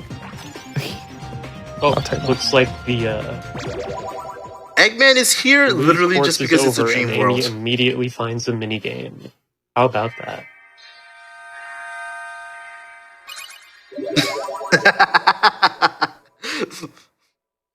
Listen, Sonic Shuffle may not be from Europe, but Sonic Shuffle is from Sega, which is a half American company, and I think that's good enough for me. 3, 2, 1, go! But yeah, the only reason why Eggman is here is it's just a dream world. It's a world of dreams, and for whatever reason, Eggman exists here because of dreams. It's that's about as much as I can get for you, bro. Surprisingly enough, some of the enemy designs in this game represent that dreamlike landscape, and some of the design decisions with the enemy designs are really good. Like for example, in Emerald Coast, we have a fish on ice skates, a Yeti with a Aloha Hawaiian shirt and a surfboard, and then a palm tree with a winter scarf and a bucket and a fishing rod for ice fishing. And I think it's actually really does a really good job of encapsulating the map itself, because Emerald Coast, which is a coastal area, has been frozen over in halfway into like an Arctic area. So the enemy designs actually reflect that. And the enemy designs, I think, do a really good job of representing a concept that makes a lot of sense when you dig into it. So like, for example, the fish with skates, right? A lot of people tend to ask, why does a fish have skates?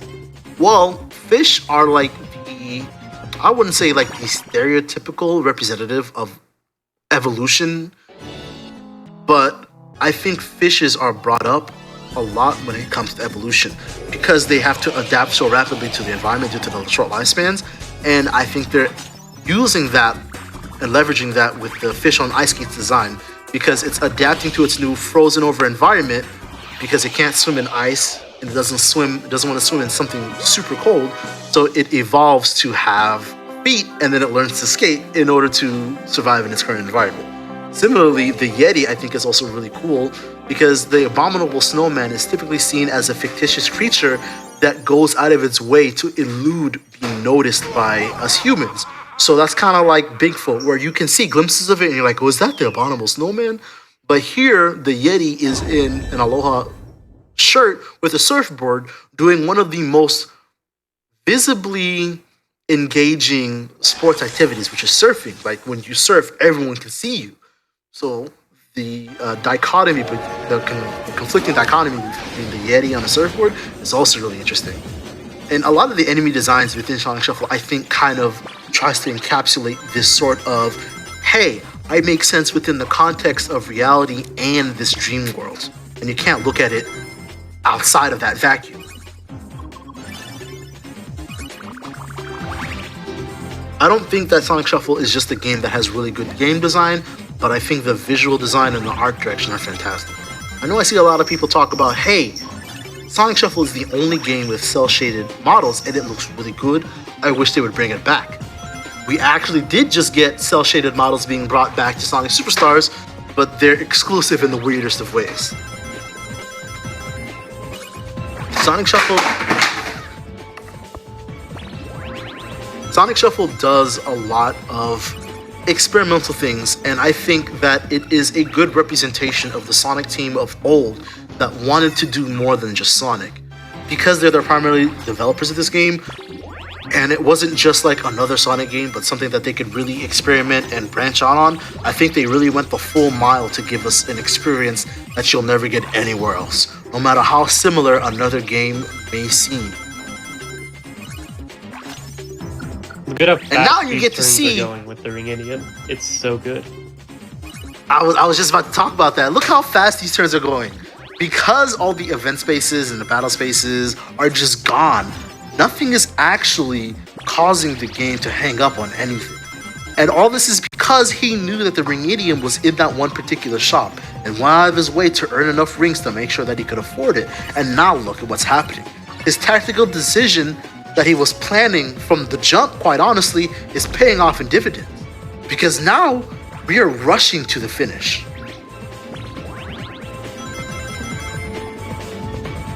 And it's dark mode. This is like Which is the fine, only because- time lost when you're spamming ring items like this.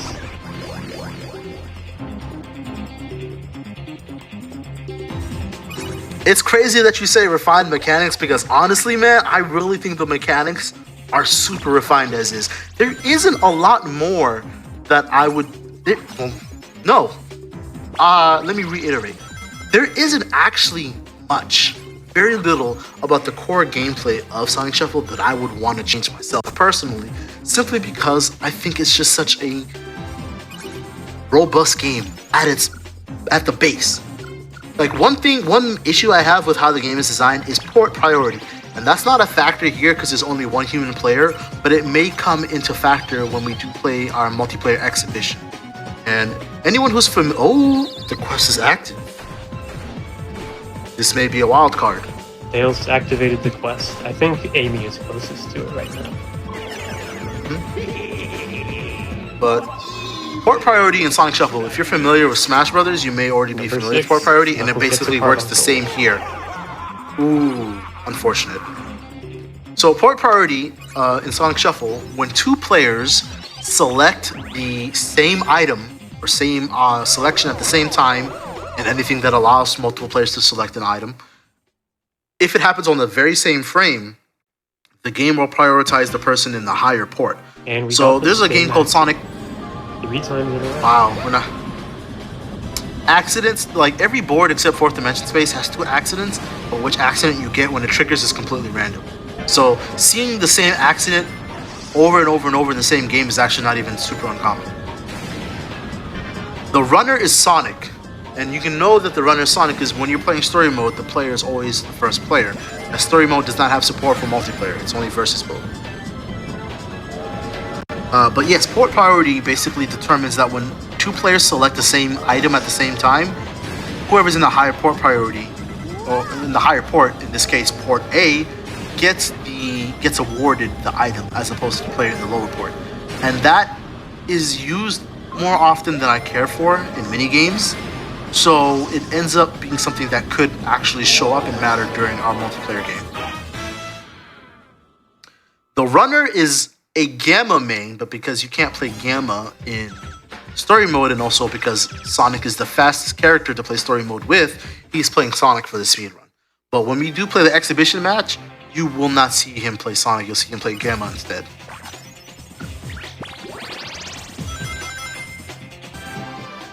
Alright, Tails, do your thing. Hopefully he doesn't fumble. Tails has been playing nice this board, so that's good to see. We love to see it. He might have to take my S, but I don't mind that too much. Nope, he's good.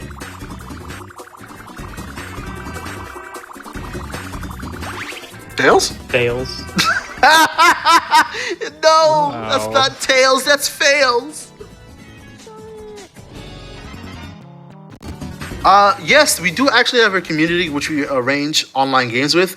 Unfortunately, it is not on Guilded, it's on a different platform, but the link has been posted, so if Hypnotic still has it on hand, he can post it again for you. I do indeed. We play Sonic Shuffle 3 times a week, generally on Monday, Wednesday, and Friday during the evenings. At some point, I was trying to increase it to have more games, but that probably won't be for a few months from now. But we do play online multiple times a week, and it is a blast. It's streamed. come on. The VODs are online. I think I have 30 VODs of just Sonic Shuffle online net play. Let's see. We are on. Yes, we just hit volume 35. So we've had 35 games played within the past year of just Sonic Shuffle online.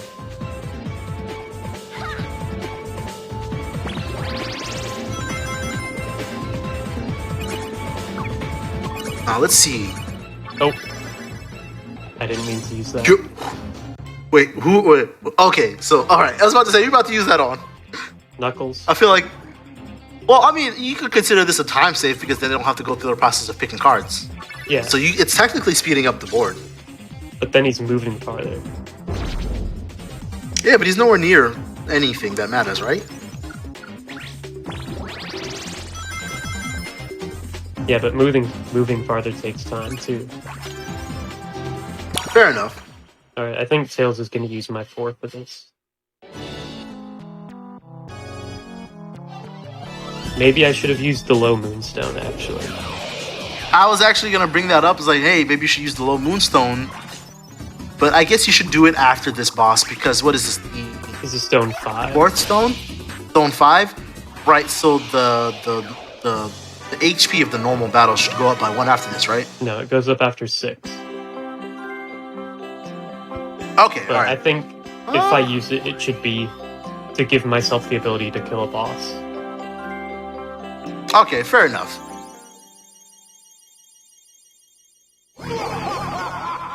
The tactics that you can come up with on the fly, especially if you get a good item through item RNG, it's also one of the more fun aspects of Sonic Shuffle.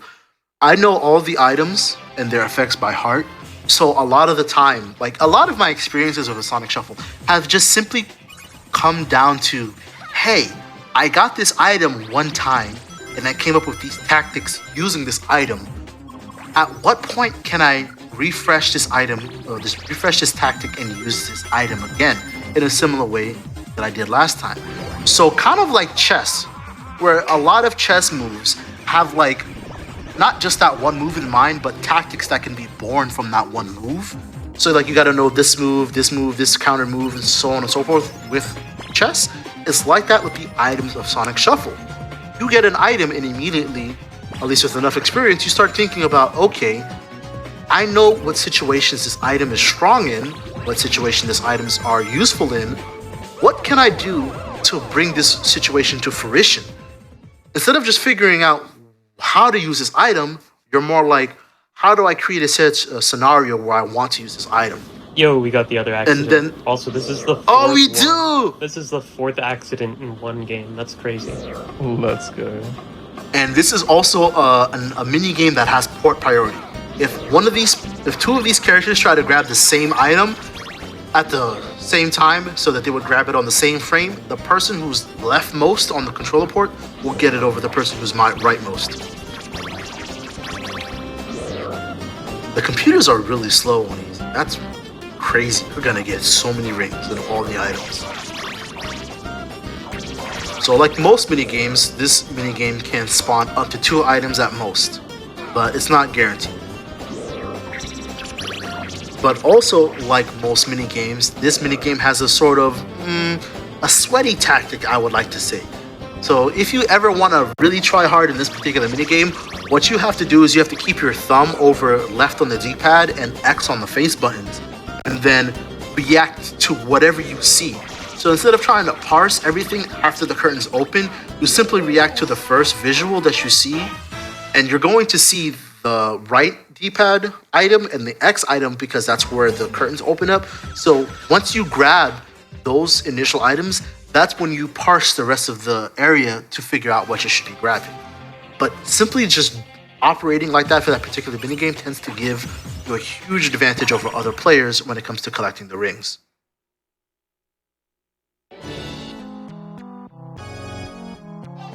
Robbing that train won't no accident. Let me tell you that right now. We want money. I want money now. It's my money and I want it now. That hand is really good. That is a really good hand. I'm not even gonna lie. Lots of movement and a little bit of precision is always good. Is always a good hand. Speaking of hands, another thing that I think is really cool about Sonic Shuffle is how knowing what you can do with your hand can be really advantageous to you. So, like for example, there have been some situations where I start with a hand that's absolutely considered awful by most. Tons of 1s, tons of 2s, an Eggman, no big cards, right? You'd think that with a hand like that, you wouldn't be able to move really far.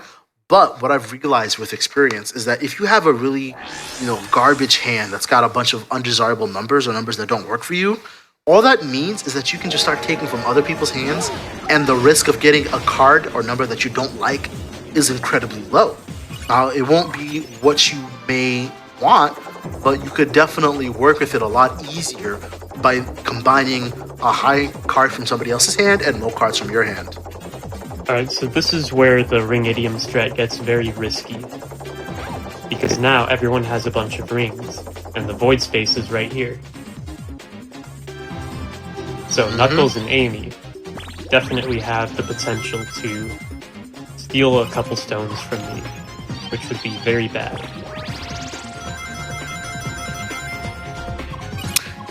Now that we have the situation, I think that this is a perfect example of one of the reasons why I don't like story mode. As you can see, as he said, the situation is a little precarious simply because of the fact that Amy and Knuckles have so many rings and the void space is currently active. Now that is a problem because, again, they can steal a lot of stones with that money.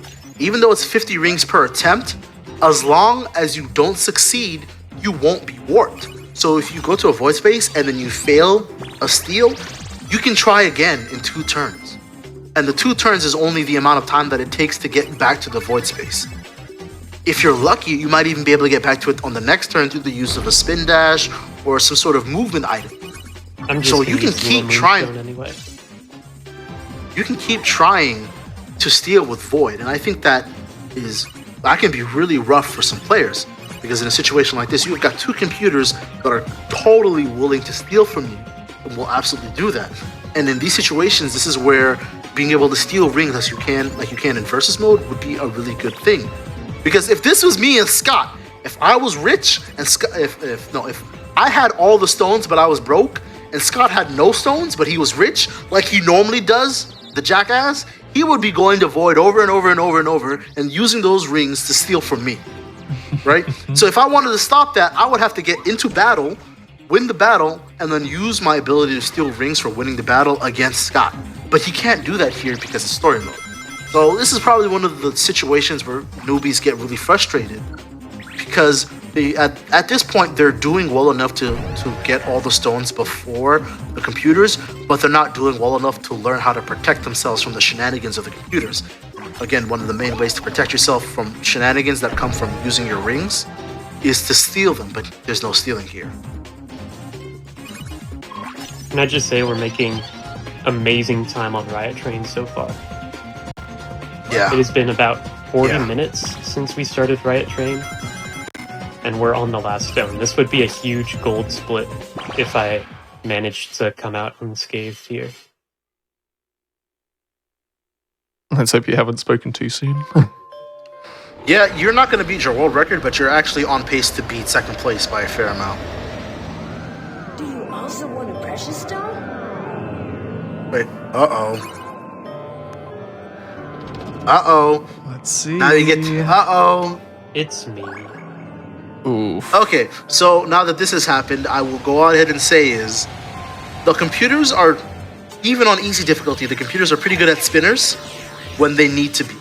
And they're programmed to need to be good at spinners for situations like this. There are two biases from my experience. There are two biases that I've recorded from the computers. They have a bias against human players, and they have a bias against first place. No. What a warp. What a warp. I just need to ignore the haters right now. So you see, I mentioned this earlier, how the warp can really put you in a good place, and one of those good places is being warped right back in front of the void. So now that Amy has basically one ring under 100, she can absolutely go right back to the warp and then steal from Sonic again and put him in a really bad position. Now the good news is Amy's gonna be broke.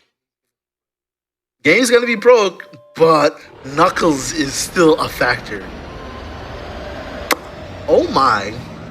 Now the thing is, I'm still gonna get the last stone, and I'm probably gonna win the clear minigame. But is that enough? So I have about 3 emblems locked up. Nope, she's stealing from Tails. Okay. Alright. 4 emblems if I don't get stolen from still.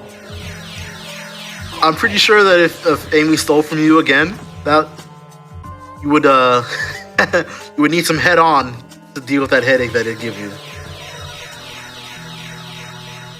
As long as she doesn't Head on. do I say it? Warp back to the same Go ahead. place. Yeah.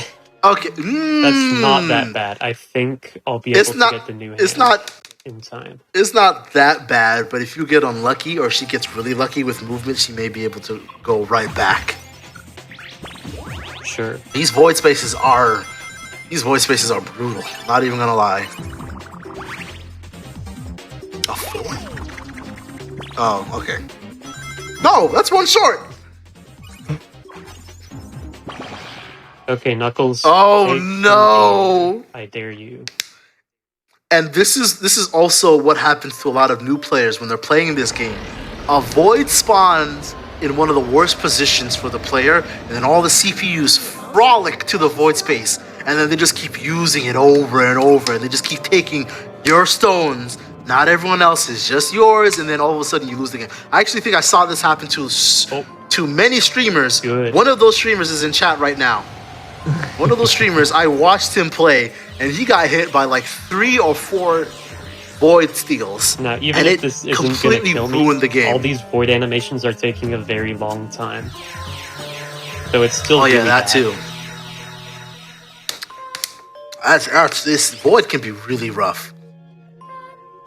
Are you serious? No way. He's What a literally warp! 3 spaces away. What a war! Man, I wish you. Man, you should have bought yourself a reduce site, bro. You are getting robbed. Okay, so Well, now that Sales is everyone's getting now that robbed. I only got stolen from one. you still got robbed. So now that everyone's getting robbed, I can safely say yes. This train is going through Detroit right now. Oh, This it's train during is idiom time. 100%, I still have 2. 100% going through Detroit right now. And then the ring idiom is just giving them the rings that they need to steal with. Man, loose quartz would have been so much better. Tails is gonna use a 1. That means Knuckles is gonna have a 3. Oh boy. Are you serious? Oh no! And Knuckles has the ring emblem too. This is actually Well, gonna he's be. gonna lose Oh it, my But god! that's gonna give it to Amy. Unless he steals. Oh, Knuckles needs to you steal might from you Amy might have right to. now. You might have to mash for your life in the final minigame for rings.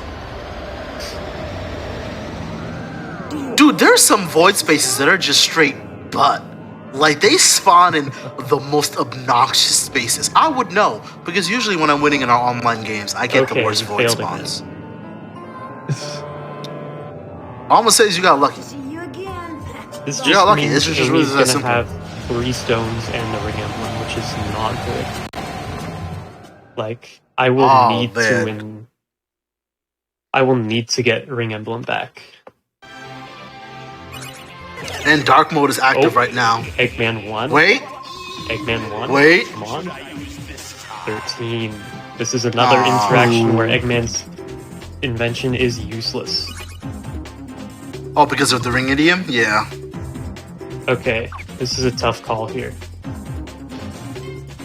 Yeah, dark mode is also messing with you because you can't even use. I think I just The combo sent it to get a and bunch of rings. I should get more rings. You think? I think so. How many rings does she have? She's got 55, so you need to get 23 rings from the mash. Just to match her, but not even surpass her. I think you should. I think you'll win the minigame easy because it's a mashing minigame. But honestly, I'm really concerned about the rings. Because I don't think I think if you lose the ring emblem to her, you're gonna lose the game. And that's gonna set you back so much. You might have to just see. Maybe, man, you can't even say scum at this point, can you? If you reset the game in the middle of the final mini game, what happens? I've never actually done that because I don't play story mode. See, the thing is, I'm not gonna know until the cutscenes play. Oh. And at that point, I think it's already done. No, I think there is a point where I can do ABXY start and just do the last turn again.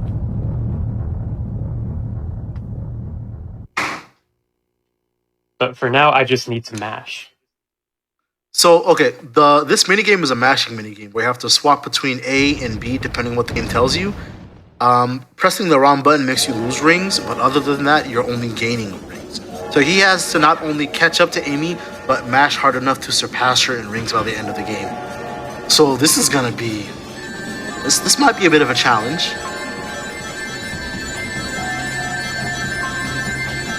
Okay, it's on easy, so the computers aren't mashing that hard to get a lot of rings, so he should be fine. I also hope that you like the sound of rings falling.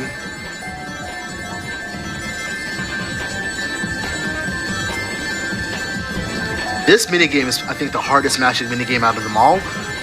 I have to use the special mashing position for this particular minigame, and then on top of that, I usually burn up all of my shoulder and arm stamina because I do a try hard mash.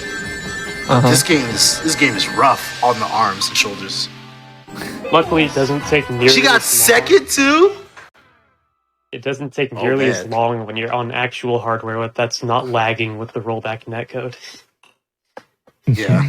Oh, you know, that's another reason why I didn't want to play on Ride Train for the net game, because this game's gonna lag so bad because of all the inputs.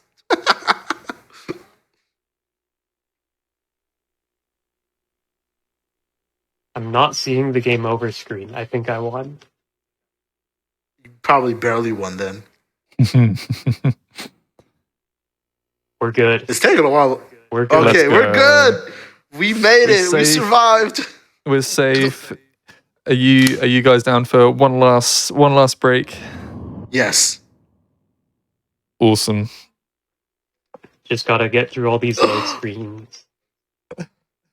Yeah, we'll wait a good minute. Fourth dimension space. That's what you have to look Oh forward my to after God. the break. Oh my god, fourth dimension space. The fastest map usually. But it's also very unusual. Mm. Oops. Shout out Sorry. to Sega. Sorry about that. Alright. You good. Pause. And pause. Alrighty, folks. We are going to be finishing off in the third hour, hopefully before the fourth hour, in the fourth dimension space on the Sonic Shuffle speedrun. Afterwards, we're also going to be joined by Xenos, and we're going to see these gamers battle it out in a versus mode battle, which is going to be good fun. Like, we've seen speedrun strategies in this game, and I imagine that, you know, the high level gameplay strategies will really be brought out in the net play after this. But you want to see the thrilling conclusion to this, don't you? Yeah, you do. We're going to be having a little break, chance to stay hydrated, have a little stretch if you haven't recently, and we will be back with the rest of the story mode speedrun. See you in a sec.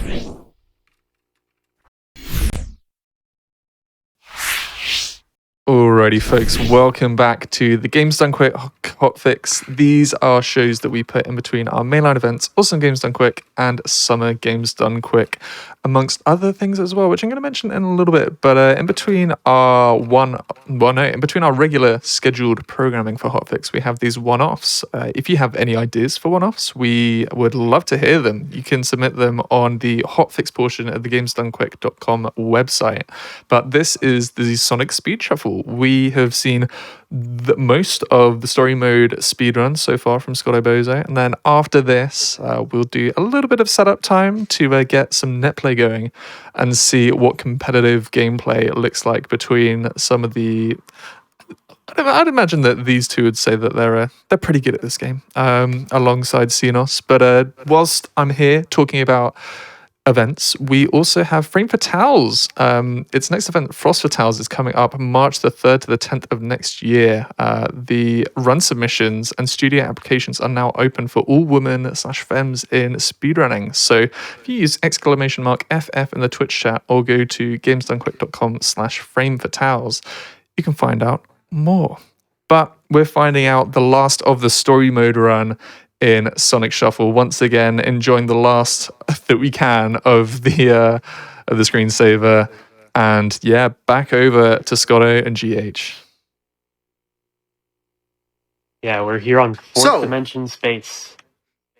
This is a very confusing map because all of the spaces are like sort of mapped onto like stars, sort of, but it's the inside of a sphere. It's weird. But we're going to be ready to unpause the run in 3, 2, 1, unpause. Good luck. I have words about this game. Or not this game. Well, I mean, of course I have words about this game, but I have words about this board. I have a lot of words about this game.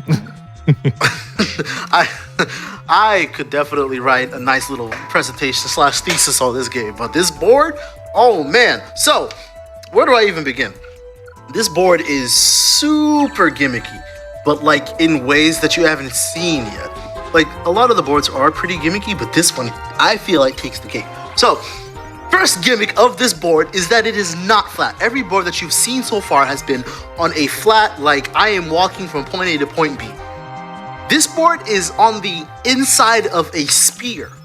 If Falco at some point can afford like 5 seconds to show us the board, that would be fantastic, because then you'll be able to actually see what I mean by it being on the inside of the sphere.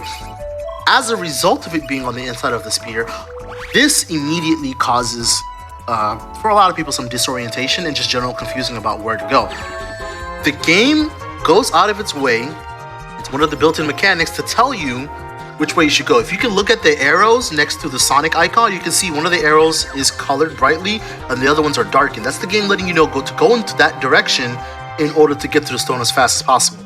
The game also tells you with the little space indicator, like space 12, like you just saw, that's how many spaces it is to the next stone.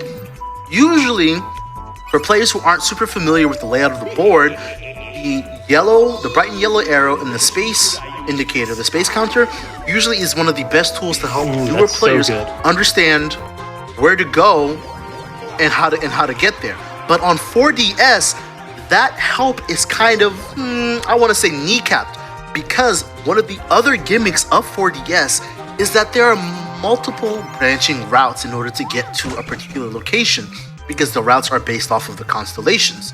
So, as a result, if you just kind of follow what the game tells you, you'll inevitably get there, but sometimes you'll need to leverage the branching path in order to make the move that you really, truly want to make. Also, on top of that, this board has, because it's on the inside of a 3D space, this causes the Eggman 16-ton weight to act really weird. Rather, it's acting consistent with its usual logic, but to how the player perceives it, it feels like it's random. The way that the Eggman 16-ton works, I actually explained this in chat not too long ago. The way that it works is the player who is the furthest physical distance away from the stone gets hit by the 16 tons. It's not based on spaces, but actual distance. So it's actually possible to be the furthest away in spaces, but closer in actual distance than another player to avoid the 16 tons.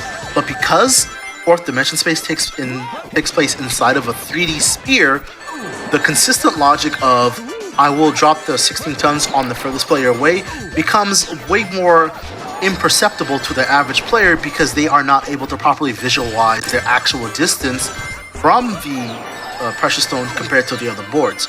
So here, it just being on a 3D plane just ends up being one of the weirdest gimmicks that kind of changes the dynamic of how you interact with the game compared to normal, but only on a player perception level, not actually on a realistic technical level.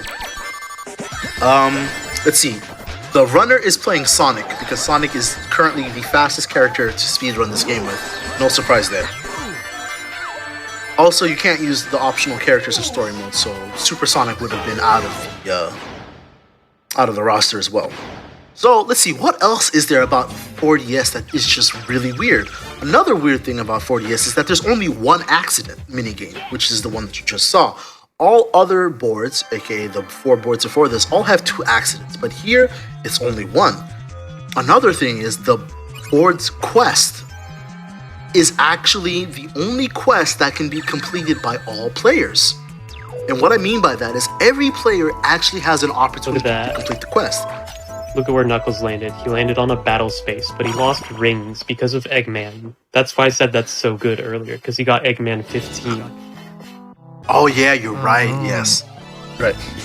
So, because every character can complete the board quest here, it makes 4DS stand out from other boards. But then also, right, the way that you trigger the board quest is also weird, as you need to land on the event space after it's been landed on 4 times by other players.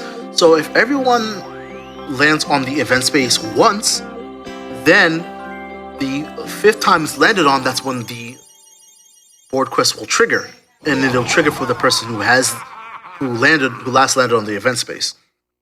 And the event quest for the board quest for 4DS is that you have to bring a fallen star to one of the constellations that it tells you to bring it to before the end of the game. But because it's on a sphere, it's kind of hard to figure out where to go or where that right constellation even is. If you're not even paying attention to the constellation that it's at, you may not even know where to bring it. There's so much going on with this, which then makes it just what I feel to be an intrinsically harder board to perform well on compared to the other boards. And this is the last board of the game, where you also have to actually fight a final boss as the board's final mini game. You get a boss battle. No other board has a boss battle. This board is all over the place in terms of what it wants you to experience. And in a game that's already as crazy, weird, and wacky as Sonic Shuffle, 4DS does a fantastic job of taking the top spots in all the weirdness and nonsensical aspects of Sonic Shuffle that people perceive.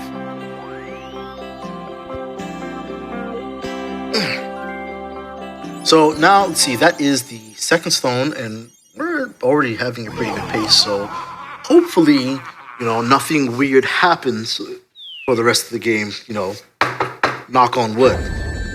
My boy, no! Why did it have to be you? What he deserves. No, he deserves nothing but the support Yeah, he deserves of all nothing. of his... Exactly. That's not what I meant. You said it. No! Listen, don't twist my words, brother. I need you to support Tails. Tails needs support. That's all that it boils down to. Everyone, give him your energy. Just not too much, because we need Scott to win. Give Sonic some energy as well. Oh, right. Another. I almost forgot. Gimmicks of 40 guests. This board has a black hole. It has a black hole that does black hole things. And let me tell you, I don't know why it does black hole things. Like, of course, when you say there's a black hole that does black hole things, you're just like, well, what do you mean? Why are you speaking like this? The way the black hole works on 4DS is that if you land on a space that is directly adjacent to the black hole, you get sucked into the black hole and then spit out the other end of the universe, aka the other side of the board. But all spaces are like that, and I don't know why. I don't actually recall any of us players being next to the black hole, except unless it was the final stone. So I've never actually noticed or figured out if the black hole only activates when it's the final stone, or if it's active throughout the whole entire game. But it's super weird, that general area. Pretty sure it's Also, active what is this? the whole time. Is it really active the whole time? So what's the point of the spaces next to the dang black hole if you can't even use them? Because when you land on a space that triggers the black hole, you don't actually activate the space. So you don't get rings, you don't get battles, you don't get events. You just get sucked into the black hole. So then what's the point of the spaces? This is one of those times where I am really confused on what the developers were trying to do with how they designed the game.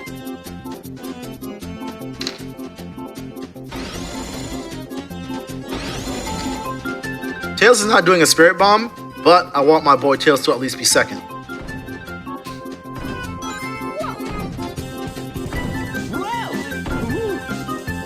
Oh look, the ship is finally shooting rings. And Amy is not getting any of them. Yeah, she was actually stuck in a corner for like 5 seconds instead of actually going for the rings. She was just showcasing how bad the AI is at minigames. I think the only saving grace about the AI difficulty is that with easy, because the computers are deliberately made to be really bad for the minigames, it's very easy to amass a lot of rings. And with those many rings, you can buy a lot of items that can give yourself an edge. But a lot of the players don't leverage items the way that they should when they're new to the game. So they end up with a stockpile of rings that they end up losing to the 16 tons because they don't get to the shops in time, they don't use the items, and so on and so forth. Yes, we did have a carbuncle eat itself at least once, so we don't gotta worry about that. The prophecy has been fulfilled on multiple occasions. Yeah, we've had 2 or 3 of them so far.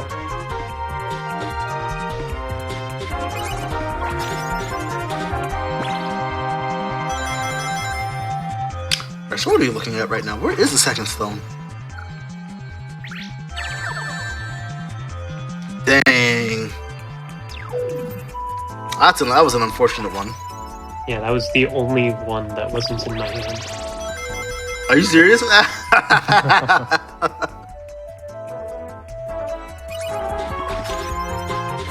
One thing that I've also found fascinating about 4DS is that the computers take longer to make the decision making.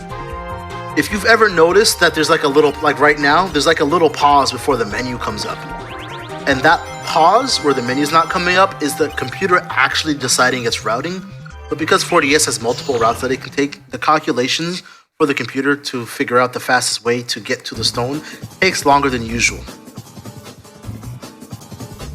So for speedruns, that's bad. Because the extra calculation time just adds on seconds to the clock.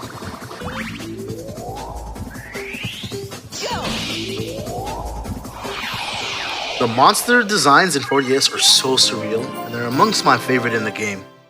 Definitely. This little pointy cylindrical thing right here, love it. But I think I love it for different reasons than you'd expect. Not that good. I think the music here is pretty solid. I like when the chorus comes, it's very, very catchy. Even though the soundtrack is super experimental and the music is kind of like all over the place, I do think that there's a very strong pop influence still. Round 2. You're not gonna get it again. You're not. No. It's not happening again. I will.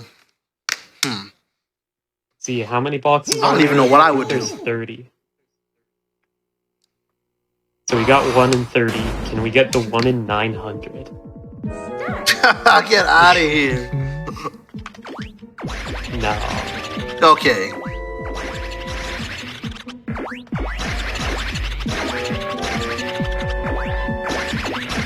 Amy got it. She doesn't matter if she gets through, so it's alright. I'm gonna let you know, this game is actually super frustrating to speedrun, but just to play, phenomenal. Y'all should play Sonic Shuffle. Everybody here who's watching this right now should play Sonic Shuffle. If you've already played it, play again. Play it in 2023. Play it today. Play it right now. Don't stop. Watch the stream and play the game at the same time. It's such a fun game. I love this game. This is always something for me to talk about in terms of just how this game works.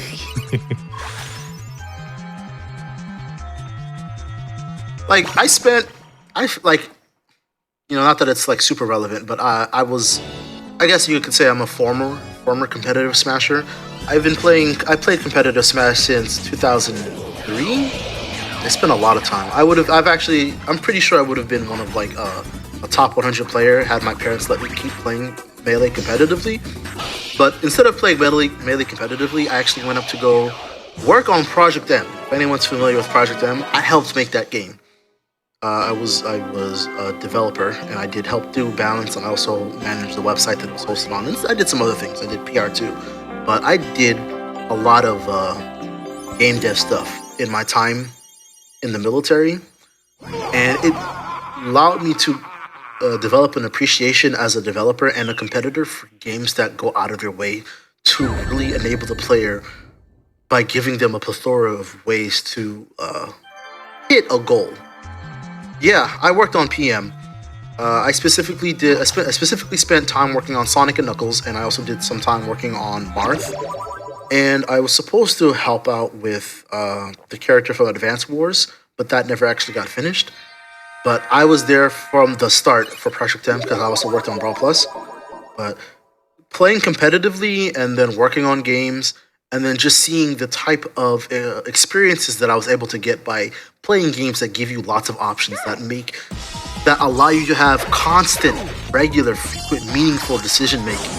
It really won me over as a competitive gamer. And even though I don't really play Smash anymore because I don't think the community is for me, I still have that love for games that really make you think and really challenge you to learn about the game and push you to a level that you wouldn't typically expect from that game. And Sonic Shuffle really takes that box for me because there is so much about this game that is worth learning about. Like, for example, with this game right here, right?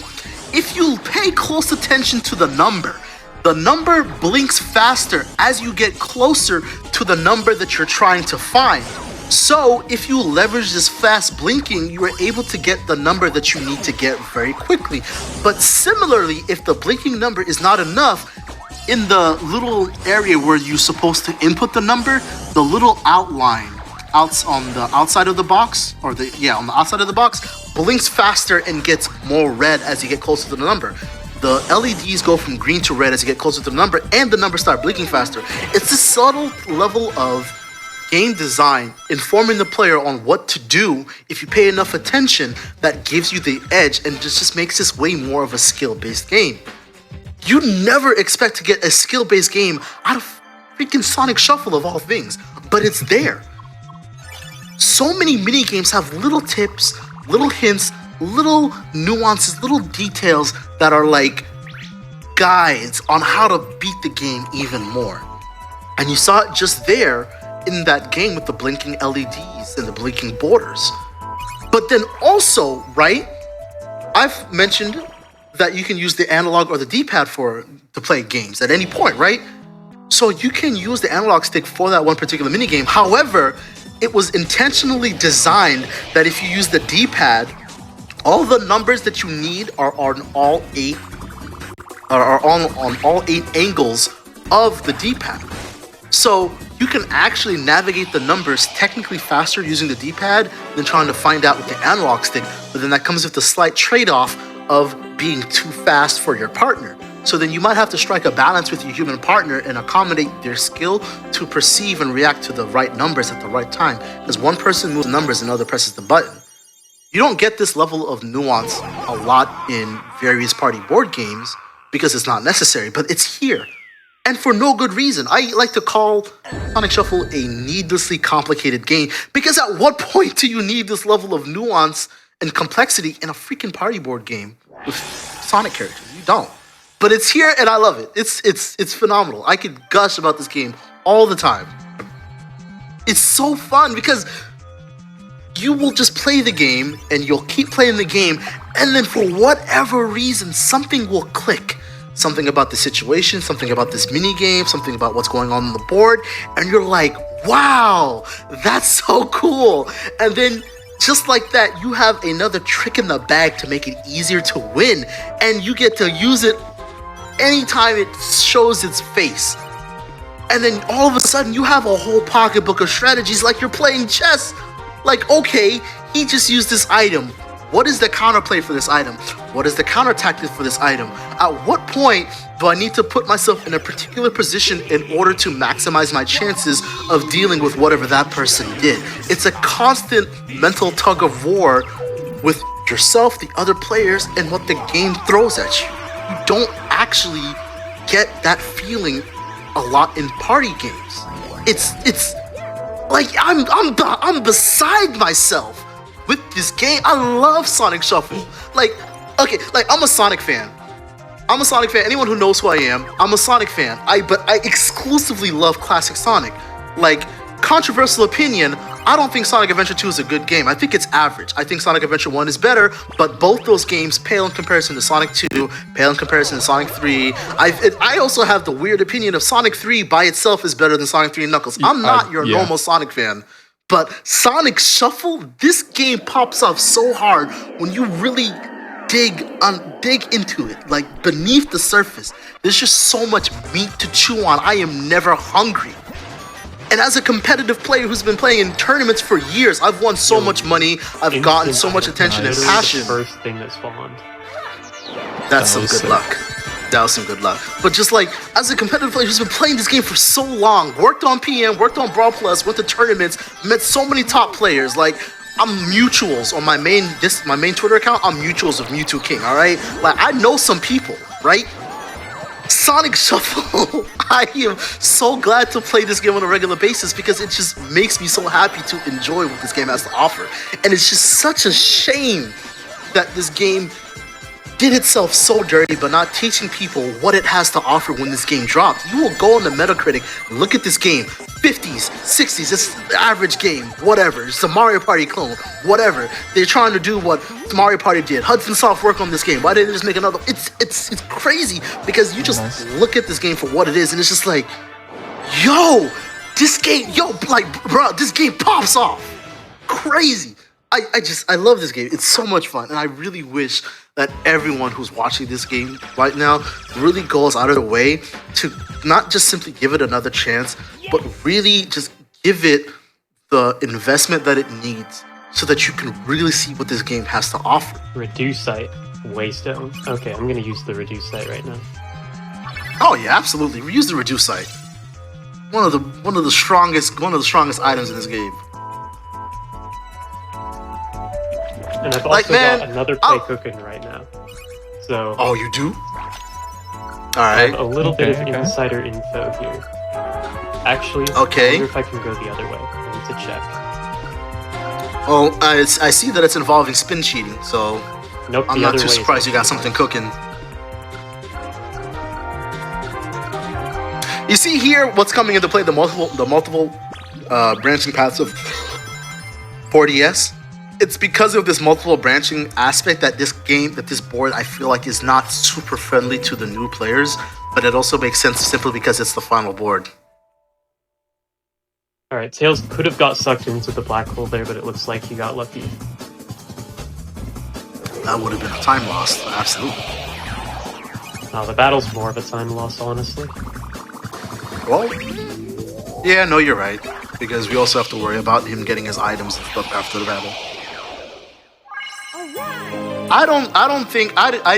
I'll never agree with the idea that Mario Party is better than Sonic Shuffle or Sonic Shuffle is better than Mario Party, simply because I think the experiences and expectations for those two games are so incompatible that I think it's like legitimately comparing apples and oranges.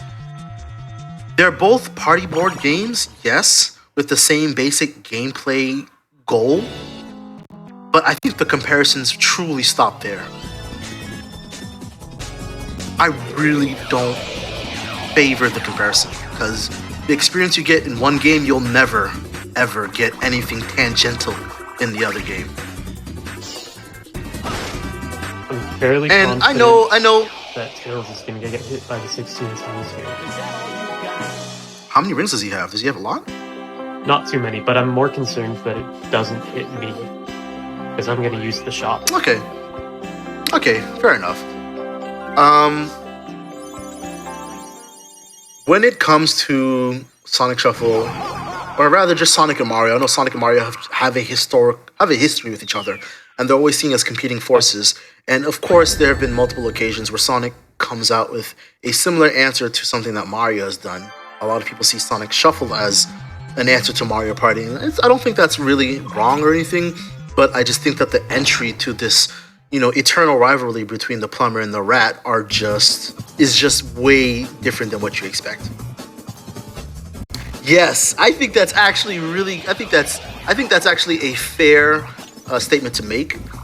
This game is way more cruel than Mario Party, but compared to Dokapon Kingdom, this game is a walk in, the friendship park. This game can allow some bullying, but nothing as bad as Dokapon Kingdom. But unlike Dokapon Kingdom games can last a week. This game lasts a few hours, so I think there's some balance there. Because when something really mean happens to you in Dokapon Kingdom, you have the whole adventure to make it up. And when something mean happens to you in Sonic Shuffle, it can stick so long that you'll never recover. Sonic is a hedgehog, but I call him the blue rat because he's a rat. I'm not a rat. That stupid blue rat, man. I am with Eggman when it comes to Sonic, man. My two characters of Sonic is Blaze. No, wait, my three characters: Tails, Blaze, and Mecha Sonic. Those are my three favorites. Sonic is not even in my top 5. Hot takes. All right. Well, Knuckles managed to win this mini event last time he did Yep. it. Oh, and he's You got a ring idiom. Wow. A ring idiom. wow. He might, poor guy. if he uses that might actually help a lot. Actually, I can use my thief's eye on him. Oh, Because remember, you know what? I Let got me that see. earlier. Or I could use Yes, my waystone did. on him.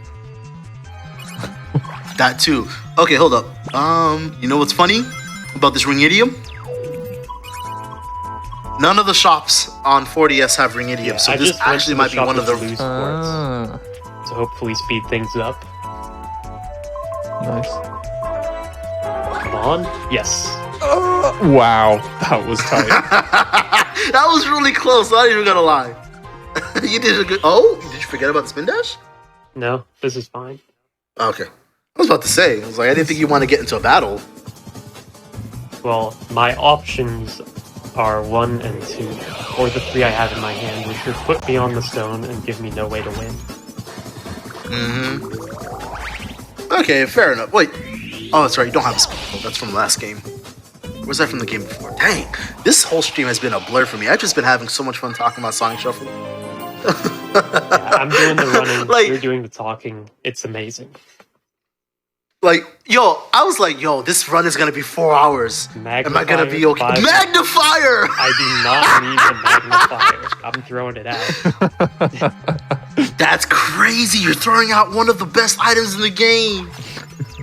I came into this commentary session thinking like, dang, how am I gonna be able to talk for 3 hours? And it's just been, it doesn't even feel like 3 hours, man. I've just been going on and on. Let's go, Knuckles. You love to see it. So My guy.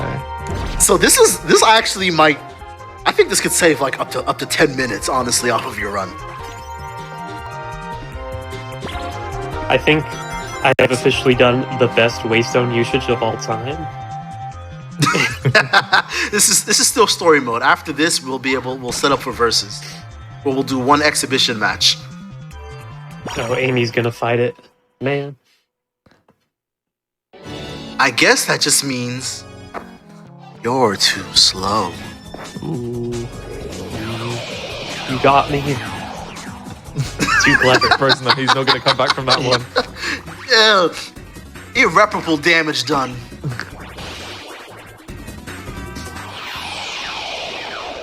So, wait. Has it?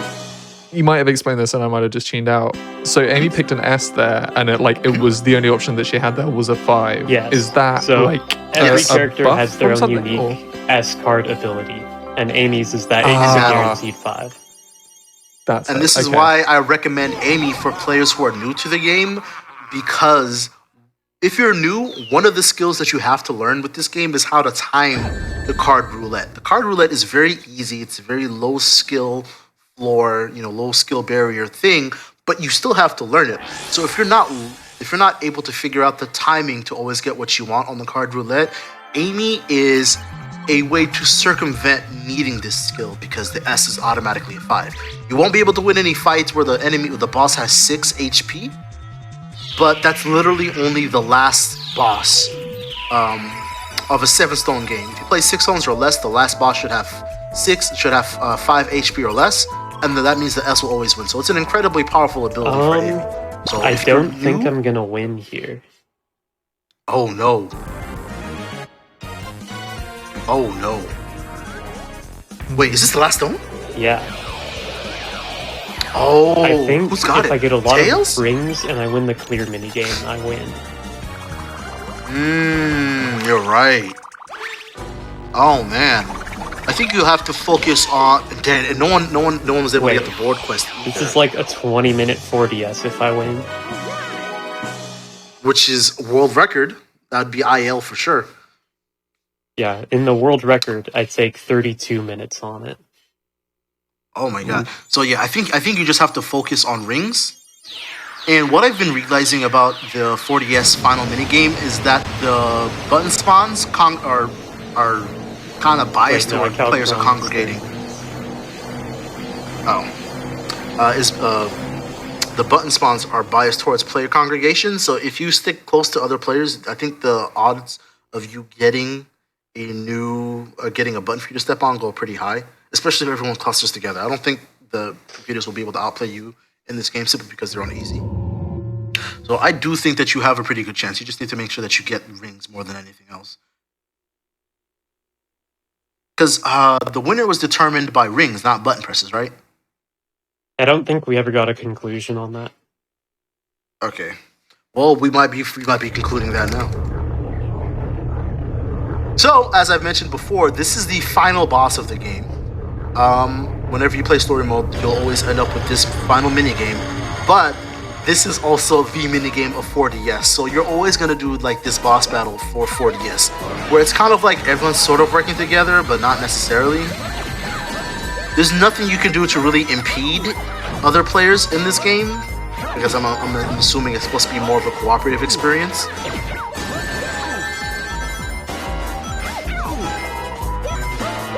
Everyone's congregating up there, so I don't think you're gonna get really good button presses. You say? Listen. Probability is probability for a reason, bro. Excuse me, Boyd. There were like 3 other characters there. Knuckles didn't even jump for the ring. That's actually really funny. Okay, I think you should win on rings pretty easily. I think you need like 2 or 3 more button presses that other people can't get. And then you should be fine on rings. Because I think you're pretty close. And it's like, what, 6 rings? You can't lose rings, though! That's very important not to do that. Come on, I totally pressed that. No. Give me Knuckles all those. isn't... They don't even jump! Yeah, I think this is because they're on easy, because they don't even jump for the rings.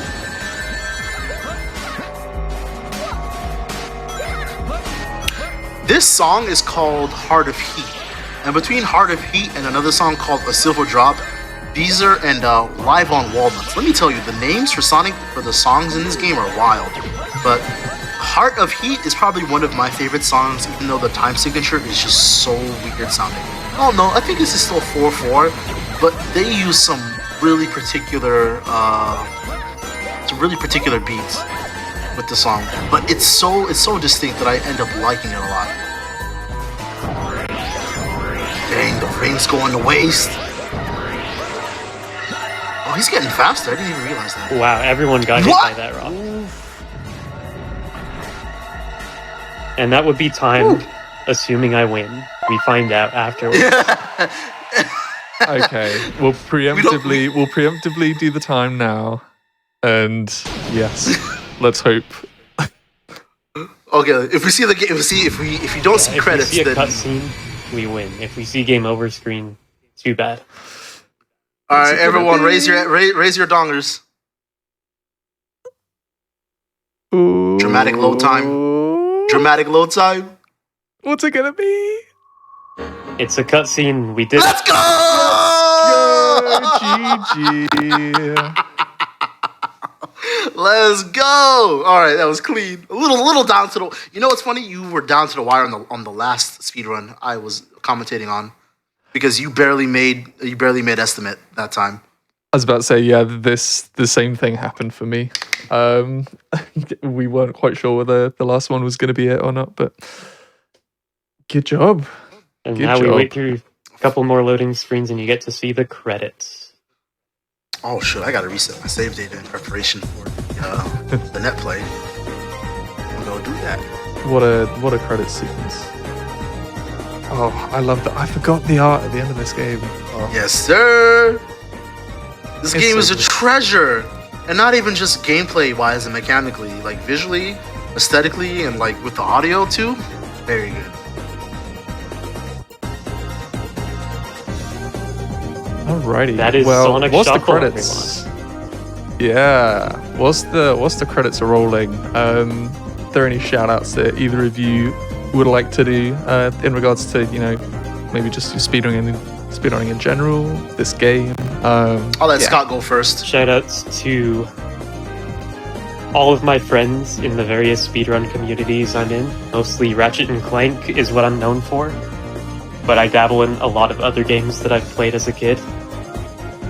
Shoutouts to GH Shuffle here on commentary for being the leading character in playing the game online. Truly, he's working on an amazing community here, and I can't wait to see what more happens. And shout out to the Sonic Adventure era community as well. This is technically a Sonic Adventure era game, so they've let me participate in their events, which is fun. So shout outs to all of the Sonic Adventure era people.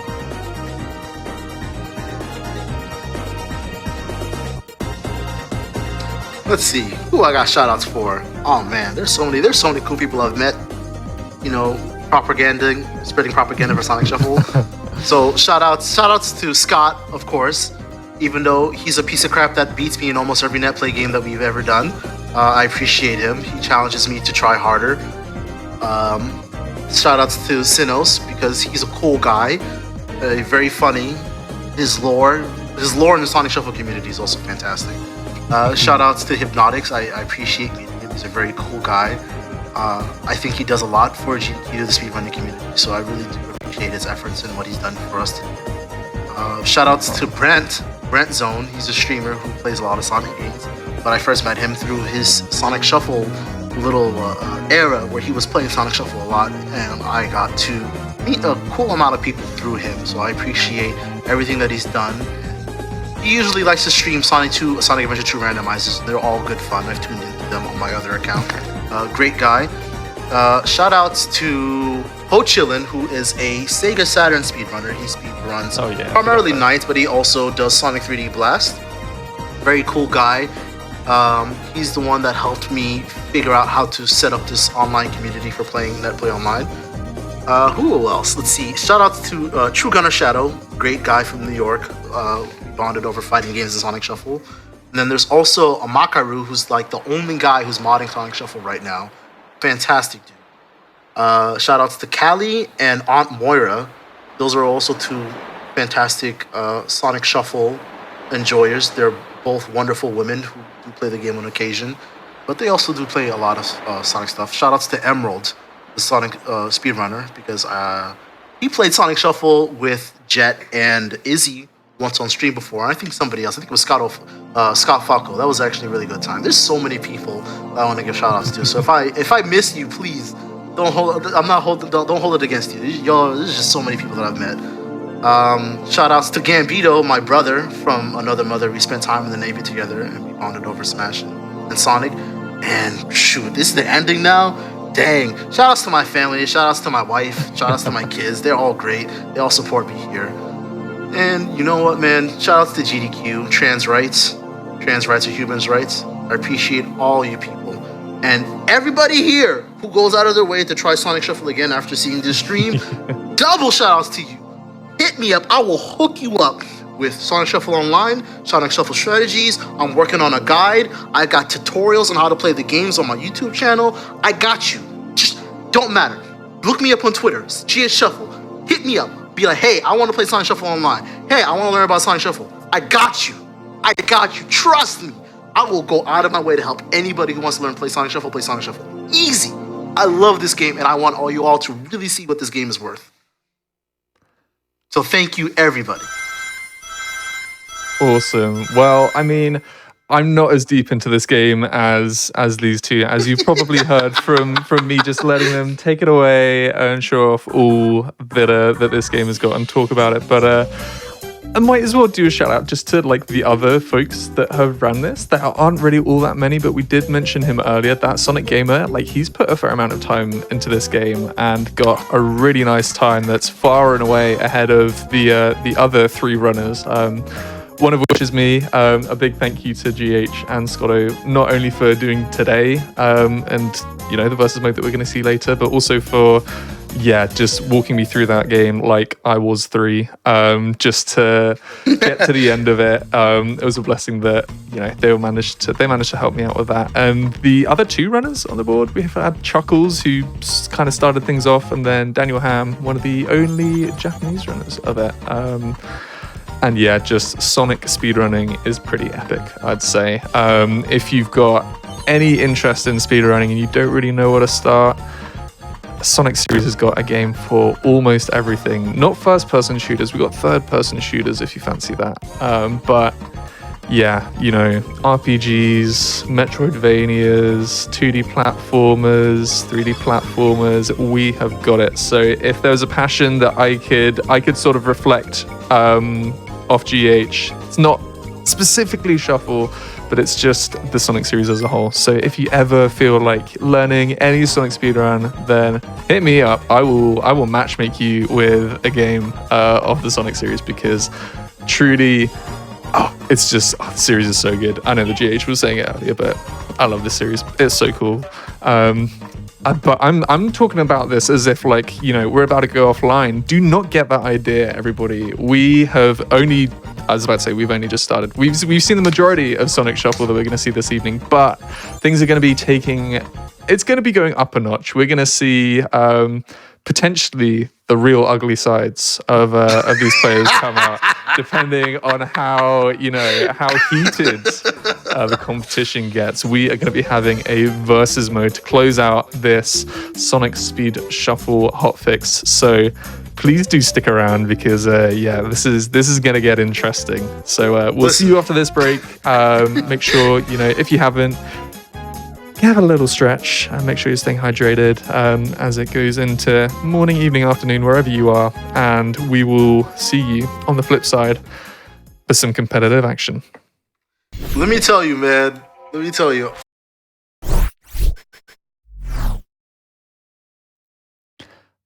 Alrighty, folks, welcome back to the Games Done Quick hotfix. If you haven't joined us for any of the action at the start of this hotfix, then you won't quite know what's up. But basically, what we're here to do is show off games that you might not see on the mainline events, but regardless, great things to showcase. So we've already had a story mode of Sonic Shuffle being shown off earlier. Scotto is going to be returning for what we are seeing to finish off this Sonic Speed Shuffle hotfix. But just before we do that, just a little reminder that if you are watching on YouTube, be sure to press the like button on this video and subscribe to the channel and come and see the action as it's happening live. We've been seeing a lot of love for this game in the chat.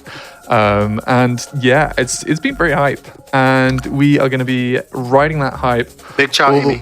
All the way to the bank. Oh, there's Amy. And we are now joined by Sinos as well. We're going to be seeing 3 of the community members for Sonic Shuffle Netplay battle it out. 5 Stones, Firebird.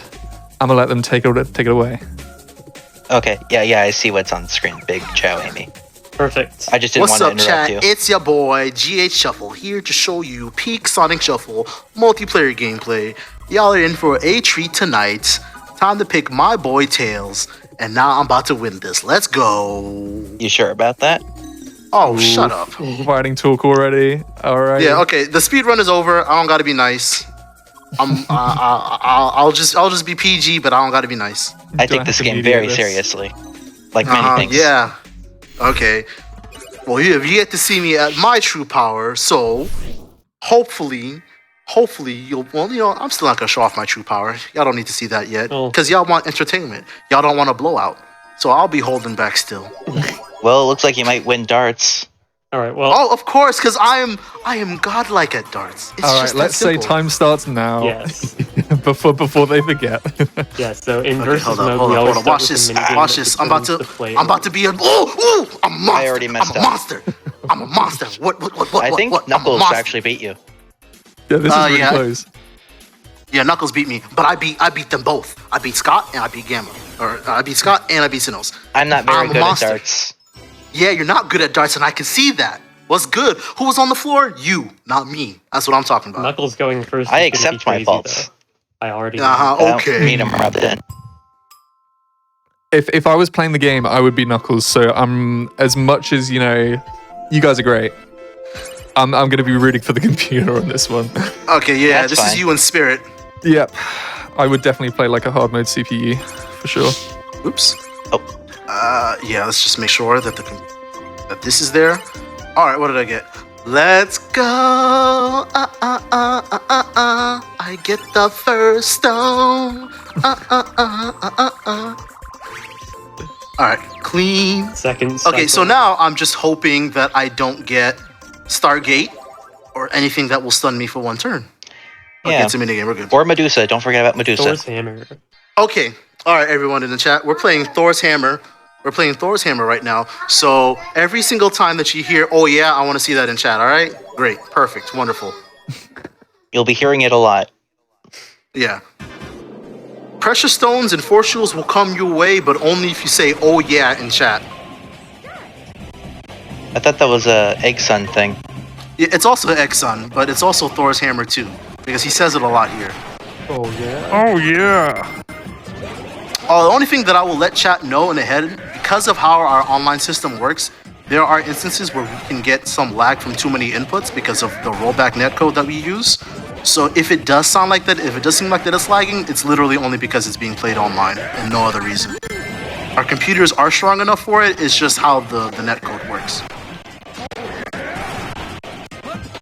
One You'll day it will primarily be see better. this in games with lots of inputs like mashing or rotating the stick. That was me, I bet. No, I think I think it might have been Is he Knuckles, the- actually.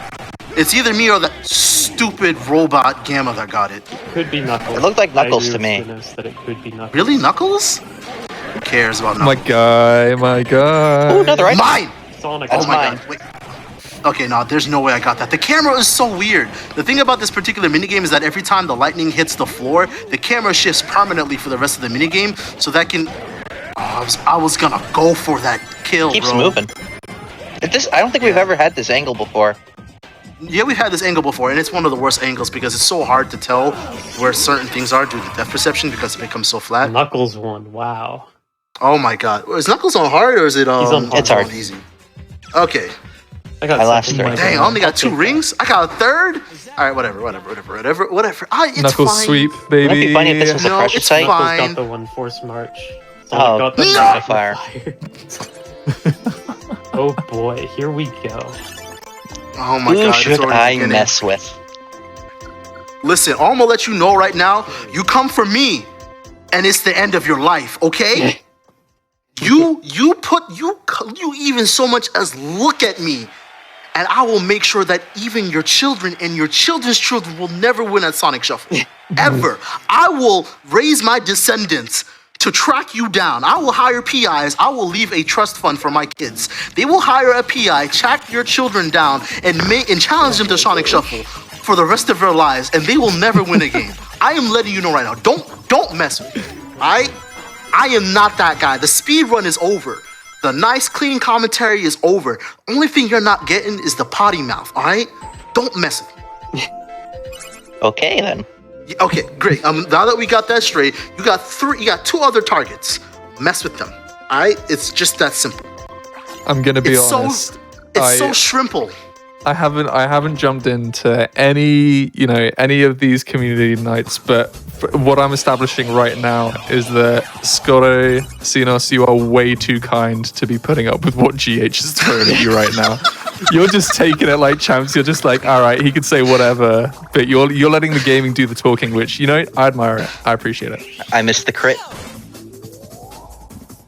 Sounds like a skill issue, to be quite honest. It is. I just don't want things to drag on, you could say. Well, then, if you don't want things to drag on, why don't you try being good at the game for once? I always try. It's not working out right now, so maybe you should try a different strategy. You ever just, think about, I don't know, not being bad? I think that's also a viable tactic, too. I don't know about that one. Oh, yeah, I mean, it might be kind of hard for Sinos. You might have to see Dark Sinos instead. That's lore. So wait, That is lore. Shuffle is the GH is the host for this game, yeah. No, I'm the No, host. No, Scott's host. Okay, I was about to say if GH won, then you put it down to him being the host, yeah. It's usually the case.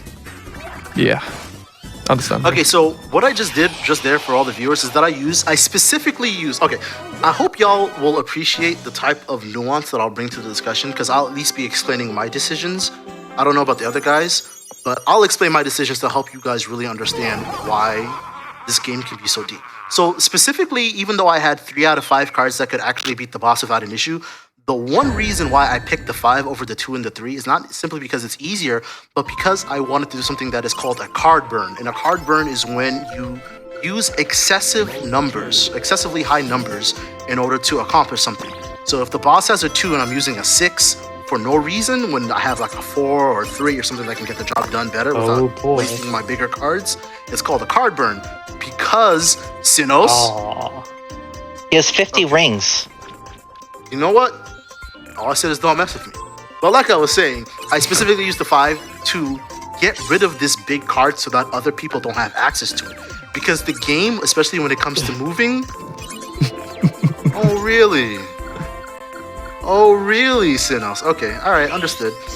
When it comes to using the cards, it's simply not just thinking about how you want to move. Oh, come on! I just used my items. That's what you get. See, that's what you get, stupid. That is what you get, stupid. You should have left me alone. Well, there goes the turn. See, this is your just desserts. All right, my guy. Had you had just left me alone, you wouldn't be on your butt for 2 turns, not doing anything. You should have left me alone. This is exactly what I'm talking about. You should have just kept mind your business. Keep to yourself. Ain't no one here messing with you, so you shouldn't be messing with me. But if you want to start something, we can go. All right? It's just that simple. That's what you get. Oh my God. It's just desserts. It's righteous. Stop and go, Anywho. yo. Stop and go. Good. Let's All go. right. Okay then. Super skill based. So the way that this game works is basically, red light, green light. But you have the propensity to slide if your movement goes on too far. You want to avoid Like that. See, just Oh. I moved too early. Crap. All right, Gamma and Knuckles are still in it. I was trying to. Xenos is I our was trying Gamma. Oh my God! I was trying to do a frame perfect forward move, but I just did it way too early. He's looking good. Ooh. So the way that this game works is you're supposed to move towards the thing, but if you move too fast, you'll end up doing a little teetering animation that counts as movement, and then you'll get hit with the freeze. Xenos gets it. No, I'm Gamma. That's Scott. That's Scott. Yeah, I'm Scott's Gamma. Sinnoh's is Sinnoh's Sonic. Oh, okay. Because you may have not noticed, but Sinnoh's backwards is Sonic. I did, in fact. That is, I know I'm not the smartest tool in the shed, but I did know that. Thank you. Oh, don't worry. The hits will keep coming, and they don't stop coming. Mm-hmm. So because It's the usernames I've had since I was a child. because I went for their first stone, Sinnoh's, what ended up happening is that, well, can't actually move towards the stone anymore because he decided to, mess around and find out. But instead of fighting me for the first stone, Sinnoh's gave up on the first stone, and then he gave it to me. So now, knowing in advance where the second stone was going to be, because all the stones on Firebird are preset, he started heading towards the second stone. So Scott recognizes this, that's why he's over here, and he's actually moving towards the third stone, which will be spawning over here.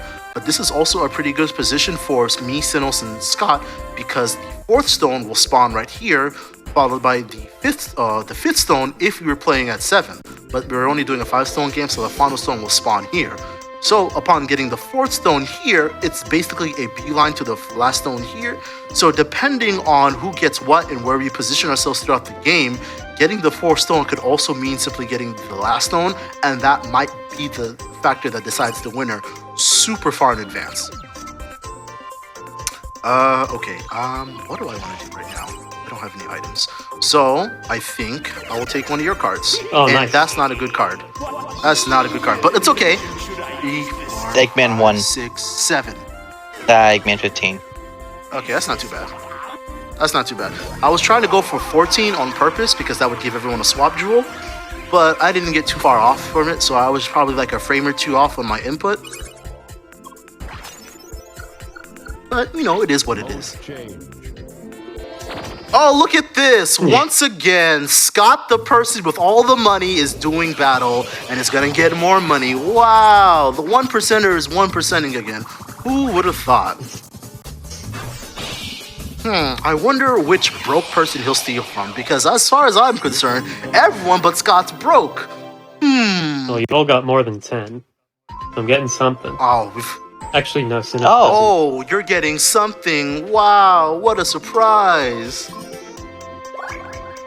Wow, he picked me. What a surprise. It's because I'm in first, isn't it? Oh, I'm so sorry for winning. Ooh. Knuckles might actually get this before Sinnoh's. Maybe. Okay. I mean, I haven't even got any rings, so it don't even really matter like that. Hanging out on the slope there. Yeah. Does he have nothing but 3s?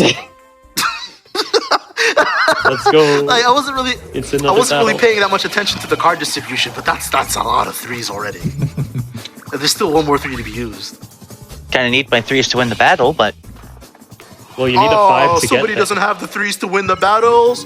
Oh, You somebody need a can't 5 get to an get easy there victory. first. So You're gonna have to wait I'm till aware. the next deck.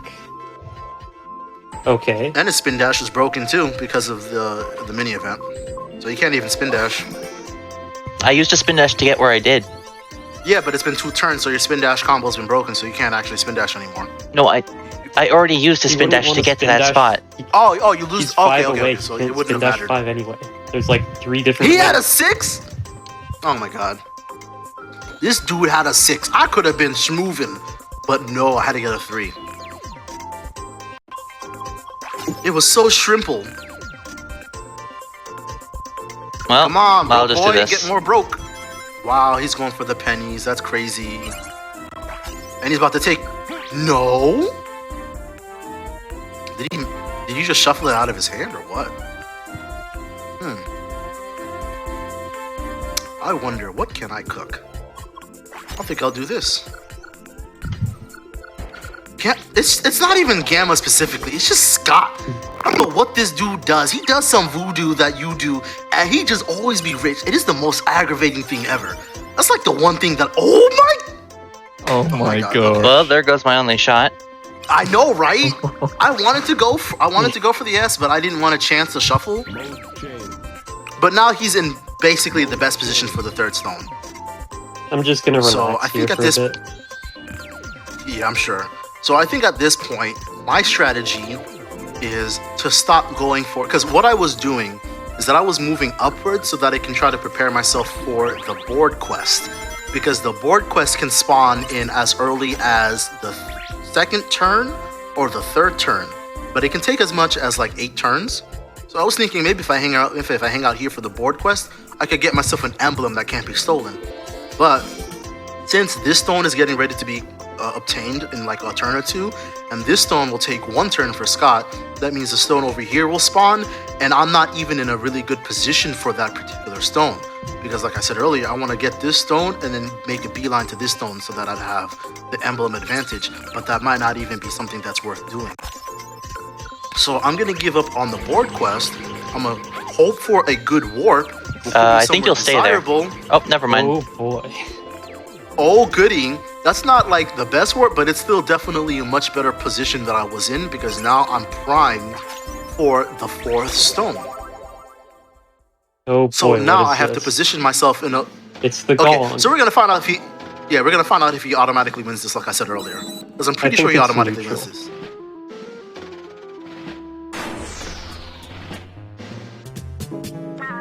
Okay, no, he automatically doesn't loses this. Oh. Okay, yeah, so I was wrong. He doesn't win this. He That's such a good automatically loses animation. this. It's great. It's a great animation. Yes, shrimple. The shrimple. There are just some tactics and strategies that are just so shrimple that people don't follow, and then they end up And it losing looks because like of it. Knuckles has the best shot here. Mm-hmm. Unless the AI for some reason does something different. Well, it's on Never hard, know. so, and he's got a fresh hand. Nope. And He there, just... there you go. See, look, you're talking so much. You're talking so much. Oh, well, I hope the AI does something. You know what the AI be about, bro. You know what nonsense the AI is. And it's hard knuckles, dude. I'm aware. I'm very aware. Shaking my head, SMH. Alright, so now Scott's gonna get the next stone. Or and then you we're gonna are. zoom off. Because I'm pretty We're gonna sure zoom you're off to the 7 fourth away. stone. Who, me? Yeah, because you just got warped. Oh. And now I lose half my my turn ring. is before yours. My turn is before yours, but that means I have to get an S. And we haven't seen who has the Eggman yet. I just And the hope that void you, is not a factor. Oh man, that's I hope that you just get the crazy. mini game where everybody wears cowboy hats, Oh, okay, I know what you're talking about. Sonic Gunslinger. because that's the best one for the character models. Oh, I am set. Oh, okay. Hold up. Here's the thing. Because I can get this stone right now if I don't mess up the roulette. But then, what position am I in for the next stone? A pretty good one. About the same as Scott. Yeah, he's like. He could get there to me 3 spaces earlier. So like, I think it might just depend on how the cards are played.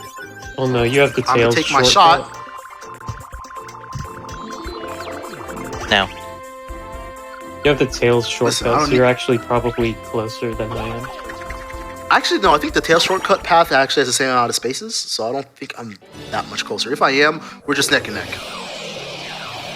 I'm interested seeing the different approaches here. It's very much like there's very much a formula to what GH is doing. You know, taking a little bit longer, explaining things for folks that are watching. Of course, it's all good, but like, you know, Scotto and Sinos, they're just about their business. They just get things done. It's efficiency. I used to explain my tactics, and then I got told not to do that because I ended up losing most of the time because I did that. Hold the MFing phone. Listen, you true. Canadian, you listen, okay? I can vouch. Mr. Sonic spelled backwards. It's true. I told you to shut up because not only would you explain all of your tactics and plans to everybody who was willing to listen, you also would not stop telling other people what to do that would make you win. So because of that, you kept losing. I was telling you to shut up to help you out because you kept telling me your strategies and immediately I would come up with counter strategies and you would end up losing. Why else would I tell you to shut up? I talk so much crap all the time, but nobody tells me to shut up because I'm not sitting here blathering on about my master plan on how I'm gonna win. That is exclusively you, Sinos, not me. I talk crap, but no one knows what I'm actually planning until I do something, unless you're as good as a player as Scott and who can pick up what I'm doing 3 turns before I do it, okay? So please, get it straight. It's really just that simple. It's super simple. Okay, very interesting. Okay, then. Yes. Okay. Yo, you're making it sound like I'm bullying you. Please don't sound like that. You make it sound like I'm bullying you, dude. Okay, so what happened just now is that Scott used the barrier ember, and he's trying to be a piece of crap that is trying to block me off. Because if he can get to the stairs before I can, I'm forced to wait behind him, and that gives him ample time and space to get to the 4th stone. So that barrier ember is him strategically being a POS, and that's all that it is. Well, It's time to find out what's time to cook. cooking. Okay, so this game you might get some lag because we're mashing really hard, because this is also a mashing game, and this netcode doesn't like mashing too much.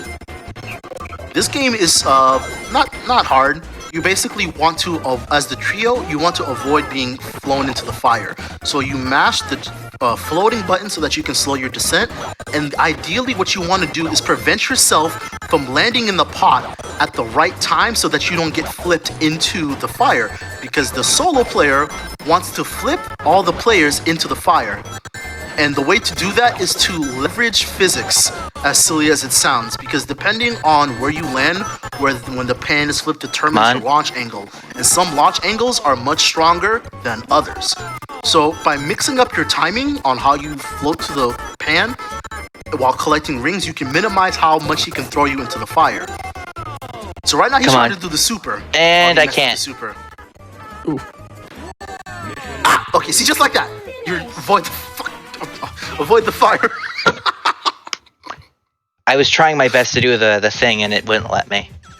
The stream's not dying. It's just this particular netcode causes lag when there's a lot of inputs happening at the same time. It's not an issue during normal gameplay, but during certain mini games it can be an issue. Yeah. All right, are we cooking? Or what are we cooking? We are cooking nothing. This dude is absolutely going to block me off before I can actually do anything about it. Hold up, let's see. 5, 6. Okay. I didn't win a battle, did I? Shh, I got no items. See, so... Get him out the kitchen. Yeah, I'm being blocked by the barrier ember, so my only option is to go this way, but the problem is, he's technically further ahead than me. So even if I go down the Tails route, he's gonna get to around here before I can, and basically going to prevent me from getting the 4th stone down here because I'll be stuck behind them, and there are no warp spaces up here. If I was Amy, I could escape down here, but I'm not. So he's effectively blocked me off from getting the 4th stone, which means that he sucks. And honestly, I think we should ban him from the stream. Mods, please help. What? So guys. Help. Oh! But guys, I'm about to cook y'all. Okay, so this I have a game bit badge. may You can't seem ban me. random. I have a bit badge. I've donated 100 Oh my bits. god. Listen, Listen, you simp, I will still get you banned. So this game may seem random, but the way that it works is that you have to recognize what button you're supposed to press as it becomes more visible. And you'll see that this is not random at all. It's just a nice reaction-based game. Like that. Because I'm clean, I'm nice. I'm so nice. I'm so nice. What's good? Come on, y'all, stop me. Come on, what's good? There What's you go. Good? Oh, okay, you got me. Okay, yeah, he got me. He got me. Well done, fellas. Oh, wrong button. Same. I wait for others to mess up. Oh, whatever, Sinos. Just tell me you're bad and go.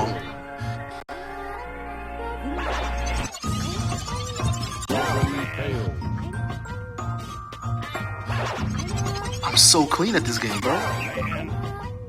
Dude, I I'm so tried to clean at predict this it. game. What's good? Oh, you tried to predict it? There we go. Okay, you got me there. No, you got me there. You know, here's my excuse. I've got a fan right next to my legs, so my hands are really cold. So the blood flow is being reduced. So Why are I you can't giving actually an press excuse buttons when fast. you won by 40? Because I could have won by 120 if it wasn't for y'all.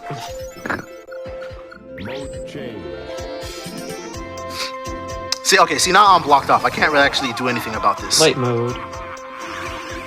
Oh, that's one of the cool things about Gamma, is that even though he's not actually triggering the red ring effect, the red ring space to make him lose rings, he still can trigger light mode and dark mode because he's still technically landing on the space. I appreciate that the game actually considers the fact that even though he didn't trigger the space, to still do the behaviors that he's supposed to be doing. I forget though. Does it not? I don't think it triggers the counter for the 15 ring spaces in total though.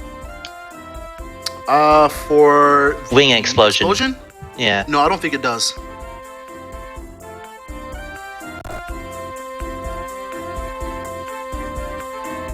Oh, he's thinking. My man is thinking. He's like, okay, how do I get myself out of this situation? I'm Sonic the Hedgehog. How do I win? Look at him. Look at him. He thinks he's cooking. He is not cooking at all. What are you gonna do about it, huh, Sinos? Nothing. You want some minigame? Well, I mean, that's what Sinos does. If I But get it's not another- Dark Sinos. Okay. Oh, another mini event? No mini game? Oh, poor Sinos. He can't get his mini games. All right. I'll take the path on the left. It's wrong. You're gonna get in an accident. Watch. It's gonna be an accident. Gosh. What did I say? What did I say?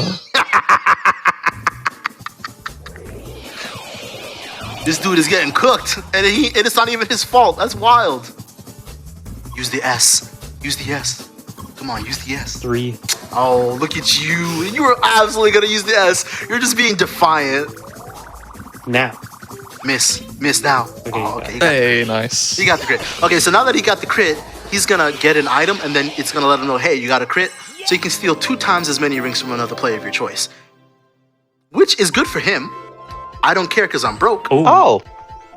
I don't like that. No, I don't like that either. So what the Curse Opal does is that it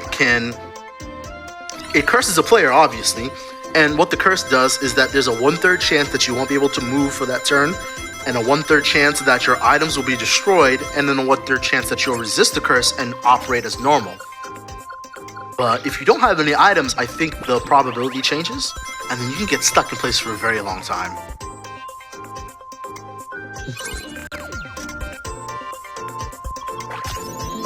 Yes! Okay, cool. That's what I wanted. That's exactly what I wanted.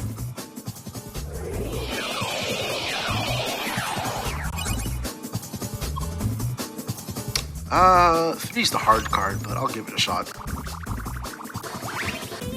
Alright, clean. It's because I'm nice at this game.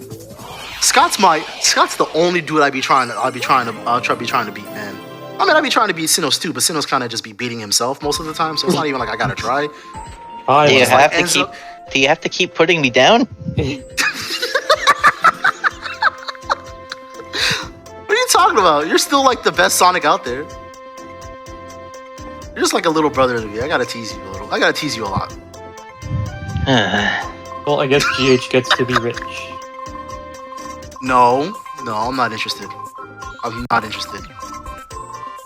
The bank of GH is not open. Well, it sounds Okay, I like guess it it is. is open to me. Oh my god, no, I don't like having the most rings because y'all don't leave me alone. Like chat, y'all don't understand. Anytime, especially Scott, he's like a bloodhound. Anytime this dude gets a sniff that I'm getting ready to put myself in first place, he's like, no sir, and then he starts messing with me. And then when he makes it obvious that I'm going towards first, Sinos joins along, and then he starts messing with me, and all of a sudden I lose. Isn't that like the entire point of party games, though? Yeah, you're absolutely right. That's the entire point of party games, and I hate it when it happens to me, but I love it when it happens to y'all. It's just that shrimple. Hey, I like that. Oh, no! Why are you getting your signature item? And why? Let's see, he's got more money than me, dude! And you have 2 more stones than he does. Who cares about that? That's not important. He has more money than me. I would Oh, say that is actually pretty important, personally.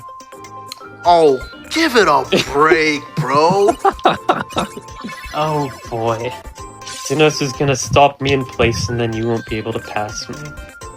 No, it's probably gonna end on me knowing how much crap I've been talking Nope, this whole it's game. not. Okay, never mind. Screw no. Screw this guy in particular. This game is being played through emulation that has custom netcode that allows our emulators to connect to each other so that we can play as if we're playing offline, but it's online. Because we don't actually have any input delay.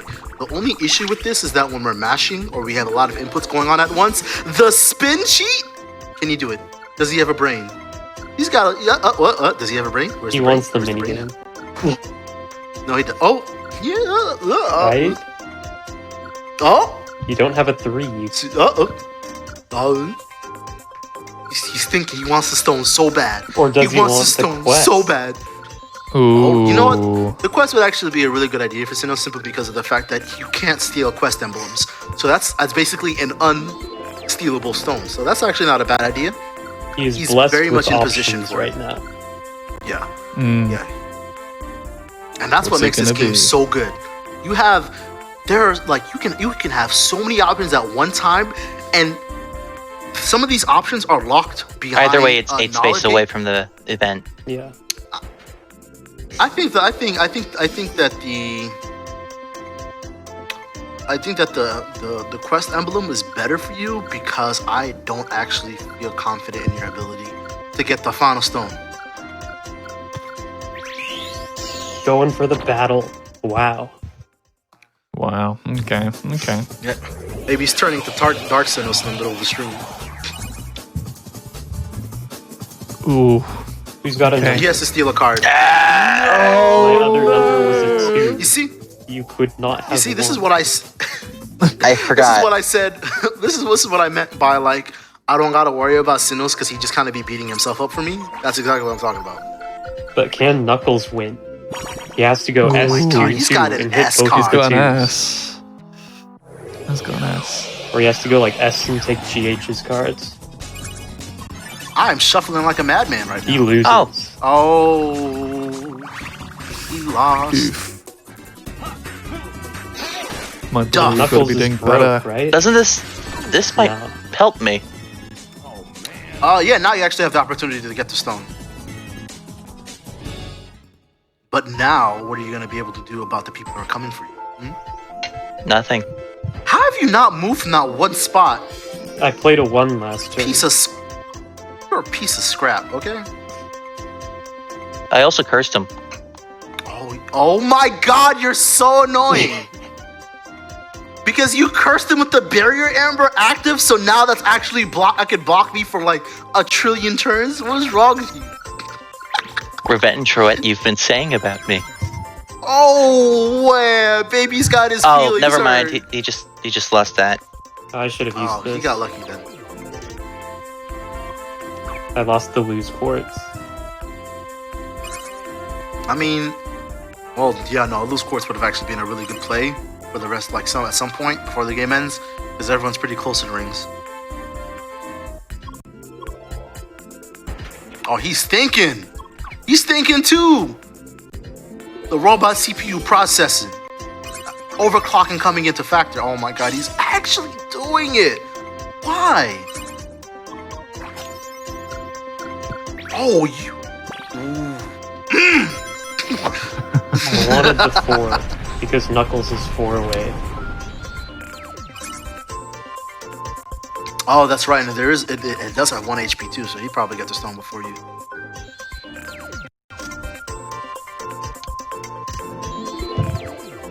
Sinos, do you want Knuckles to get the stone? Is that what you want? Do we bully computers? I got 1 card. But I'm shuffling so hard. Well, I guess there's only one way for Sinos to win the battle. I mean, he could just take one for the team.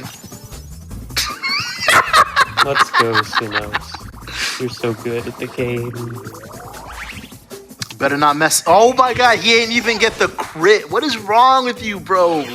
You stealing my card and you can't even get the most out of it? That card should have stayed in my hand. At this point, I'm just trying to make you upset because of all the things you said. Sapphire. I ain't even saying anything worse than what I normally be saying. Man. That magnifier is putting in a lot of work. I'm not even gonna lie. Alright. What's good?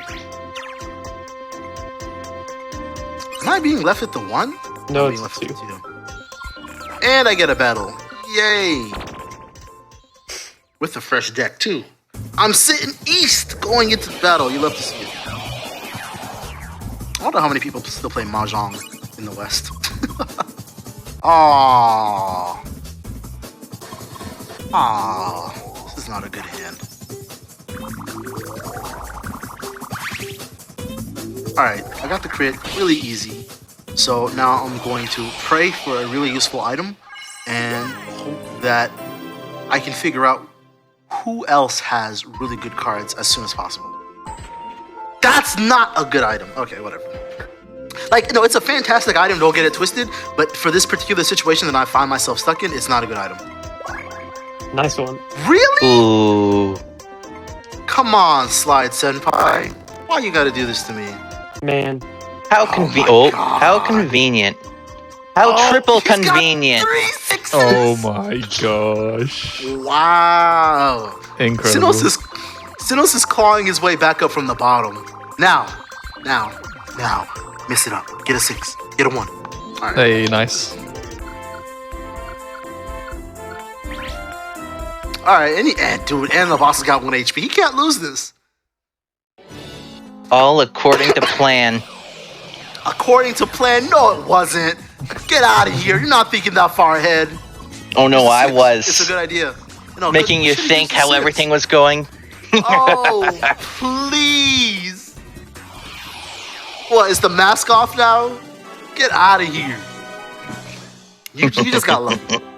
You just got lucky. That's all that it is. Oh, you play Mahjong, Jim. Okay, so at least my sitting east is not being lost on you. Ooh. Tough one. No! My rings. Oh, that void space is... Useless. That void space is in a ghetto spot. That's ghetto. Oh, dude, I got like 10 rings.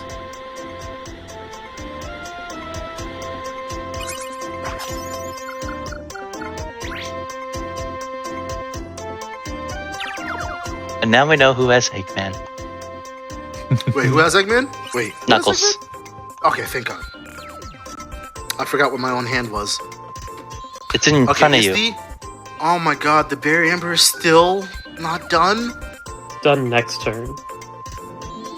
So for Well, now, the moment done it's next Gamma's turn. turn, it's over. Oh my God, you're done next turn. What the heck? Oh no, I don't like this one at all. What's it You gonna always be? gotta go for the stash. No, I went for the stash before and it screws me over. Oh. The stash works for me. I don't know why. It's probably because you're Canadian. What's it gonna be? You gotta do the stash. All right, chat. I need your help. I'm not picking in his mustache because we have rules for Sonic Shuffle, and the second rule of Sonic Shuffle is that you never listen to Sinos. He said mustache, which means I can't listen to him. So, chat, please let me know. Should I go for his hat or for his pocket? Yeah, what's it going to be, folks? Come on, See chat. where- see Make where him the choose public- stash. Even though it's not one of the No, choices you're he not allowed. You The could Rebel. rule of Sonic Shuffle is that you do not listen to Sinnoh. So why would I listen to you? Even if chat told me to listen to you, listening to chat is an extension of listening to Sinnoh, and that's not gonna fly. Okay, we've seen one person go for the hat. Somebody So- saying the tash. Very good, very good. What a stash. Pocket, stash. Okay, then there is more for the stash. Even our producer has said the stash, and like I feel like the producer has done so much for us tonight. GH, it would I'm be gonna let rude y'all if you know. didn't. I'm gonna let y'all know if I lose because of this. If this creates a chain reaction where I end up losing, it is because y'all listen to Sinnohs, when that is literally rule 2 of Sonic Shuffle is not to listen to Sinnohs. But all right, let's see what it do. Let's see what it do. Look at this! Let's go, Sinos. Let's go. Do not listen to Sinnohs. Nah, This is look. Didn't we learn all things are predetermined in this? It is predetermined in terms of what is the correct option, but you as the player don't know because the game makes sure you can't find out. I'm But I a thought you Sinos Don't fan listen right to now. Sinnohs. Man, I'm a Sinos fan right now. Oh my god. This is why you can't count, because you're a Sinnohs fan. I am a villain. And yet you're He's so Canadian. humble about it. What a conflict. It's enjoyable. Oh, look at him. He's trying to spin cheat now.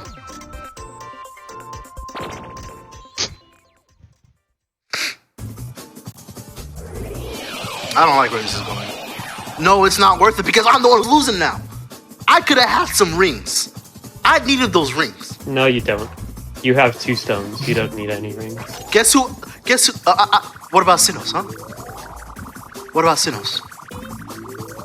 How many stones does he have right now? 1. One. Singular.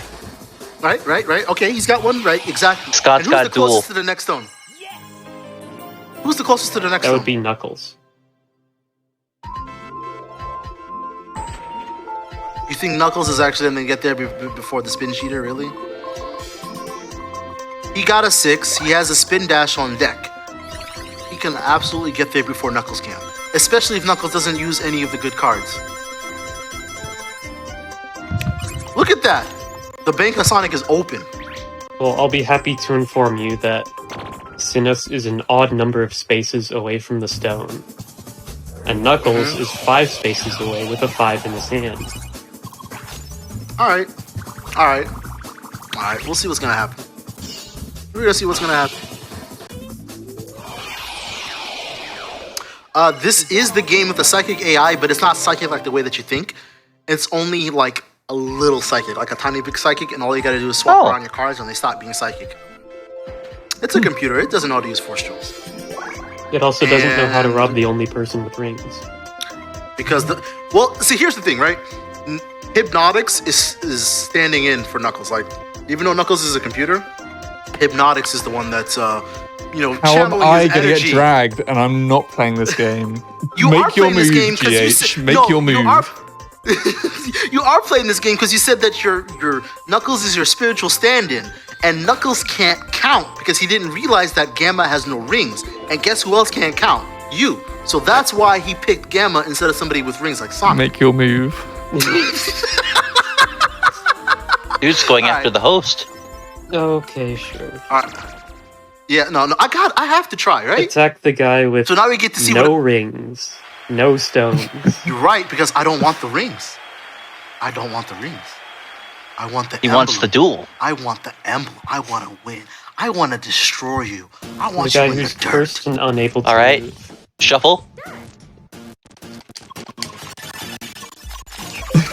I love how quick this game goes. You know what you're doing, the more That's you great. only fell into your downfall. He already okay. See, that was a calculated play because the reason why I even did it in the first place is because Get out he of has No, you gotta listen to my logic. I went into that fully accepting of a loss. He has the dual emblem, right? It's either I win and then we tie for the dual emblem, or I lose and nothing changes. It's really just that simple. You keep on saying that, but it's. I hear. It's Are you saying shrimp? Yes, I'm saying shrimple, as in like food, shrimp. It's super shrimple. Oh no, I didn't read the thing because I was talking. No, what is it? Wow, look at you. Oh no. Look at you. Rule number 1 of Sonic Shuffle, you always gotta read. He doesn't know. I don't. He doesn't know. He got distracted. You always gotta read in Sonic Shuffle. If you don't read, you're gonna lose. It's just it's super simple. What don't you guys understand? Well, it looks like it might be over. Knuckles.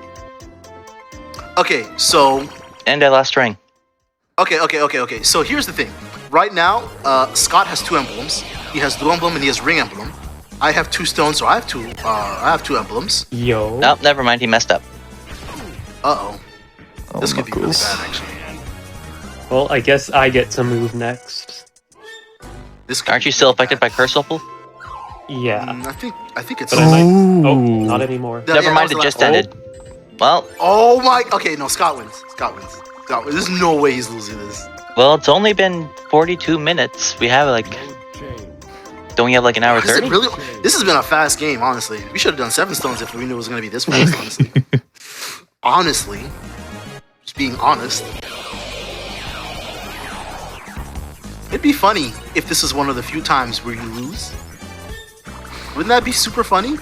You could have 4 health. What? Oh my! Was that on purpose? Please tell me that was on. That was on purpose. There is no way. Was that on purpose? There's no way! The heck? I can't believe it. Did you? Dude, he walked up to the boss, pulled out a card, and he said, "Will it krill?" Gosh. Oh! Ooh! Ooh! I wasn't shuffling. Oh my god. He did not live up to the name. Oh my god. I was so busy talking crap, I forgot to shuffle my cards.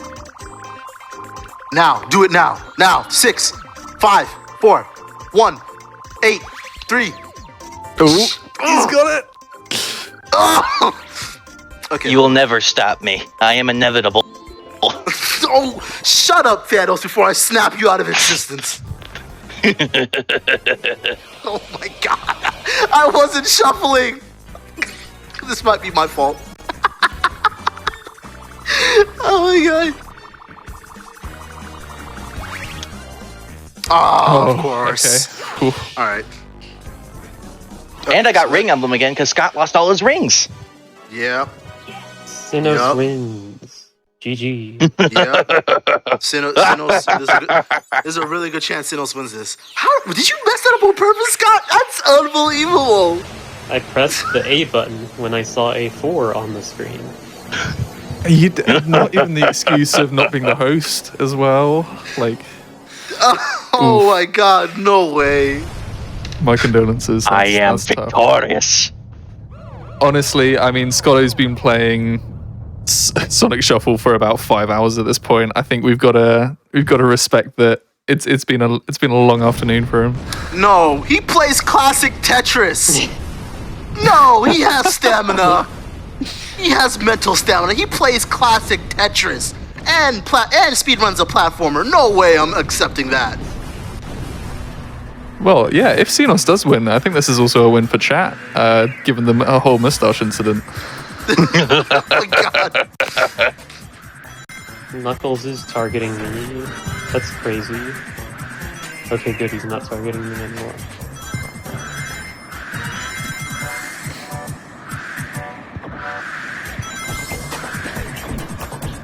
This is a fun minigame though. There's the Yeah, little it's a good rings of minigame. air that you're trying to get to Oh. give you a little more velocity down to the bottom, right? And you want to Sinnoh, you avoid forgot the to turn off clouds. your lag switch, huh?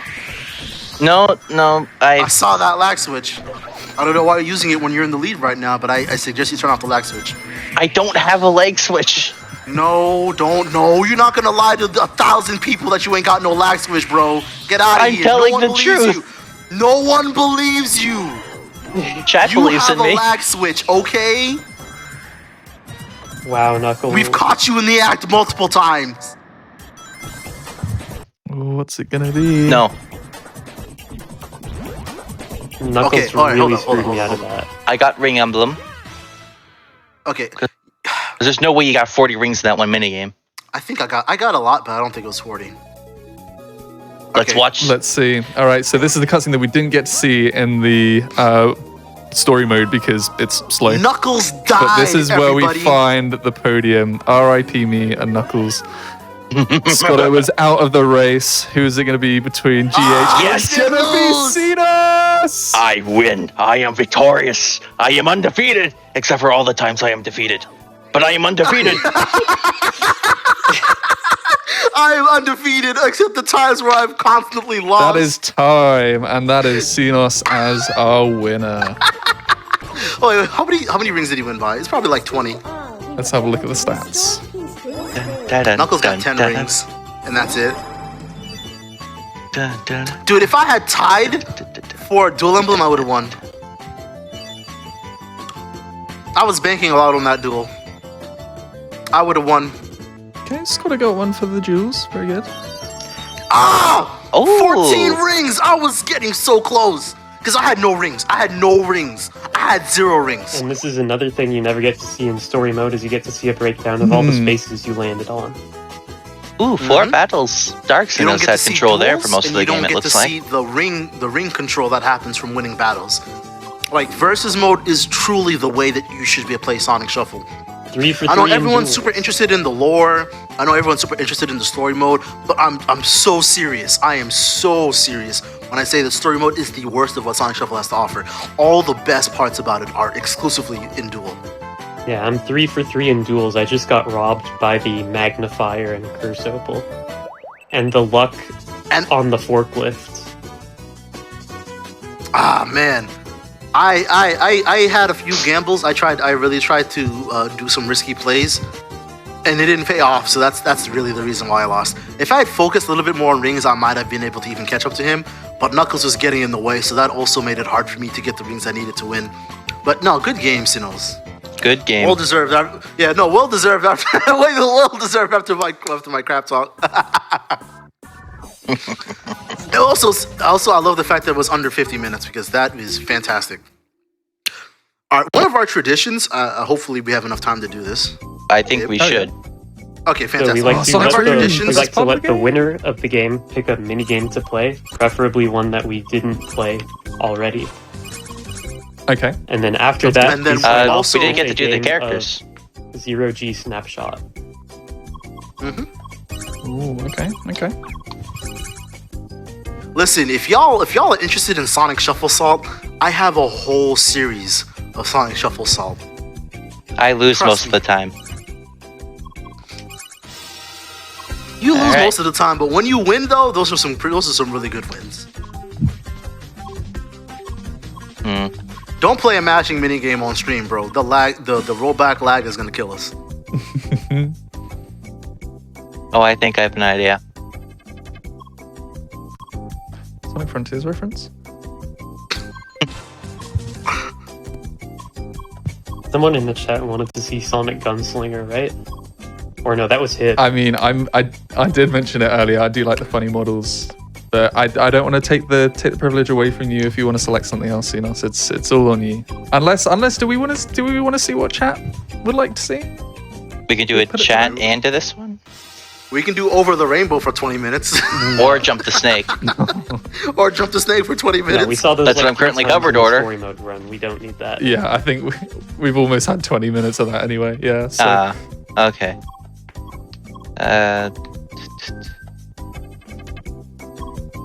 Sorry if I'm taking too long. I'm just trying to think because there's so many decent good mini games I want to. There are People- there are very few bad mini games. People are Yeah. asking for the cowboy hats, so we might have to see that at some point. But if you've got one in mind, Seamless, then All right, we can Come do on, that. Sinos. Sorry. Come on, Sinos. So much pressure. maybe whilst you're thinking about the one that you like to show off, we could do some gunslinging. Egg Oh, bots. yeah, doing the egg person box who is got rooted for by the crowd is not doing what the crowd wants. The crowd will Sonic get what they main? want. Oh, okay, good. One of them wanted to jump the snake, but This is not Sonic Gunslinger. Well, we might see that afterwards. No.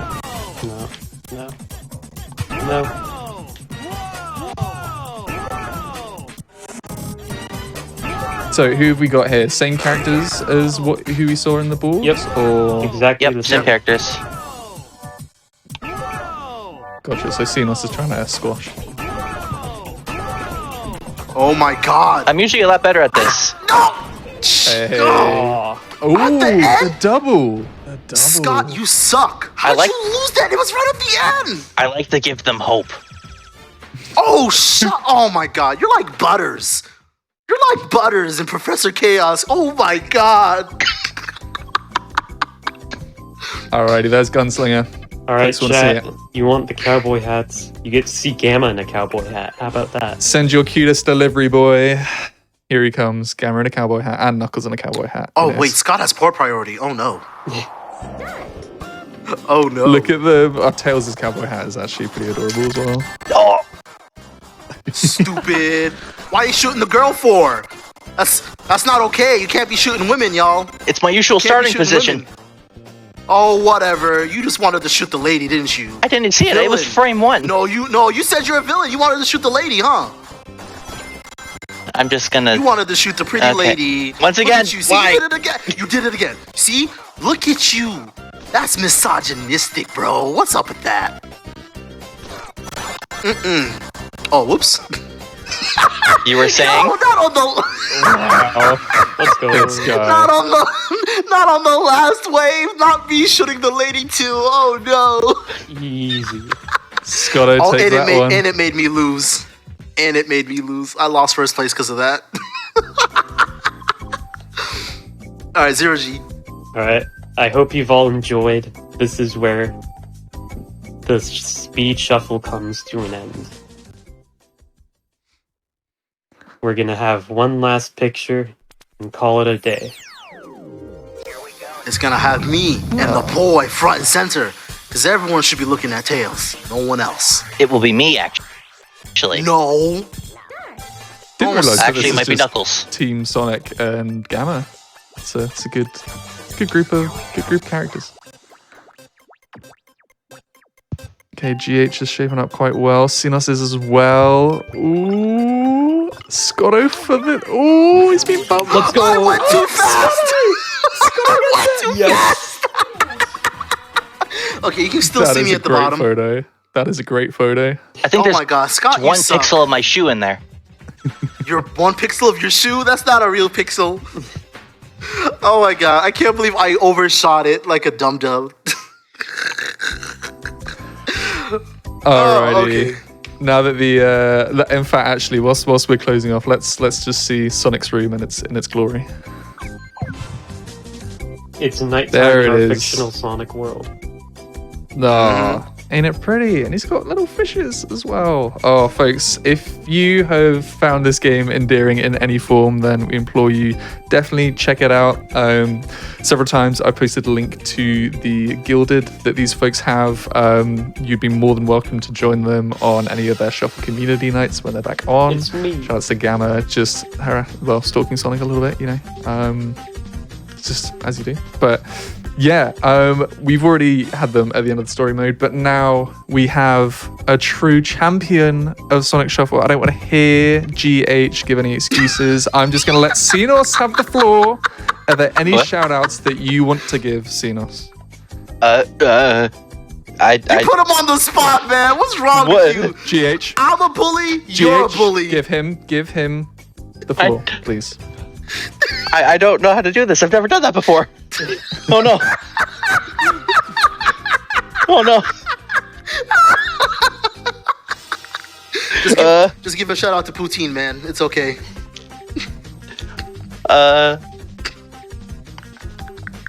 I go into the shadows.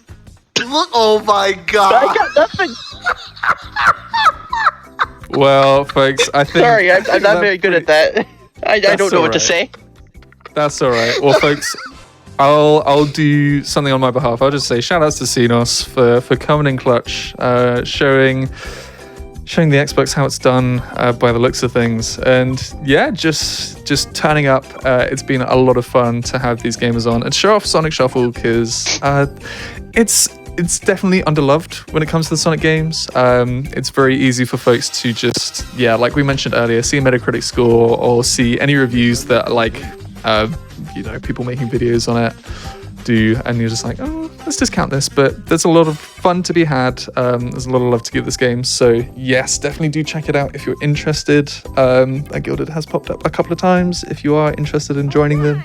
If you want to run the game, then give it a go. It's definitely not easy, but definitely worth trying out if you are interested, and just Sonic gaming in general. A big thank you once again. We'll go through the names. Scott Obozo for showing off truly the story mode at its fastest, because no one quite does it like him. In fact, after the break, when story mode had finished, we had established that was the second fastest recorded run of it. He does have the world record, but you saw something that was almost as good, and there were some really impressive individual boards there, so definitely check him out. I know he's not constantly doing Shuffle, but he's also doing speedruns at a high level of other games. You heard that he played Tetris, which was apparently a dig from GH, but I imagine he wishes he had half that sauce. A big thank you to Xenos, again, coming in, showing in how it's done, bringing more of the community vibes, and the person who preaches about this game, evangelizes about this game. Just got to give one last shout out to GH for definitely bringing the energy, I think, at the very least. When it comes to this. So folks, that has been it for the Speed Shuffle. If there's anything else that you folks want to say, then the floor is yours, but if not, we'll just wrap up. I just want to say thanks for having me. This has been awesome. Sinos? Oh, yeah. Got anything you want to say? You've had some time to think about it? Not really. I'm not good at this sort of thing. That's right. You're all about Sonic Shuffle, which I respect. Shout outs to everyone. I appreciate GDQ for giving me another opportunity to work with them in some capacity. Also, shout outs to Hypnotics for inviting me onto this. I do appreciate the opportunity.